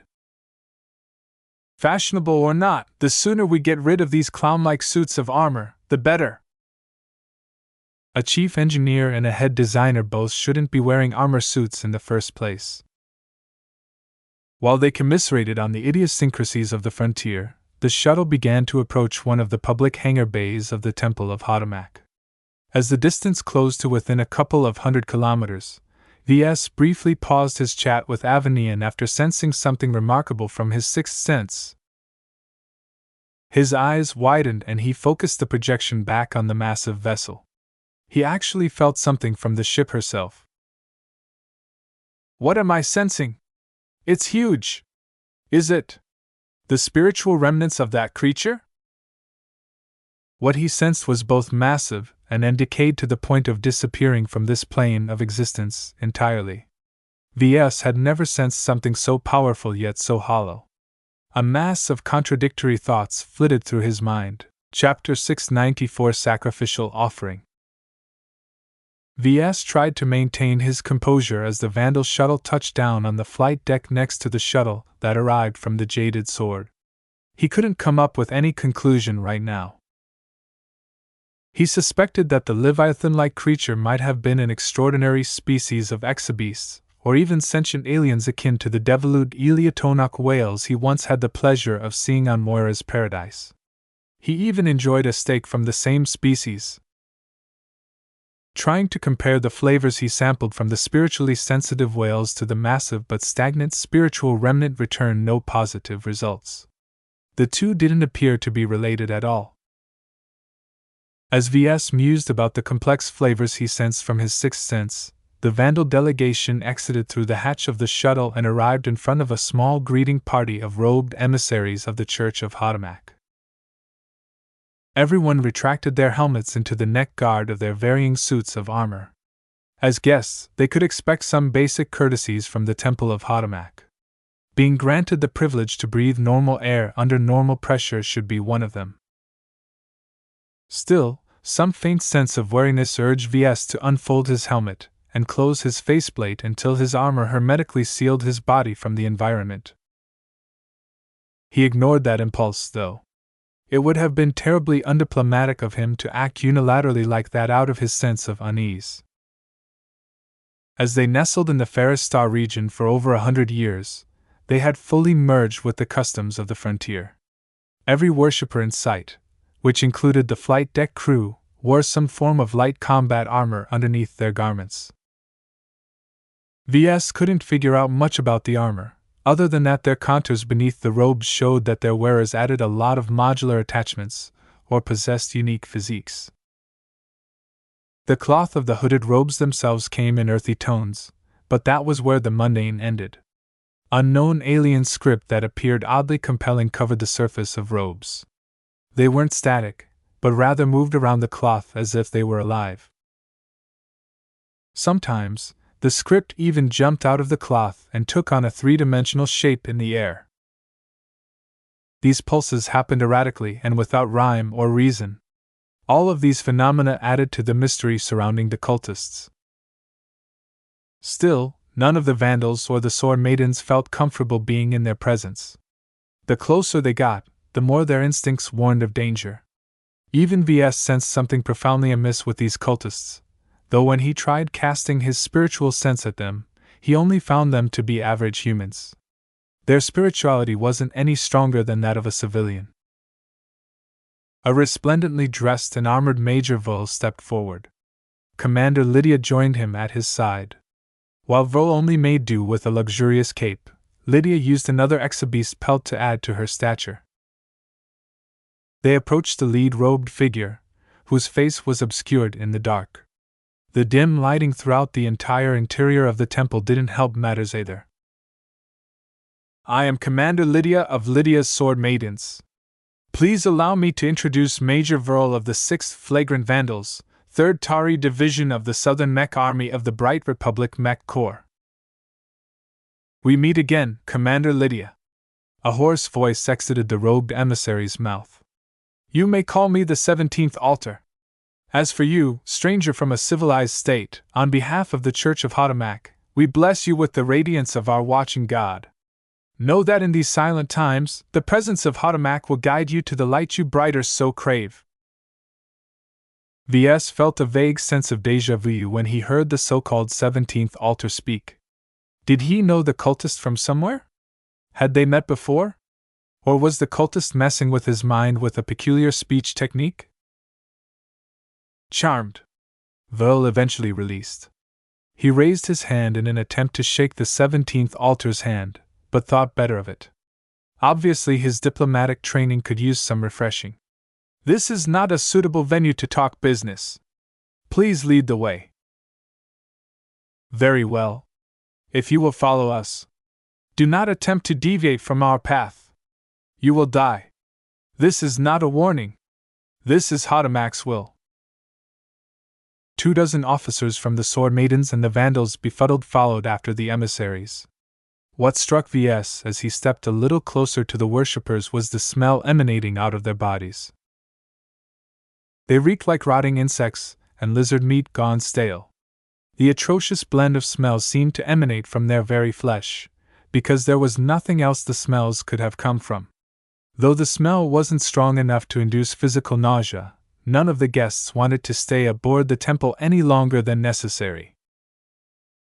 The lengthy, rusty and not entirely even corridors of the ship smelled as if decades of accumulated sweat and other excretions from the cultists had stained the very bulkheads with their brand of smells. The sounds and noise echoing off the barren corridors and largely empty compartments also added to the pervasive sense of otherness that suffused the Temple of Hotamak. As a temple, the worshippers hadn't left the bulkheads bare. Random stretches of vague alien script dominated some spaces. At other places, some worshippers had worked the metal bulkheads, treating them as raw material to fashion incomprehensible sculptures of star systems, exabeasts, and more alien script. He could tell that the various depictions carried a profound message. At some of these impromptu works of art and piety, various groups of cultists knelt down and prayed in front of them. They were sometimes joined by pirate guests dressed in similar elaborate armored outfits as the Vandals and the Sword Maidens. Haderach, I beseech you, a pirate prayed with a gruff frontier accent. Bless my next raid. May the Sandmen never find my fleet. May we plunder much booty, harvest a rich amount of slaves. Please bless our raiding expedition. VS wanted to slap the head of that praying pirate commander silly. Was Haderach the god of piracy something? Kulfihien. Haderach! Uiothanana. Ken Haderach la khtnada. If that wasn't bad enough, the robed members of the Church of Haderach prayed in an entirely alien language. Some even spoke sounds that couldn't be pronounced with a baseline human's voice. The unsettling, alien voices emanating from their throats disturbed the Vandals and the Sword Maidens even further. Even though the latter group had visited the Temple of Haderach before, they never got used to the pervasive weirdness that suffused the entire vessel. It didn't help that the worshippers adhered to the same hygiene and maintenance standards as the rest of the frontier. This meant that visitors encountered sporadic piles of junk and random splotches on the deck along the way to wherever the 17th altar was supposed to lead them towards. VS also observed a complete lack of cleaning bots along the way. Instead, Robe's worshippers appeared to be manually cleaning the deck with the most low-tech mops he had ever seen. They consisted of a salvaged alloy bar that could have come from a random shipwreck with a dense mop of artificial fibers stuck at one of the ends. No wonder the corridor looked so dirty. Wasn't the church worried about epidemics or something? VS would rather see the return of cleaning bots despite their propensity to spontaneously commit genocide. Hamza. Haderach. Kchrno Tendada. Haderach. Their silent torture finally ended when they reached a large hollow chamber set up as a grand hall of worship. The same incomprehensible sights they encountered in the corridors seemed to dominate the entire hall. Various statues of star systems, alien script, and random exobeasts had been forged out of salvaged alloys. The worshippers who fashioned them together never hid the humble origins of their source materials. The visible diversity in their materials added a sense of triumph from adversity to their impression. The low mantra of worship in alien language sounded a lot more pervasive in the hollow chamber. The echoes only amplified their ability to prevent any guests from relaxing.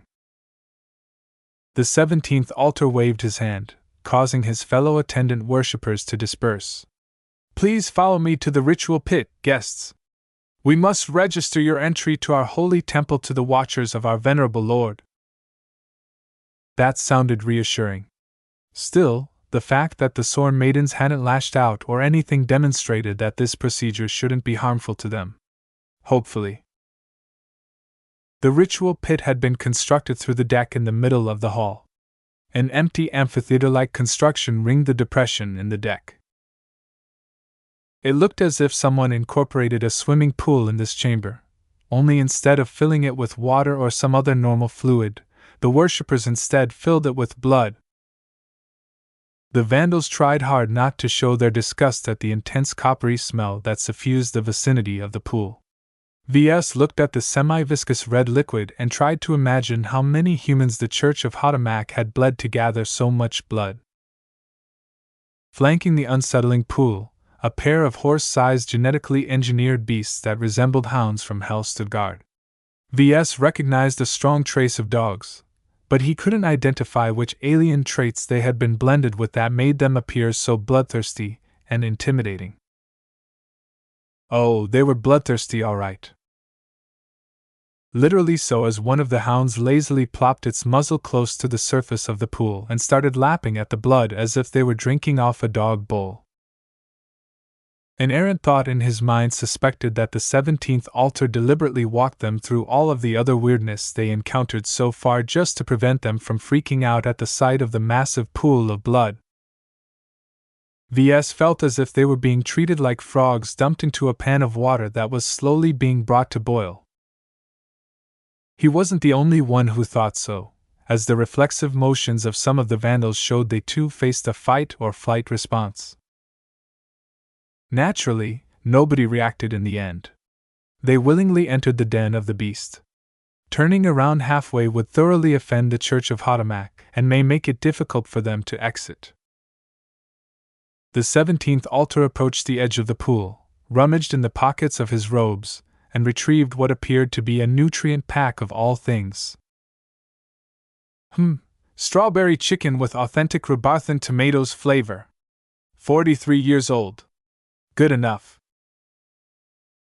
The cultist ripped open the top of the pack before throwing it into the pool, wrapping and all. The pool of blood started to bubble. Not because it heated up, but because something released a breath from beneath. VS and some of the vandals took an unconscious step back. What kind of eldritch creature did the 17th altar woke up? Would this monster appreciate being disturbed by one of the most awful foods that humanity had ever invented? Arise! The 17th altar raised his hands while forming claw-like shapes. Arise, great envoy of our Lord! What emerged from the pool of blood wasn't some massive exobeast. Nor did it resemble some kind of inanimate alien object or the like. No, what actually emerged from the pool was a perfect specimen of a naked human male. Though only the torso emerged from the surface, the fantastic athleticism of the body along with the naturally handsome contours of the body and face made many women among the sore maidens and vandals stumble. The only reason why they hadn't become more smitten at the figure was because the gaze of the man looked eerily dead. Though his body seemed unquestionably functional, there didn't seem to be anything present in the strange man's mind. This is a clone, someone uttered. A clone? Of who? And what purpose did the clone serve? VS figured he was about to find out, because the 17th altar prostrate before the emerged clone. The cultist muttered some alien words that none of the sore maidens or the vandals understood. Hell, they didn't even know if the half-dead clone registered the words either. Nonetheless, after blabbering for half a minute, the clone began to react. He was actually functional enough to respond to stimuli. VS had never heard of any successful instances of clones that were able to do something so simple yet so far out of reach. Every attempt at cloning a human resulted in a brain-dead sack of flesh. This seemed to be a universal rule, and applied to sentient aliens as well as most complex forms of life. Yet either the Church of Hotamak had cracked the secret somehow, or the man wasn't a clone at all, and turned out to be a half-grown human who for some reason liked to spend his time submerged in blood. Nonetheless, VS didn't have any time to think further, because the clone started to make his move. The blood-soaked man's eyes began to shine. Chapter 695 Tech-Tac. Not human. The discomfort VS and the others felt from the figure that emerged from the pool of blood came from the fact that it looked human, but acted anything but like one. Witness the glory of Tech-Tac, the ordained eyes of Hotamak! The 7th altar shrieked with his hoarse voice bearing at his heavily modified throat. Bear your soul to him so that he may judge your worthiness in our Savior and God! VS had a small hunch.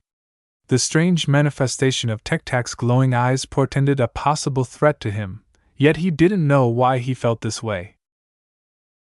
What was the purpose of those glowing eyes? He mulled the question in his mind at an accelerated rate, which had the illusion of slowing down his perception of time. The eerie red glowing eyes grew brighter and brighter, but at a pace that gave him a small measure of time to think. He recalled the recent sights and tried to pin down the reason for the discomfort he had felt ever since he stepped inside the temple of Hotamak. Why did the ship and her people emanate a faint sense of threat to him, to the point of stimulating his fight or flight response? The disorientation he suffered from the temple's various visual, auditory, and olfactory cues confused his judgment, and made it hard for him to think clearly. The Church of Hotamak deliberately messed with his senses. He concluded that he couldn't rely on his normal senses at all. During times like these, he trusted his sixth sense the most.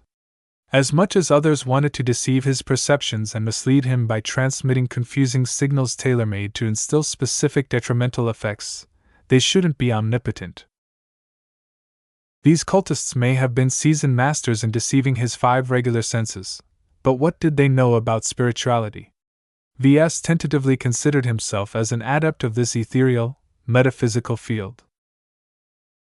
He closed his eyes and tried to ignore the stimuli that constantly brushed against his hearing, smell, and taste.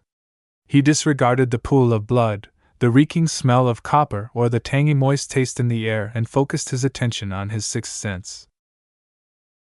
One critical observation stood out.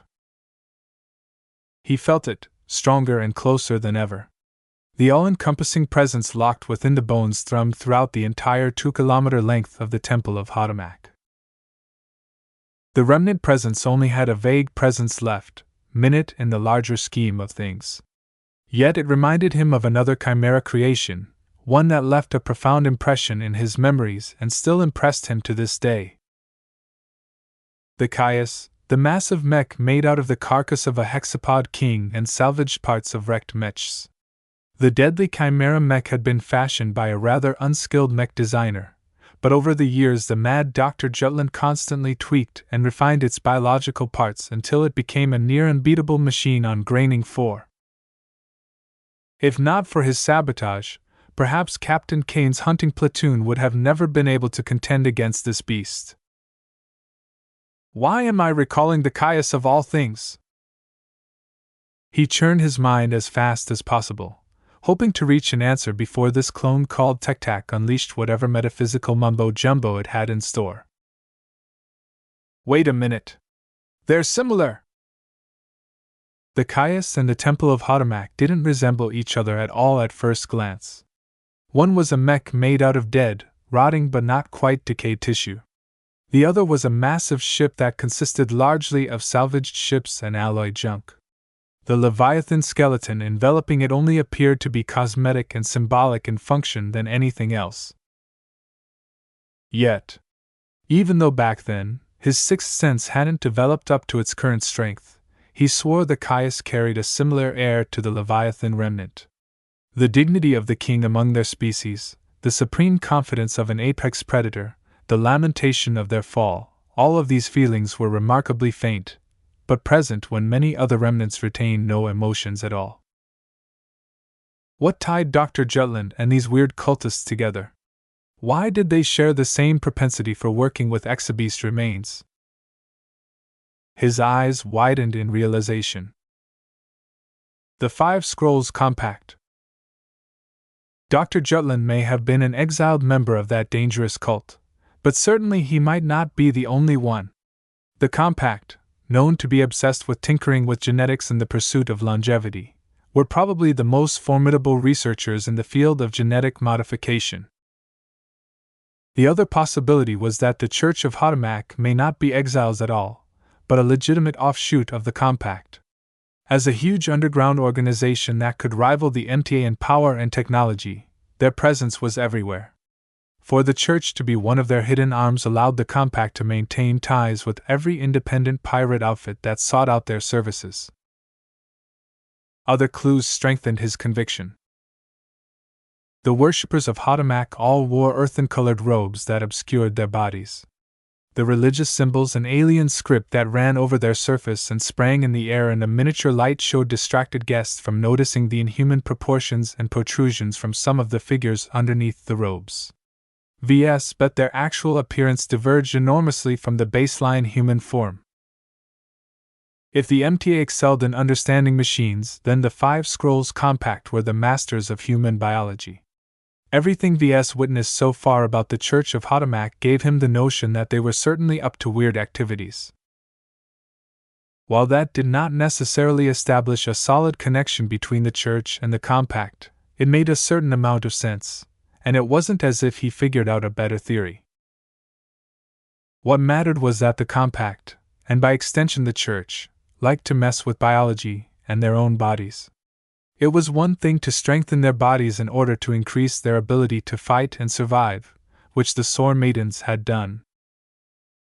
It was another thing entirely to experiment on themselves because they worshipped an alien entity, and liked to experiment on themselves and others to further their research or something. Even though VS still doubted that the connection between the two organizations actually existed, time was running out. He needed to act on this information now before it was too late. Tek-Tak's glowing eyes became so bright they resembled a binary pair of red suns. Whatever the clone activated should be activating soon, if it hadn't done so already. VS quickly tried to figure out what those glowing eyes were meant to observe, and whether VS might be at risk. The problem was that he just didn't know too much about the 5 Scrolls Compact. So he turned the question around. What was it about VS that they might be interested in the most? The system. From his father's message, the system originally belonged to the Compact. Though VS had no idea why such a wondrous program was related to a secret organization that largely dealt with biology rather than machines, he had no cause to doubt his father's words. VS breathed a tiny sigh of relief for leaving the calm which held the system behind on Cloudy Curtain. He possessed nothing on his body which tied him to the system which his father had snatched from their grasp. Then his breath stuttered again because though he left the system behind, he couldn't leave his body behind. Plenty of stuff might alarm these cultists if this Tek-Tak picked up their presence. His enhanced spirituality, his extremely weird Jutland organ, regulator organ that had half merged with his nervous system, and the unknown energy cycle undetectable by normal means might all be exposed by this biological scanner. No. Not quite. The gifts he received from Dr. Jutland might still be explained. After all, the CFA had already taken plenty of scans and tissue samples. They even cloned his entire body. So if the Compact had a halfway decent spy network, then they might have already been aware of the hidden curiosities in his body. The only secret that VS truly couldn't leak was his spirituality. Though he didn't know how he initially came to possess it, VS knew undeniably that his mental strength received a substantial boost after consuming Dr. Jutland's heavenly flower. So if Tek-Tak possibly looked out for unnaturally strong mentalities, then VS needed to figure out a way to obscure it as fast as possible. His panic had reached a peak until he suddenly figured out a solution. It was simple. Just think about nothing at all. Everything he had seen so far had been designed to attract his attention.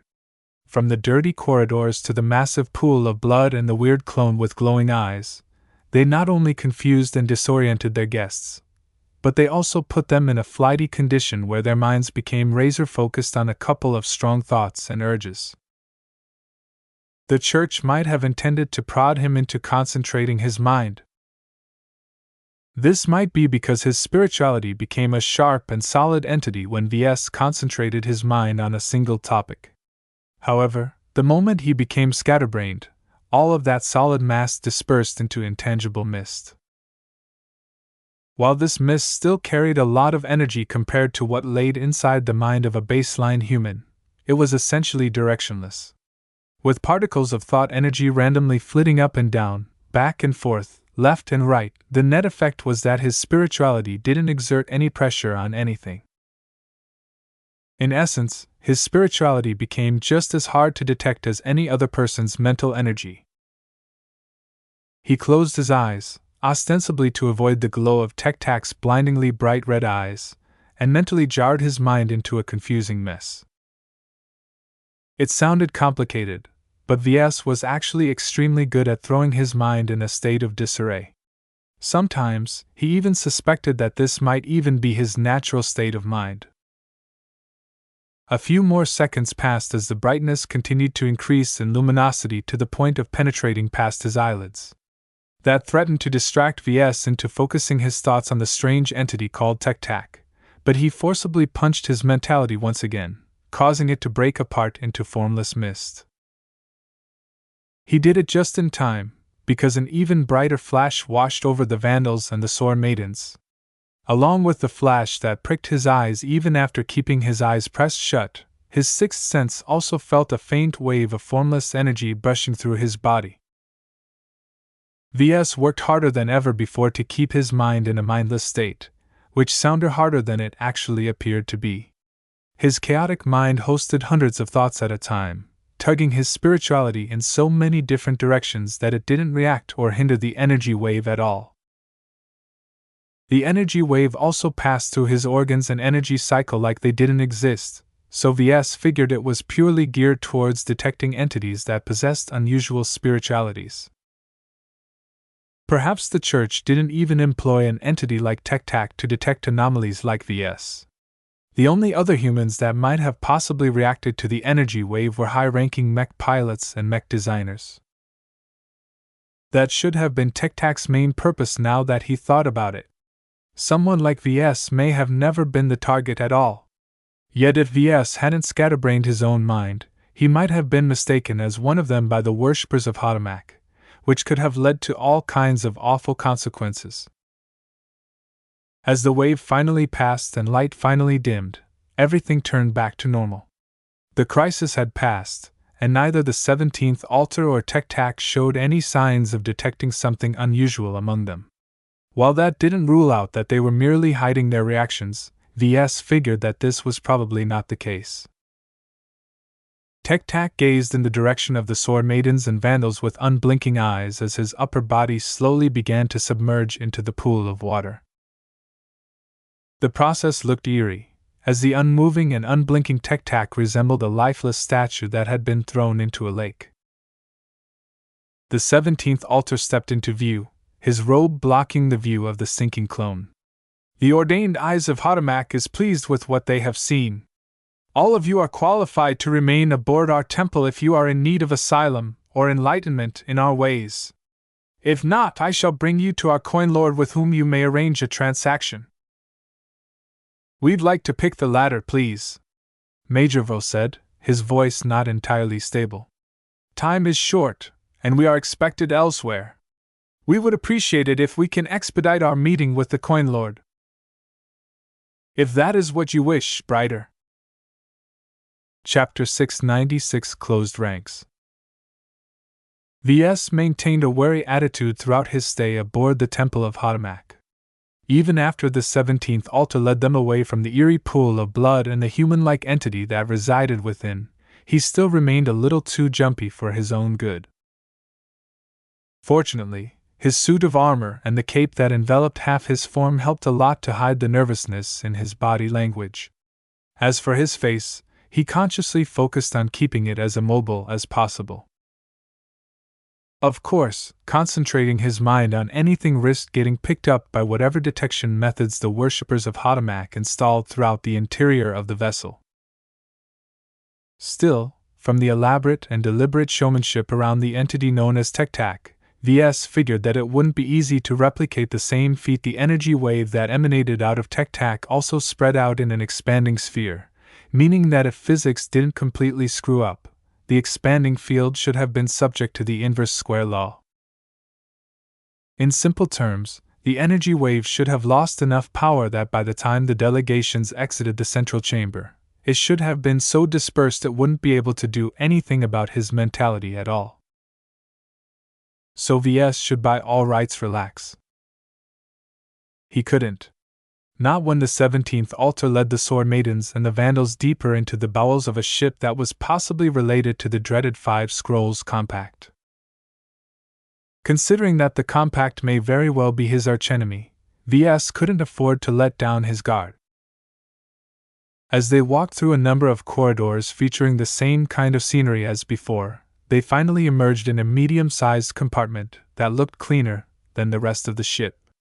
At least here the cultists actually made a decent attempt at matching the efficiency of cleaning bots. VS blinked as they met yet another robed fellow sitting at a desk in the center of the largely empty compartment. Coin Lord, the delegation from Lydia's Sword Maidens and the Flagrant Vandals wishes to discuss business with us. The man called the coin lord extended a gnarly finger from his voluminous sleeves. Understood. Begone now. With that brief exchange of words, the 17th altar silently stepped outside the compartment, upon which the hatch slid shut. I would invite you to take a seat, outsiders, but I am afraid this compartment is lacking amenities. We can stand, Major Vril replied in a curt tone. Denying them seats during a business negotiation was a petty move, but the cultists probably didn't care. We'd like to make a deal. Very well. Step closer. I shall bring up the suggested contract so we may discuss the finer points. Compared to the 17th altar and the other robed figures, the coin lord sounded a lot more normal than the others. It probably came with the job if he was responsible for taking care of the business side of running the Church of Hotomak. Commander Lydia, Major Vril, and the coin lord all huddled around and started to negotiate. VS idly listened in on the conversation. Besides handing over a substantial but not too painful sum of K-coins, the coin lord also demanded some inexplicable requests the Vandals and the Sword Maidens were obligated to fulfill. Many of these requests fell in the range of sending a number of Vandals to pray to Hotomak for 3 days in a row aboard the temple. Another request entailed sending another delegation to conduct a sacrifice to Hotomak. The cultists demanded a human sacrifice, the more the better. This request caused Major Vril and the Vandals to balk, but Commander Lydia calmly stepped in at that point. The Sword Maidens will provide the sacrifices. Just like before. The coin lord nodded underneath his robes. Very well. Be aware that your sacrifices do not quite meet our requirements. If you wish to satisfy our lord, you must bring a greater number than you brought before. We shall bring half as much on top of the normal quota. Acceptable, if only just. I suggest you bring livelier sacrifices next time. None of the Vandals' officers present were stupid. They realized that the Sword Maidens have very well condemned some of their own slaves to death. Commander Lydia bartered away their lives like trading away chickens at a market stall. VS almost scooted away from the Sword Maidens. The brief exchange highlighted the fact that while the Sword Maidens may seem friendly to the Vandals, their pirate heritage still ran through their genes. They stuck to morality only when it suited them, and disregarded it whenever it became a hindrance. As the horse trading dragged on, his mind began to wander off a little. The presence of VS, Myra, and the others seemed superfluous. It appeared they only accompanied their mech commanders in order to make them look more impressive. So far, they played no role in the negotiations. His eyes rolled around the empty compartment, and wondered why the Temple of Hotomak built such a huge space only to place a single desk and chair in the very center. The bulkheads were oddly bare. Besides some subtle alien script sprinkled here and there, the entire compartment looked as barren as an empty cargo hold. Did the Church of Hotomak spend all those resources to build a massive and impressive-looking ship, only to scratch their heads when they had to put all of that internal volume to use? VS saw nothing in the compartment. His nose and ears sensed nothing either. It was completely empty and devoid of any furnishings, markings, or anything else. The emptiness disturbed him and nagged at him. He wasn't the only one who felt that way, as many of the Sword Maidens and Vandals fidgeted as they stood at attention behind their leaders. Something was giving him the creeps again. The closed compartment had cut him off from the sounds of the praying worshippers, the sight of strange idols carved out of the bulkheads, and the insected smell emanating from the bodies of the robed figures. He should have been comforted by the lack of disturbing stimuli. Instead, their absence had the eerie effect of making him jump at shadows that didn't exist. The oldest and strongest emotion of mankind is fear, and the oldest and strongest kind of fear is fear of the unknown. He muttered silently to himself. He repeated these words because they felt apt to this situation. This notion predicated on the premise that a threat likely existed, and may be closer than he thought. He remembered earlier with Tek-Tak that the Church of Hotamak may not be so oblivious to spirituality than the rest of humanity. If the 5 Scrolls Compact had already scratched the surface of the secrets behind the spirituality phenomenon, then it may not be far-fetched to assume the Church touched upon the same secrets. On an impulse, VS exerted his spirituality and sent out a tiny pulse in imitation of Tek-Tak's move.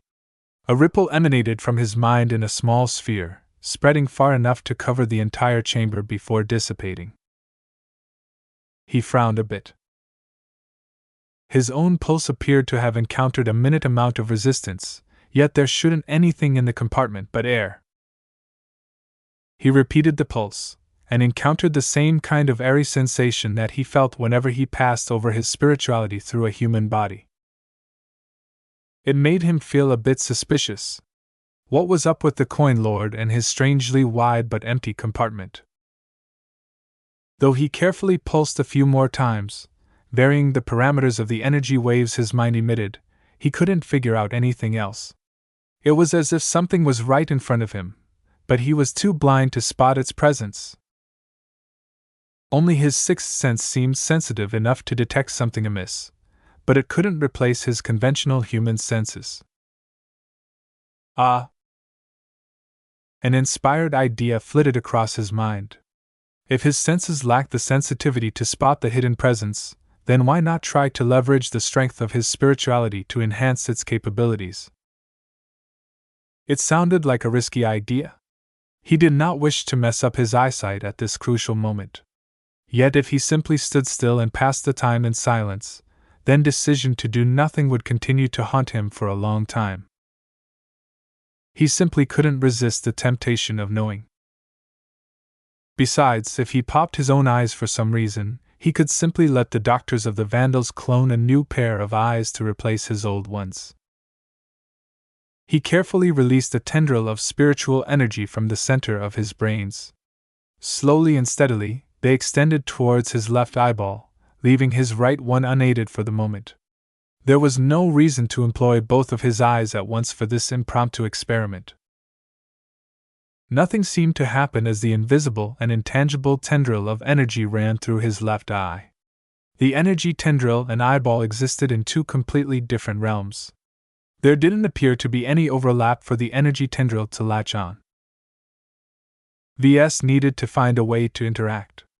He couldn't figure out any other way than concentrating his mind to focus on the idea of the energy tendril enhancing his eyesight.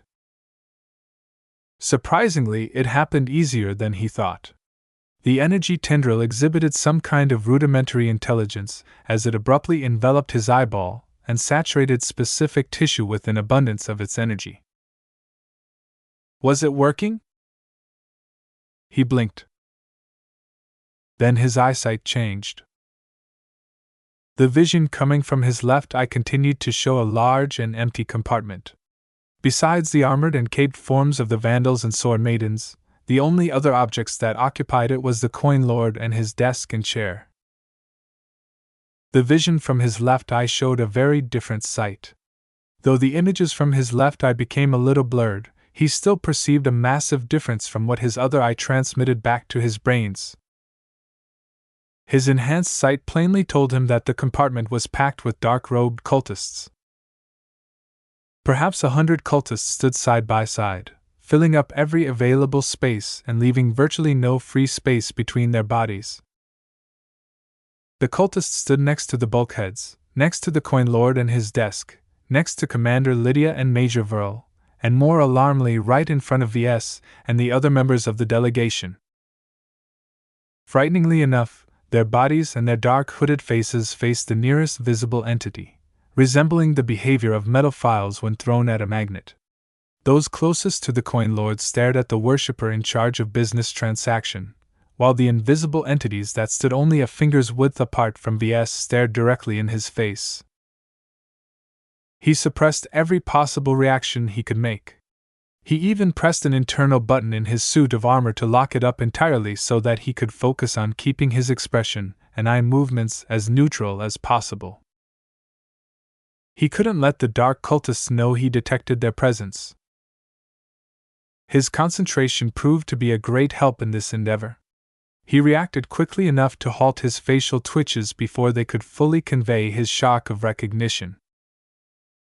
VS especially fought back his impulse to stare directly in the eyes of the cultist whose face was only 5 or so centimeters away from his own.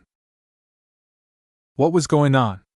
How could so many cultists sneak inside this compartment and remain invisible and undetectable?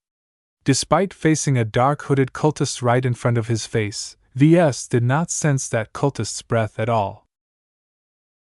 Were the cultists even physically present in this compartment?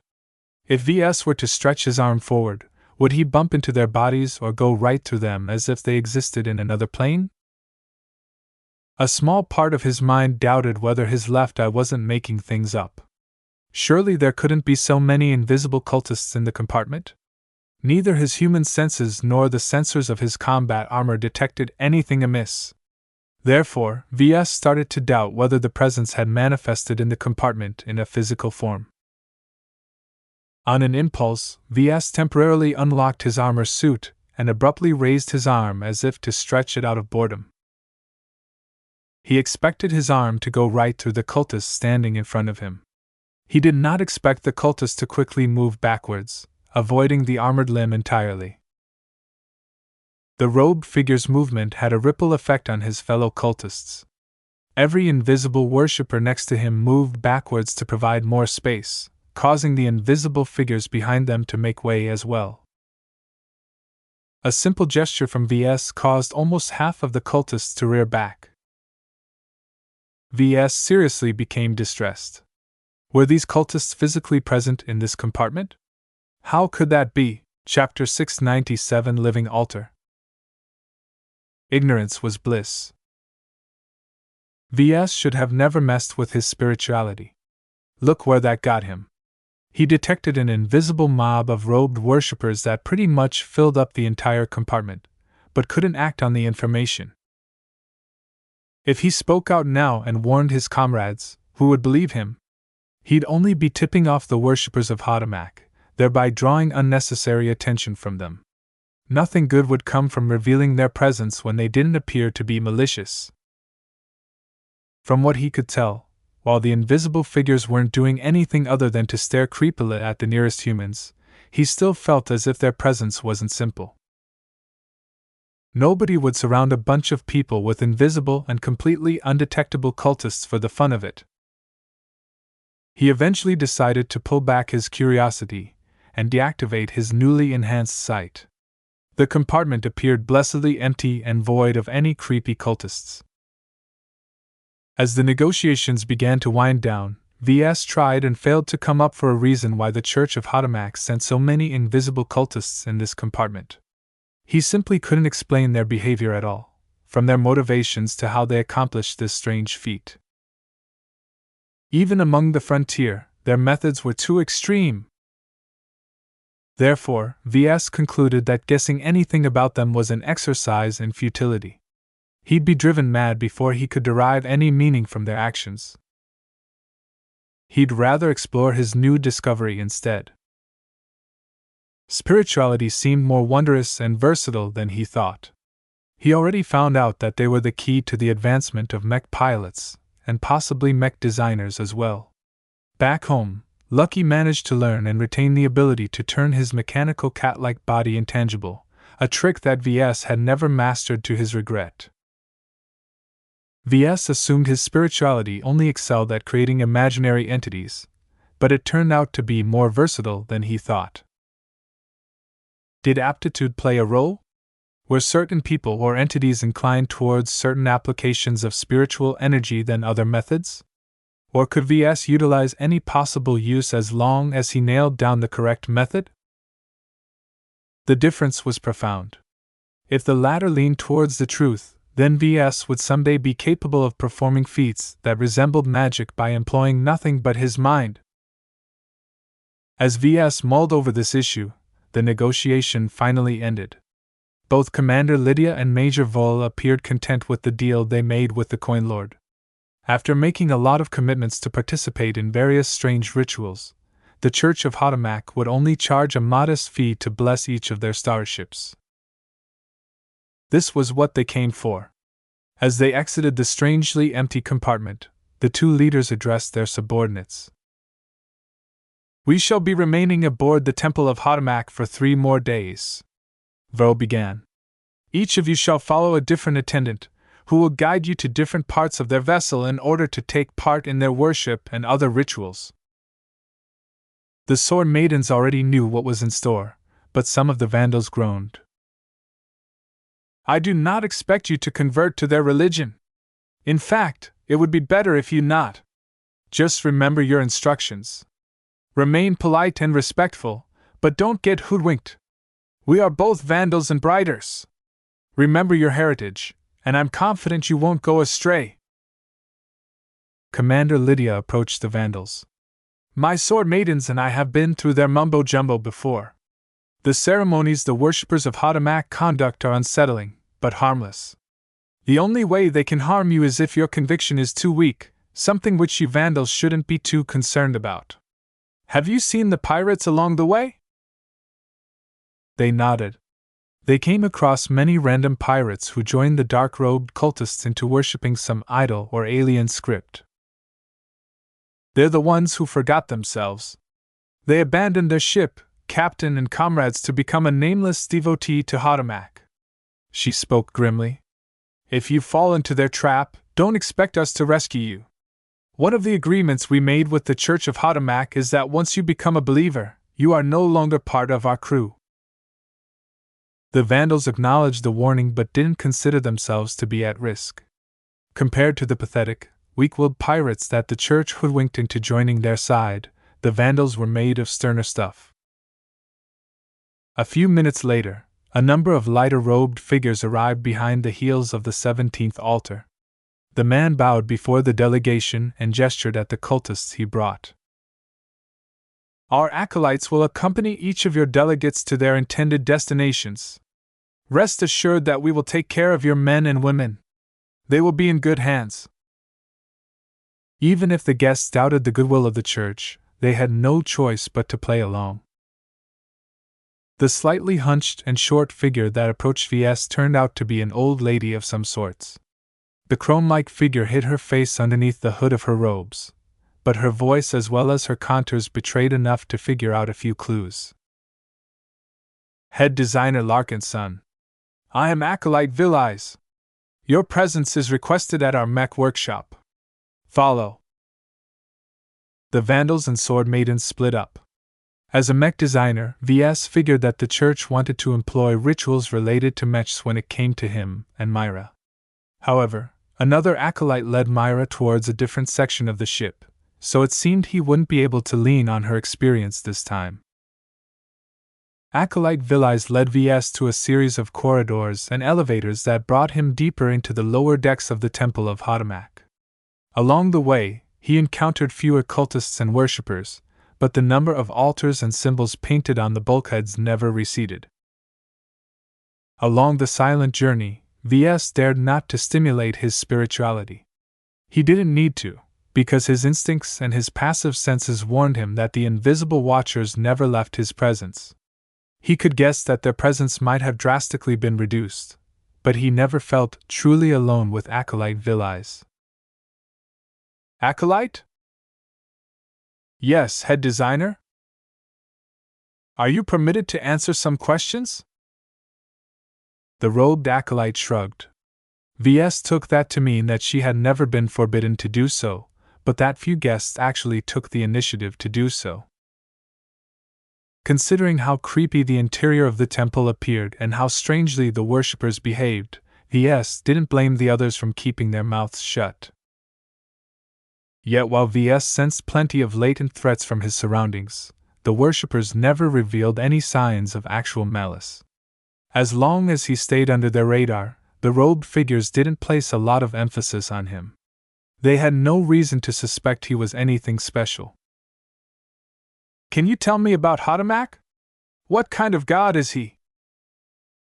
The acolyte halted in her footsteps.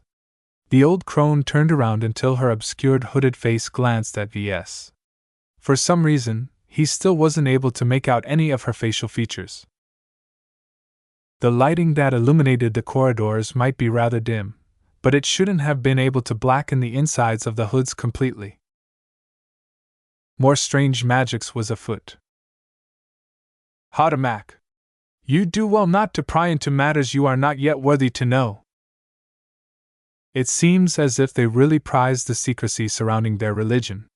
VS didn't know whether they did it for show, or if they really believed in the entity they called by that name.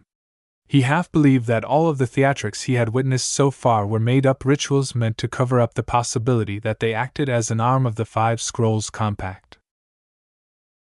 He still hadn't obtained any solid proof that the Compact had a hand in the church. He summed up his courage and kept asking probing questions. Since asking about Mech directly touched upon a taboo, VS took on a different tack. Who is the 17th altar? Why is he called by that title? Apparently, the acolyte faced much less restrictions when it came to this topic. She answered calmly but readily. The 17th altar is one of the 99 living altars in human flesh. They are one of the most devoted servants of our church, dedicating both their bodies and their fate to our Lord. As the 17th ranked altar, the man is closer to our Lord than many other believers. He is one of the leading shepherds of the acolytes. So are they the mid-ranked priests of your church? I have heard them described in that fashion. The crone responded as they both resumed their journey towards the temple's Mech workshop. To be more accurate, they are not quite priests. They have taken a step beyond what even the high priest has taken in our devotion towards our Lord. They have offered up their very flesh and bones to be turned into a living altar upon which others may offer their sacrifices. You cannot fathom the immensity of such a choice to us. VS blinked a few times. He tried to parse the meaning behind her words. For some reason, a worshipper who went beyond a priest were called living altars. The main significance behind this transformation appeared to be to facilitate the rituals the church regularly cooked up. What was an altar? He imagined a table or solid raised surface, upon which random religious props were scattered over its surface. It served as a convenient surface to place down a bowl of holy water or a ritual dagger. They also served as a sacred area upon which various solemn rituals may be conducted by priests. So what did a living altar do? The image of the table replaced itself with an ugly, old man who subjected his body with an abundance of genetic modification. The so-called living altar stood at the spot of the previous altar and bent down backwards until his arms supported his arching body beneath his head. The living altar's rough, uneven stomach served as a makeshift surface this time. VS quickly shook his head. Such a sight was stupid. The literal meaning of living altar simply made no sense. Suddenly, a disconcerting possibility sprang within his mind. Say, what kind of rituals do living altars partake in? The old crone chuckled in a disturbing cackle that sounded like a murder of crows found a carcass to feast upon. You will regret asking me that question. It is no secret of ours what living altars are responsible for. The 17th altar will be present at the ritual of sacrifice. When your sore maiden allies bring their slaves aboard the temple, do you believe we are content with slitting their throats and let their blood spill on the deck? Mech is the watcher, but he also grows hungry. Then, the living altars. You do not need to stammer your words, head designer. At the crucial time, the living altars become hosts to Mech's hunger. As the temporary embodiment of a single aspect of our Lord, they shall feast upon the flesh that is offered up to us. Only through their assistance will we sate the appetite of our Lord. It is a transcendent ritual that acolytes are lucky to attend. Even I only witnessed less than a dozen sacrifices myself. VS grunted but did not speak up any longer. He still needed to process the inhuman practices that acolyte Willis revealed. The living altars were cannibals. They brazenly disregarded the fundamental rule in human society that human life deserved to be treated with dignity. This MTA and CFA enforced rule would usually be mentioned in cases where aliens or unscrupulous people enslaved defenseless humans. However, Eating them was worse. It was bad enough that plenty of alien races developed a palate for human flesh. For humans to practice cannibalism was simply a step too far. Any human degenerate enough to eat the flesh of their own race was no longer be considered as humans themselves. Chapter 698 The Soulless Prize. The revelation that certain members of the Church of Hotomak developed a penchant for cannibalism barely affected his mood. He had yet to shrug off his shock from other matters related to this cult. The sooner he got off the Temple of Hotomak, the sooner he'd be spared her horrors. When Acolyte Villies finally led him to one of the mech workshops of the temple, VS sighed in relief at the lack of weirdness. The tall and wide compartment that encompassed the mech workshop carried a different air from the rest of the ship. It lacked the idols and candles and dim lighting that profoundly disturbed VS as he walked through the claustrophobic corridors. Instead, the mech workshop resembled any other mech workshop he'd seen in the larger combat carriers and fleet carriers. With wide open spaces, various assembly bays upon which to assemble and disassemble mechs with ease, tightly organized tool storage spaces, and a bevy of normal-looking mech technicians wearing shorter and thinner robes that didn't hinder their movements, the entire workshop seemed to run on logic rather than belief. Besides the errant symbols painted against the bulkheads, the workshop lacked any other overt religious presence. Humph! He unconsciously grunted in approval. Even if the Church of Hotomak believed their god looked upon them with favor, their beliefs wouldn't be able to save their bacon when they encountered a hostile force. The cultists likely couldn't pray the attackers away with their rituals alone. The only way to defend themselves against a hostile mech force was to deploy their own mechs. And while mechs came in all shapes and sizes, if the fanatics interfered too much with the maintenance and operation of their mechs, they would probably be dragging down their own defense. That must have led to the current situation where the most zealous among the worshippers of Hotomak had refrained from extending too many tentacles to the mech workshop. It demonstrated that the Church of Hotomak could be pragmatic when it came to matters related to their survival. The acolyte calmly shuffled deeper into the workshop. The passing of the pair elicited no attention from the mech technicians that stoically performed their duties in silence. The lack of chatter disturbed VS a bit. He knew mech technicians. They always chatted about inane topics such as the booze they were brewing out of nutrient packs or how much they looked forward to fleecing their comrades in the next card game. The pair entered a semi-open enclosure that hosted a number of terminals. Various pirates in different sets of outfits silently worked on various designs behind the terminals. VS took in their work in a single glance. Each of them were mech designers, and each of them struggled to work with the designs presented before them. This was no wonder, as the mech designers were largely at the novice level, while the designs seemed to have come from the hand of a journeyman. Acolyte Villies approached the only figure sitting behind a control panel on a raised dais. Annoyingly, the figure completely hid their form beneath a thick black robe. Acolyte Villies! An electronically distorted voice of an old man emerged from the shadows of the hood. Have you come to bring the latest fool? This is head designer V.S. Larkinson of the Flagrant Vandals. Mr. Larkinson, this is the Soulless Priest. He is the ranking mech designer aboard our temple. V.S. bowed his head in respect. Soulless Priest. You may address me as Soulless. Very well.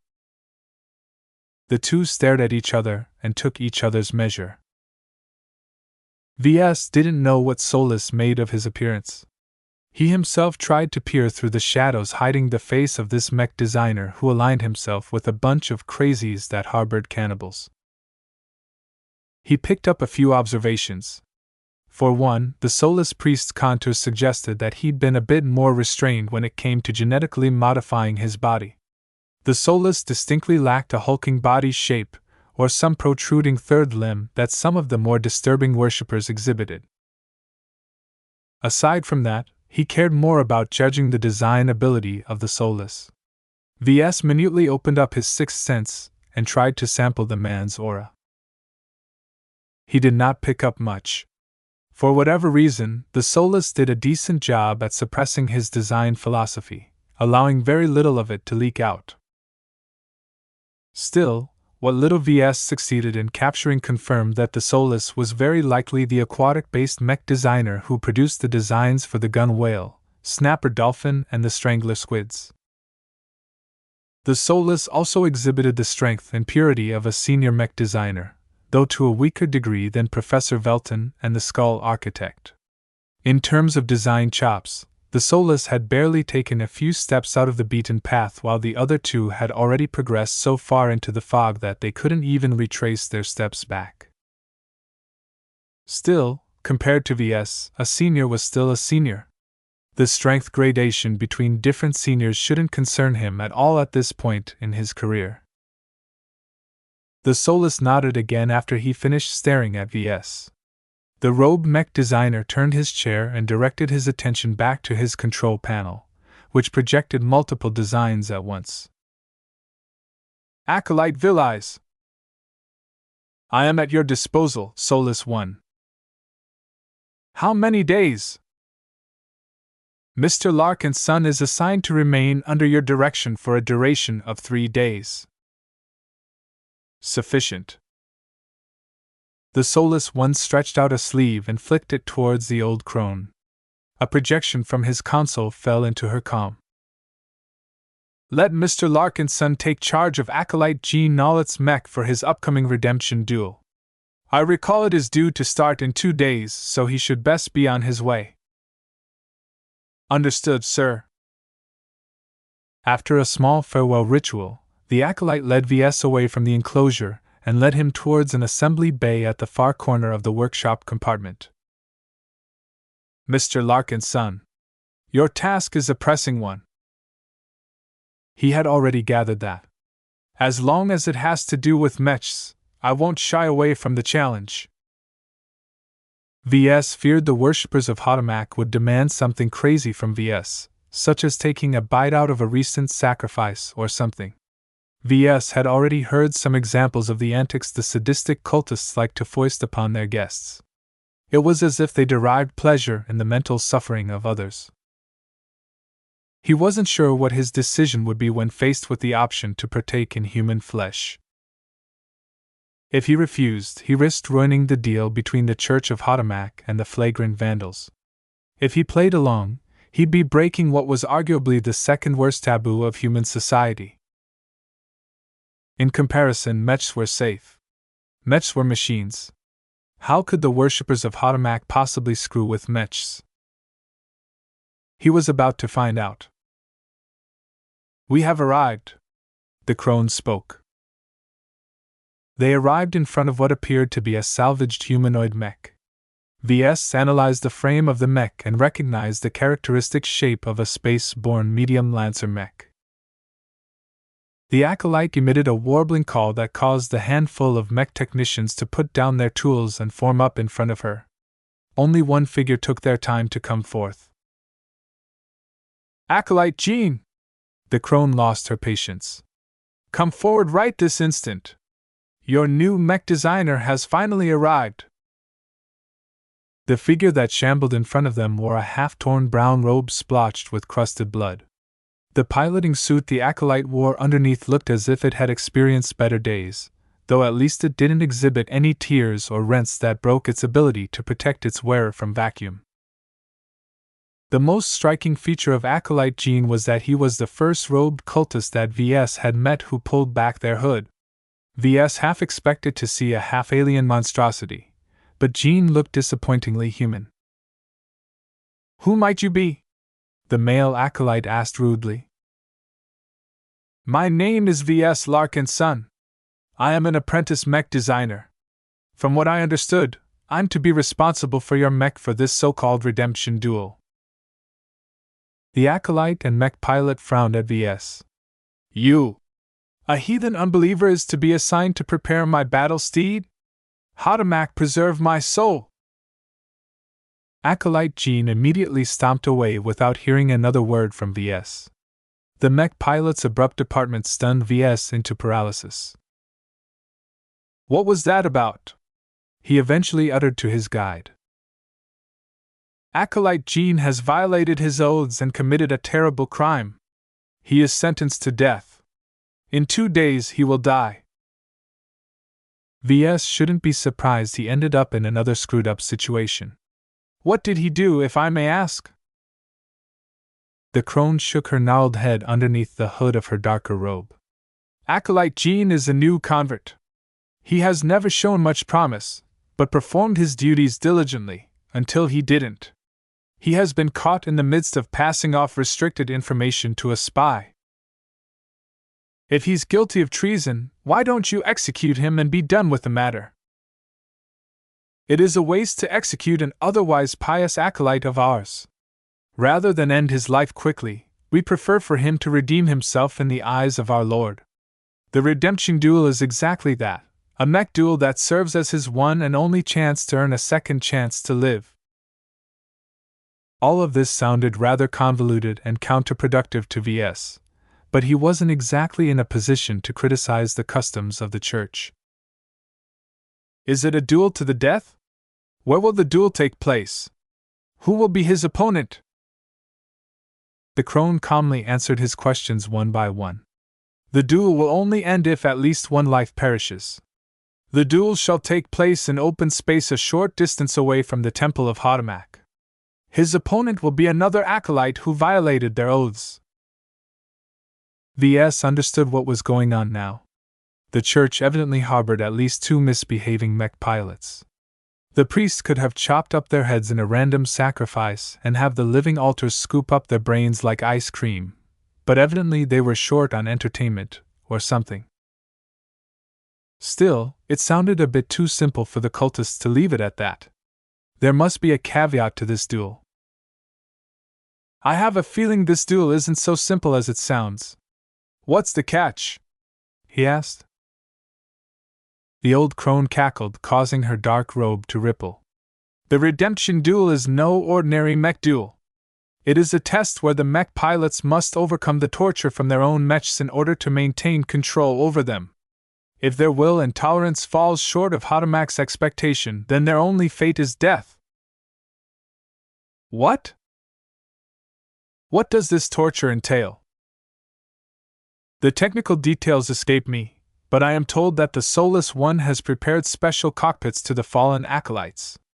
Piloting from one of the modified cockpits is said to be as painful as driving a dozen nails into your skull. Many times, the mental anguish has proven too much to the violators, and their consciousness has shattered entirely, leaving their bodies alive but their souls in pieces. VS tried to remain calm. I'm to design a mech that is expressly meant to hurt its own mech pilot? Correct. The crone teased out. VS could practically hear the smirk she must be harboring inside the shadowy void of her hood. The mech you are responsible for readying for the duel is to be a torture machine first, and a fighting machine second. The mech pilot must suffer for the redemption duel to receive Hotamak's blessings. The horror of what the church expected of VS started to creep up on him. A mech designer always wished the best for their mech pilots. Even the more neglectful designers didn't wish their mech pilots ill. To be working on a mech that was expressly meant to make their pilots suffer as much as possible went directly against the mech designer's creed. Chapter 699 Dark Incentive. Ethics played a significant role in the rules and regulations set up by the Mech Trade Association. Born from the embers of the Age of Conquest, the MTA along with the CFA attempted to impose order on the loose rules against genocide, reckless human experimentation, and other crimes against humanity. From the ground up, the MTA envisioned mechs as a more restrained weapon of war that served the interests of the people instead of the opposite. Mechs had to be proportional, selective, and above all else avoid any possible harm to their own wielders. The emerging class of potentates enjoyed an elevated status in society. As current and potential mech pilots, each of them were precious and deserved to be treated with reverence. As for the mech designers that sprung up to accommodate the demands of the mech pilots, their most fundamental goal was to help the pilots fight better. In the overwhelming majority of cases, the interests of the mech designer largely overlapped with the interests of the mech pilots. They both wanted their mechs to be the best. Right now, the soulless priest demanded the opposite from VS. If he understood his assignment correctly, then he was expected to work on a torture device in the form of a mech. Do you realize the significance of what is being asked of me? We do, the crone replied in an amusing tone, as if lives weren't at stake here. You are expected to comply. We care nothing for the strictures of the MTA in this region of space. Only the will of Hadamak reigns supreme in this temple. Crazies. Obviously, the fanatics like to make light of the gravity of the situation. What are the exact parameters of my assignment? Acolyte Villies silently transferred a bunch of virtual documents to his comm. They outlined various demands and restrictions that diverged substantially from what was expected of a normal mech. The soulless priest bestowed the salvaged Lancer mech before him with the name of Evaporating Spear. It had been picked up from some abandoned debris field in space a couple of months ago, but hadn't been worked on until a few weeks ago, when it had been assigned to serve as Acolyte Jean's redemption mech. A mech designer before VS made a lot of progress in restoring the Evaporating Spear. However, various parts still needed to be refurbished or tweaked before the mech regained. VS did not have much time or resources at his disposal. He had access to an internal scrap heap where the Temple of Hadamak stored the loose salvage they picked up over the years. Many of those rusted wrecks and parts were in awful condition. That was already bad enough, but the restrictions he faced were arguably worse. The mech the soulless priest expected from him needed to be battle-worthy enough to battle out a duel in space. However, VS had to do so while working with the special cockpit with the modified neural interface. As someone who received a few tutoring lessons on neural interfaces, he understood enough of the technical details to know what a travesty the soulless priest had produced. The tampering done to the neural interface looked like a nightmare to VS. The depraved senior manipulated the connections that moderated the flow of data between the mech pilot and the mech and damaged the filters that were supposed to block unwanted noise from polluting the channels. Basically, it was as if the soulless priest broke the processing plant that prevent polluted water from flowing into the pipes conveying clean water to various households. The various acts of tampering had systematically disabled enough filters that raw sewage began to leak out into the flow of clean water. Deviously, the polluted signals channeled by the neural interface wouldn't kill a mech pilot instantly. Instead, they'd overload their brains while heating it up to dangerous levels. Simultaneously, the noisy signals racked with junk data and other nonsense would make it harder for Acolyte Jean to maintain effective control over the Evaporating Spear. In fact, at its current state, the Evaporating Spear was basically uncontrollable. It would be as if a promising mech pilot with a B-grade genetic aptitude devolved into a near cripple with a pathetic E-grade genetic aptitude. The increased difficulty in piloting the Evaporating Spear has effectively reached a 3-step drop from the mech pilot's original genetic aptitude. VS could still work with a mech pilot with an E-grade aptitude, but the problem was that according to the documents he received, Acolyte Jean only possessed a C-grade aptitude. From C to D is one step. From D to E is another step. E to F is the third step. It only takes 3 steps to go from average to disaster. What was the significance of an F-grade genetic aptitude? VS possessed the exact same grade. In fact, up to 96.5% of every human in the galaxy shared this aptitude. Damn it, how can this soulless priest foist me upon a mech which effectively turns its intended pilot into a norm? Remember, Mr. Larkin's son, you are not allowed to touch the cockpit at all, the old acolyte reminded him from the side. She had been observing VS all this while as he started to take in the immensity of this assignment. While the Soulless One does not demand the evaporating priest to win the upcoming redemption duel, it must exhibit a worthy struggle. Hotamak will not be pleased if the evaporating spear is defeated within seconds because Acolyte Jean failed to move his mech. He groaned. VS wanted to cry out that this assignment was impossible, yet he held back his protests. The soulless priest knew what he was doing. VS wouldn't be able to change his mind on this matter. Rather than waste his limited time by bleating about the unfairness of it all, VS would rather move on and make some progress. I have another question, he asked the acolyte. You said the redemption duel is a second chance for the winner to live, but how is that possible? The amount of data channeled by the tampered neural interface will irreversibly damage the mech pilot's central nervous system. Even if Acolyte Jean wins the duel, he'll end up as a brain-dead vegetable. Acolyte Villies barely stirred from underneath her robe. You are not responsible for the aftermath. You are only responsible for preparing Acolyte Jean's mech for battle. We have given you access to the tools and means to fulfill your mission. What's in it for me? How does my work benefit the Vandals? VS hadn't been paying too much attention to the previous negotiation with the Coin Lord, so he wasn't sure why he needed to play along in the first place. Ensure that Acolyte Jean wins the redemption duel, and we will shower you with rewards. Not only will we charge 10% less K-coins for the services we provide, you are also entitled to a personal boon from the soulless priest himself. What does this personal boon entail? VS asked with a frown. No offense, but I'm not sure I want anything to do with the soulless priest. We are not exactly alike. Certainly, the 10% discount was a significant reward to the Vandals, but VS did not care too much about their budgetary concerns. The flagrant Vandals recently defeated the Castle Breakers during their visit to the Mancroft Independent Harbor. Fencing the spoils with the help of the Omen of Misfortune must have netted the Vandals a couple of billion of credits. Right now, the Vandals shouldn't be too short on liquid funds.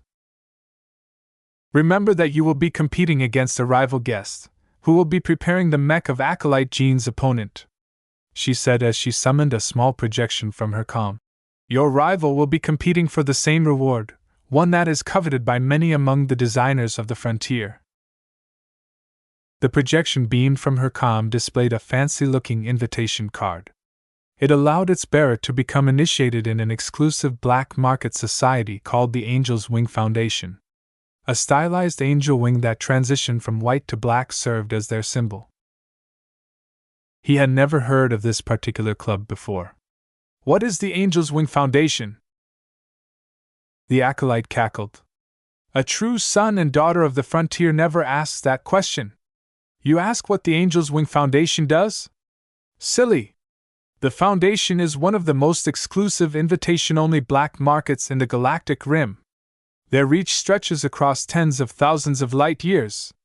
Their black markets are physically present in so many star sectors that they can smuggle anything that can be found in the galactic rim to your doorstep. VS became truly intrigued now. The Foundation trades in anything? What about mechs? Technologies? Exotics? Slaves? The Foundation does not dabble in the sorts of goods that mech designers are interested in. The acolyte responded in an amused tone. Yet before you shake your head and turn away, know that the Foundation is one of the most premier sources of anything biological.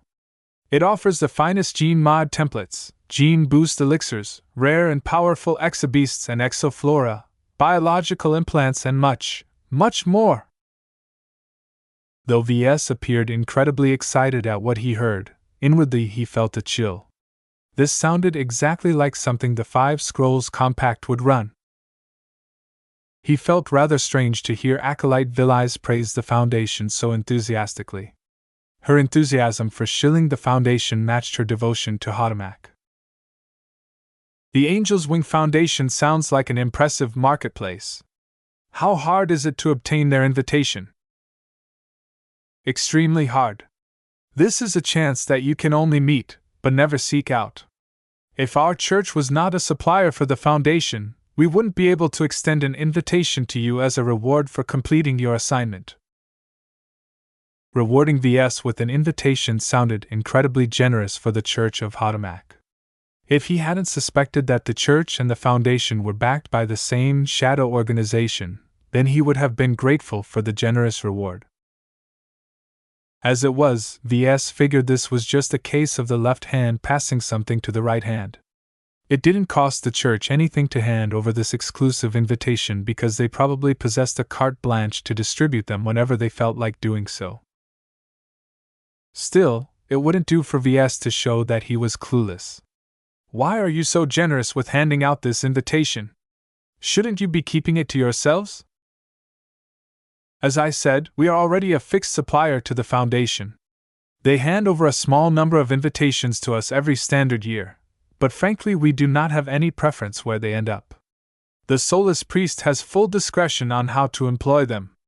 He must have approved of you in some way, or wishes you to make a full effort, so he has promised you this invitation if you win. Hearing the acolyte's answer only furthered his suspicion. In fact, VS started to doubt if acolyte Villies was as simple as she looked. Her title and behavior made it seem as if she was just a low-ranking peripheral member of the church, yet her advanced age and her insights made her sound sagely at times. VS closed his eyes and paused. While the Church of Hotomac hadn't pushed VS to participate in a gruesome ritual, this assignment came with a lot of complications that he would rather do without. First, did he even want the reward? Certainly, VS always felt troubled by his modified biology. Having been investigated by various doctors and experts, including those employed by the CFA and the Friday Coalition, they had all admitted defeat when presented with the radical and incomprehensible Jutland organ. That piece of semi-alien flesh in his chest represented a ticking time bomb that might explode within a few decades from now. While that didn't sound too bad for a normal person, VS intended to live at least a few hundred years, so he required an urgent solution for the problem. Who better to turn to than the masters of biology? The Angel's Wing Foundation had likely been set up as an offshoot of the Five Scrolls Compact. Since Dr. Jutland used to hail from that organization as well, the odds of finding an expert who could permanently solve the biological hazards within his body was a lot higher than engaging with the much less impressive Clifford Society. Though there were always risks to becoming involved with the Five Scrolls Compact, as long as VS remained prudent, he shouldn't catch their attention. He decided to aim for the invitation. No matter what obstacles stood in his way, Acolyte Jean needed to win. Chapter 700 Evaporating Spear. Countless black markets and closed societies existed in the galaxy. Some opened their doors to anyone that entered. The physical black markets at the Harkinson and Mancroft star systems served as iconic examples in the Komodo star sector. Their barrier for entry was so low that practically any random 7-year-old could jump over the fence. To call them black markets besmirched the reputation of all other black markets. They're more like the light version of black markets. Due to their open nature and wide reach, a lot of paupers and poorly connected power players tended to frequent these markets.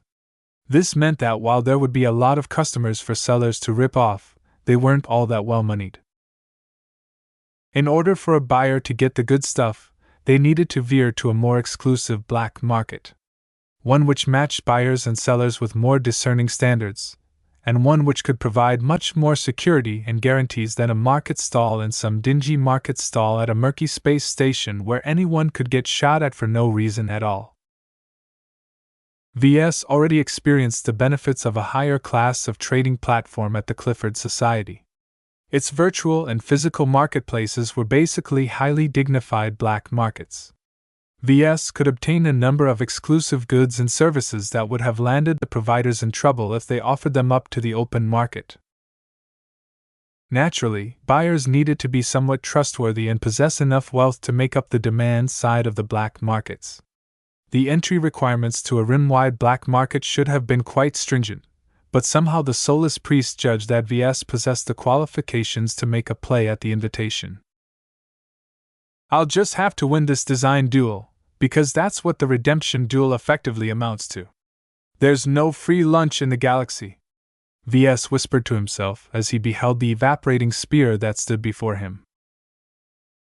The old, rusted frame of the mech looked rather pithy, and VS knew it would take a lot of work and ingenuity to get it up and running with a modicum of battle effectiveness. Though the redemption duel ostensibly centered around a duel to the death between two mech pilots that fought while enduring unimaginable torture, VS largely disregarded their story and their skill level. As long as mech pilots were somewhat competent and similar to each other, the outcome of the redemption duel depended more on the mech designer than anyone else. That was because the tampered neural interfaces threw all of the rules out of the window. VS stared at the depressed-looking figure sitting slumped at a pile of crates fashioned into a makeshift chair. Acolyte Jean presented a sorry figure with his worn-out pilot's suit and his torn and half-broken robes. He was by far the most pathetic worshipper of Hotomac that VS had encountered so far. Jean exhibited a nihilistic attitude to his upcoming duel. To be frank, VS would be bummed out as well if he found out he'd be put inside a cockpit that wanted to make him taste the feeling of hell while being pushed out into space and be expected to fight for his life while his very nerves and brains burned from all of the overstimulation of signals. He could not even see the point of winning. What would the acolyte gain from that when he'd be brain dead anyway? Don't underestimate our ability to restore the winner of the duel to life, Acolyte Villies responded when VS puzzled over that question. The old woman continued to follow close to his heels for some reason. The redemption duel is an arduous trial that will test their worthiness in the eyes of Hotomac. Those that perish deserve to perish. Those that survive are deserving of Hotomac's mercy. And what does Hotomac's mercy entail? VS asked, curious of what they would do to restore a brain-dead mech pilot back to a semblance of life. Hotomac's mercy is a ritual of rebirth. Whoever shall win will be ordained as our newest living altar. VS blinked. He could argue that transitioning from a living vegetable to a living altar was a punishment rather than a reward. Cannibalism wasn't so bad if you got to live again and received a free pass from your god. He didn't even ask what kind of freak medical procedure the Church of Hotomac mastered to restore a burned-out mech pilot back to a semblance of life. As far as VS knew, almost every case of neural interface-induced overload onto a mech pilot's nerves resulted in catastrophic and irreparable damage. He had a feeling the answer might upset him even more. Ignorance is bliss. Practically every aspect involving this band of crazy fanatics drove him mad. VS completely believed the decision to banish them from civilized space was justified. In fact, they should have gone a step further and sent a CFA battleship to wipe out the temple and all of its traces for good. Then again, these bunch of crazies didn't mistreat their guests too badly, and even dangled a carrot in front of his face. VS suspected this might be the only opportunity in his life to be offered an invitation to the Angel's Wing Foundation. In order to save his life from a dormant threat buried inside his chest, perhaps the crazy researchers of the Five Scrolls Compact may be his only hope for salvation. His very life was at stake in this challenge. Win or lose, it is not only my pride that's at stake here. His motivation to win had skyrocketed. Yet that was not enough to ensure a win at the upcoming redemption duel. He needed to get to work. VS looked around and ignored the condemned pilot for now. Rather than racking his brains over his bum of a mech pilot, he'd rather start tooling with something he possessed an ample amount of familiarity. He sat down behind a spare terminal and loaded in the documents and designed schematics of the evaporating spear. What the hell is this travesty? A single glance at the schematics displayed an ugly combination of internal parts. They may have been built for lancers or melee mechs, but their synergy was poor and their implementation was even worse. The design resembled making a random grab of mech parts and stuffing them inside a poorly optimized mech frame. This is a third-hand mech. VS could read some of the history of the mech frame from the strange combination of mech parts. It originally started out as an affordable Lancer mech. Its design must have come from a pirate designer with absolutely no respect for intellectual property. It seemed as if the initial designer had pirated a bunch of random component licenses that only vaguely had to do with this mech archetype. The result was a poor-performing Lancer mech that, due to sheer luck, possessed some merits compared to other pieces of trash developed by pirate designers in the frontier. Still, whoever designed the initial incarnation of the evaporating spear must have been a novice mech designer. The first incarnation of the evaporating spear must have been used for quite a number of years before it suffered a devastating stab in the back that pierced through the flight system and penetrated the cockpit from behind. This attack had wrecked the evaporating spear. However, the clean, surgical strike it suffered left the rest of its frame largely intact. Once the winners of the battle salvaged the wreck, they only needed to replace its flight system and its cockpit, while slapping over some makeshift armor plates in the rear to restore the mech to functionality. Hooking up a new cockpit to replace the old one is normally a huge issue. However, if the initial mech designer pirated the cockpit model from the galactic net, then the mech designer who restored the mech should have access to it as well. Yet the restorer hadn't gone for this option. Instead, he tried to insert an entirely different cockpit model inside the empty gaping hole of the mech, to predictable results. Incompatibility problems must have plagued the second iteration of the evaporating spear throughout its rebirth. A few more years passed by until the mech suffered a nasty blow that destroyed its left arms and torso and disabled its power reactor. After drifting in space for a lengthy period of time that spanned up to a decade, the wreck finally fell into the hands of the Church of Hotamac. They assigned a mech designer to attempt to restore it. By now, the predecessor of VS succeeded in doing a decent job at patching up the mech. The evaporating spear gained a new power reactor as well as a fully restored torso and arm to fill up the left side of the frame. The only problem was that whoever the Church picked to restore the evaporating spear possessed an insufficient understanding of mechs and battle mechatronics. The replaced portions of the mech did not match the original layout of the frame. The restoration ruined its balance. The mech is asymmetric. There was nothing wrong with an asymmetric mech. However, the novice originally designed his mech as a symmetrical mech. Throwing its center of gravity and balance out of whack ruined its entire flight and movement profile. If the evaporating spear regained functionality and flew out of the hangar bay right now, its flight would probably lead to make a horizontal loop that resulted in a direct crash against the outer hull of the Temple of Hotamac. The easiest way for VS to prevent such a disaster was to tweak the flight system so that its steering wheel permanently slanted a couple degrees towards the right. That's an awful fix. A software patch to compensate for a hardware inadequacy will only postpone a disaster in the making. VS would never allow such a lazy fix in his original mech designs. However, this time VS was working with a dueling mech.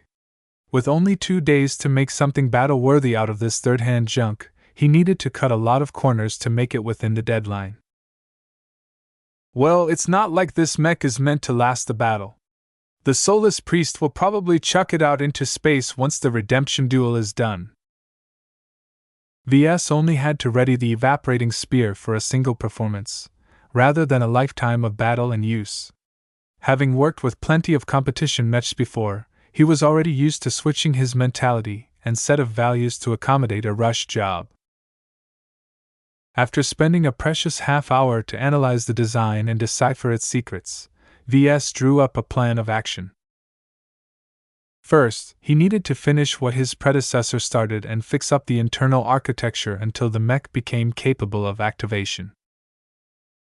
Second, he needed to strengthen the overall frame and patch up the structural weaknesses that had grown as a result of all of the battle damage, neglect, corrosion, and botched repairs it accumulated over the years.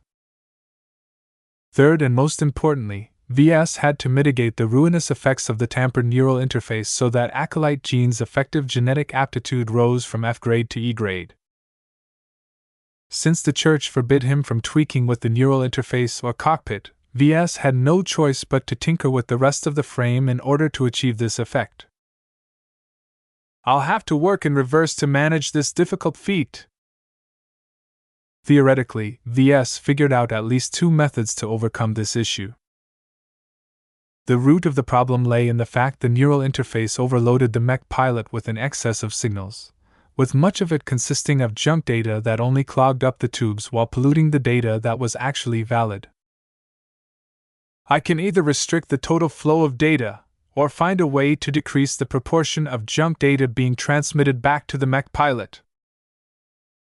The problem may sound insurmountable at first, but VS only required a quick moment of thought to come up with a number of viable solutions.